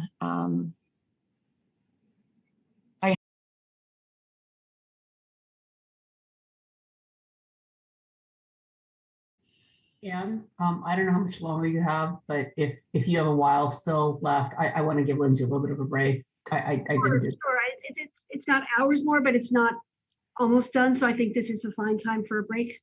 okay. About 15, 20, or What's that? how long do you want? It's whatever you guys need. Lindsey, do you want to? I want to not like this isn't the highlight of my week, but be nice Yeah, to me. but believe it or not, you do need breaks. I know you don't believe that, but Anne will tell you. Why don't we take 15? Sure. Great. Back at 4:45. This is the end of media unit number 3. We are now off the record at 4:30 p.m. for break. This is the beginning of media unit number 4. We are now on the record at 4:47 p.m. back from break. I wanted to ask you about a couple documents. If you look at tab 19. Yep. Do you recognize this document? Yeah, this is stuff I get on WhatsApp from people who know state workers, and they send this to me. I mean, I get like tons of stuff like this. So I don't know exactly who it relates to. The person who sent this to me is very connected into the Jewish community, and my assumption, visibly Jewish, excuse me. My assumption would be that it's, the person who had originally sent that was crossed out, but I don't know. I get tons of stuff like this. Oh, I've heard that, blah, blah, blah. But Yeah, and 20 is a similar thing. sorry. Yes. If you look at 21, it's a text, it looks like, from someone saying you're destroying my reputation, etc. Do you have any idea who this came from? No, I mean, I would get like a million really vitriolic messages. I had to turn off my Instagram comments. And and other sources, but this was the only one where I was like, this one, it was different, obviously. So I shared it with Jill.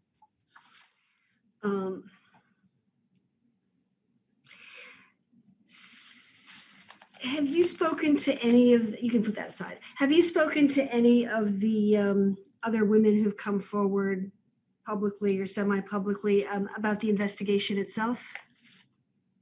No, I share articles like what an asshole he is every time he pretends to rewrite the sexual harassment laws, and we provide each other with moral support.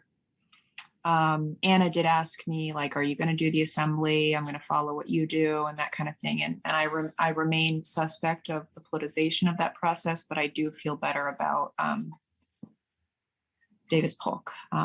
So those are the kinds of things that we talk about. And it is really important to have, for me, to, be connected with them because it helps me. But those are the kinds of things we discuss. And I think when we spoke before, that you said that there were some women who reached out to you that you weren't sure if they wanted to come forward. Do you know of any other women who I know ready to come forward at this point? Or I know that there, I had heard that there was at least one woman in the state patrol unit that I had hoped you would be connecting with. So that I heard. At the end of the day, I'm really angry about people like, but I'm also like, and I kind of feel like I hope that some people like that would come forward in a different way, And I know you said you got a direction, or Jill said she gave you a direction not to speak about our interview before. Did anyone try to get information from you about our prior interview with you? Yeah, I mean, every reporter. aside from all the press, who I'm sure of. Yeah. No, not that I can think of it. I mean, if there's something more specific you're wondering, but only press that I can think of. And there's one item I forgot to ask you earlier. Did the governor ever make any comment about a scar on your knee? Yeah. I had a bad horseback riding fall, and like I couldn't go to something, and he said, like, how bad could it be? And it was like a giant gash on my knee. So yeah. Did he say anything else about the scar on your knee?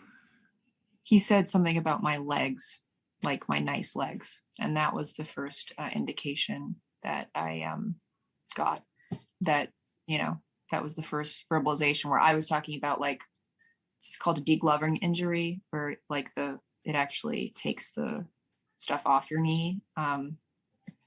So that's what I was talking about. And then he took it in a different direction. He was very good at making you feel like you were having a normal conversation until you weren't. And when did that conversation take place? Right when I hurt my foot. I think I was supposed to be at something and then I couldn't go or something because I literally couldn't walk. That would have been how many years ago?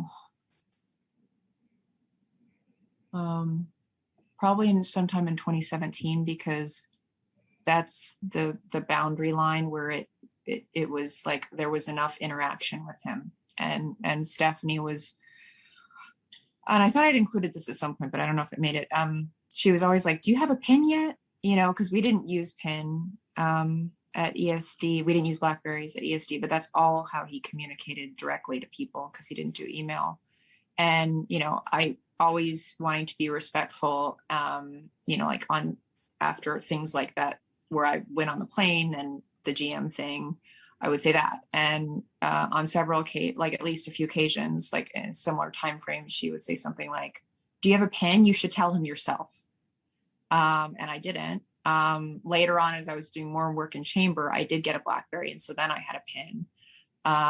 And where was I going with this? It almost felt like the effort was to like, fish food, like feed me and other women like fish food to him. And at first I didn't think so much of it because I'm like, well, she's his assistant. Like, this is a normal thing. This is how he communicates to people, you know? So I don't know what I was responding to with that, but That's okay. When you made the comment about the scar on your knee and your legs, was it anyone wasn't a scar at the time. It was an open gash. Yes, okay. Was anyone else present? No. And did anyone explain to you why the governor preferred pins to emails? Yeah, I think it was pretty universal, so he couldn't be tracked. He learned during the being attorney general that you didn't want to have email. Who told you that? I think every person I ever interacted with. And did anyone explain to you whether pins were preserved or what happened to the pins after they were sent? I heard that they were deleted or that they were destroyed. And you described much earlier today, Alfonso David talking about deleting emails. Did anyone else talk to you about deleting things on your devices? Lacewell said it regularly in staff meetings.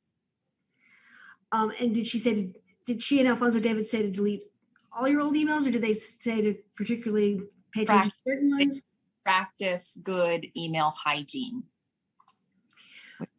Which, you know, I get it because there's always stuff like, you know, if I was a little bit curt in an email, someone could take it later. But I had kind of a ethical and moral issue with that, because if I'm going through and deleting my emails, I have something that I'm not comfortable defending. And, you know, I know there's a bunch of stuff where I'm like an aggressive, like, you should do the right thing. It's just not I don't think I had to delete them. But as soon as I left, the whole thing is deleted.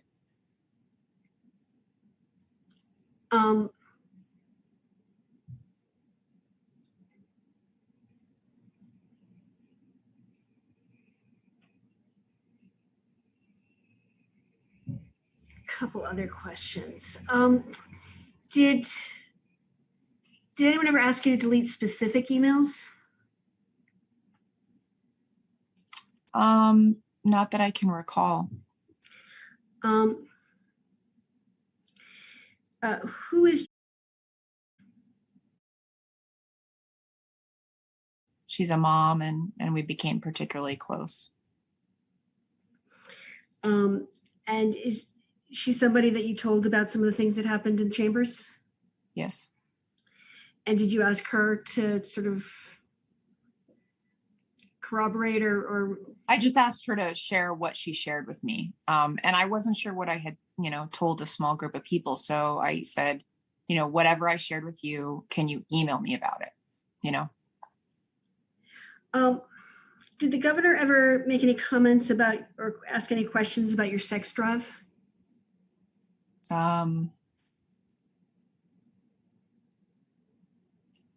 No, I mean, like I said, the innuendo thing, like the dog thing, that was like a constant, but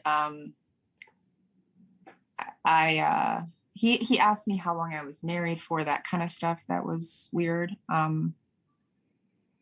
I not that I can think of, not in a direct way like he did with Charlotte, based on what I've read. Did you ever hear him talking about tattoos, people's tattoos? No, but I heard about the butterfly thing, if that's what you're talking about. The thing he did say with me was, you know, one thing that is also scary is he kind of knows, like, I was really struck by how Charlotte is a rape victim, and he talked to her about this. And for me, I love political speeches. I'm like a real geek and a nerd, and I love these things. And, you know, he's a politician. He's inappropriate and probing and just on the line. And it's different based on who he's talking to is kind of my vibe, is my guess. Because some of the things he did with Charlotte, he did in different ways to me. Like he would say things like, I'll remember one time on the plane, he would ask me like about my husband's career and how much, you know, like, you know, kind of insinuating how much money did he make, and in front of other people. And he would say, oh, you guys are going to your house and blah, blah, blah. And he would say, at some point he said, you know, men get women through power or money. And I just, you know, that's not about my sex drive, but it's an equally weird weird thing to say. And, I love political theory. I was a political theory major. I love to read nerdy books. And I think he asked, that's kind of the same question, but in a different tone, if I could say that. Did you ever hear him using a saying about old bulls and young bulls? Ew, no. And then I'll spare you. As you've read or talked to other women, heard Charlotte's story, heard more about Caitlin, Anna, other women, has anything reminded you of anything that you didn't tell us about last time? Yeah, the singing thing, which was very humiliating. The dog thing, which I hadn't told you about. New stuff I think of every day, not like major things, but I tried in my Medium piece to convey that it was always kind of veering back and forth. And I still don't think I've quite captured it. And it's so unsettling because it can be totally appropriate sometimes. And you just don't know. I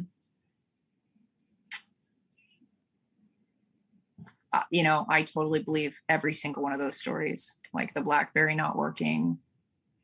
I believe all of it. What Caitlin had said about, like having to look up things and he's looking at her and it's too close. And I believe absolutely every single thing. While you were working there, were there any instances where somebody was hired and you were told it was somebody that the governor met at an event? Oh, constantly. Any men that were hired? Never, constantly. And a lot of times they were placed at my agency. And can you remember the names of any of the women that were hired after the governor met them at an event?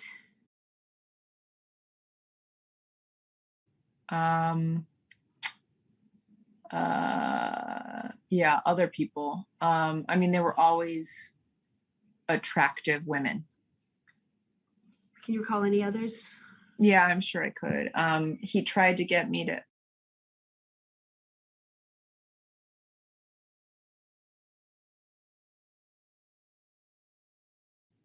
That was one. He was like all hot to get her hired as soon as possible. Years ago, he tried to get her.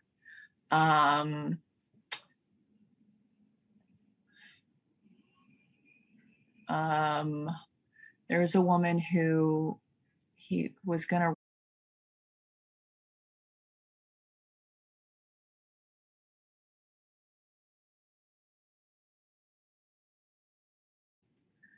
There were always women, like pretty much from every event.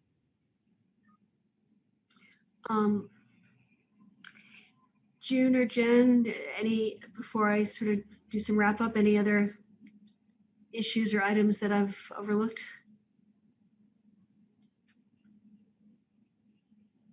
I don't think so. I think you covered pretty much everything I had on my list. I told you at the beginning that if there's any sort of statement you wanted to make on the record, you're welcome to do so, either anything we've covered before or anything we didn't cover that you just want to put on the record. You have an opportunity to do so now. Sure. I've spent more money in the last few months than the cost of my Columbia Business School degree. Everything about my family was turned upside down.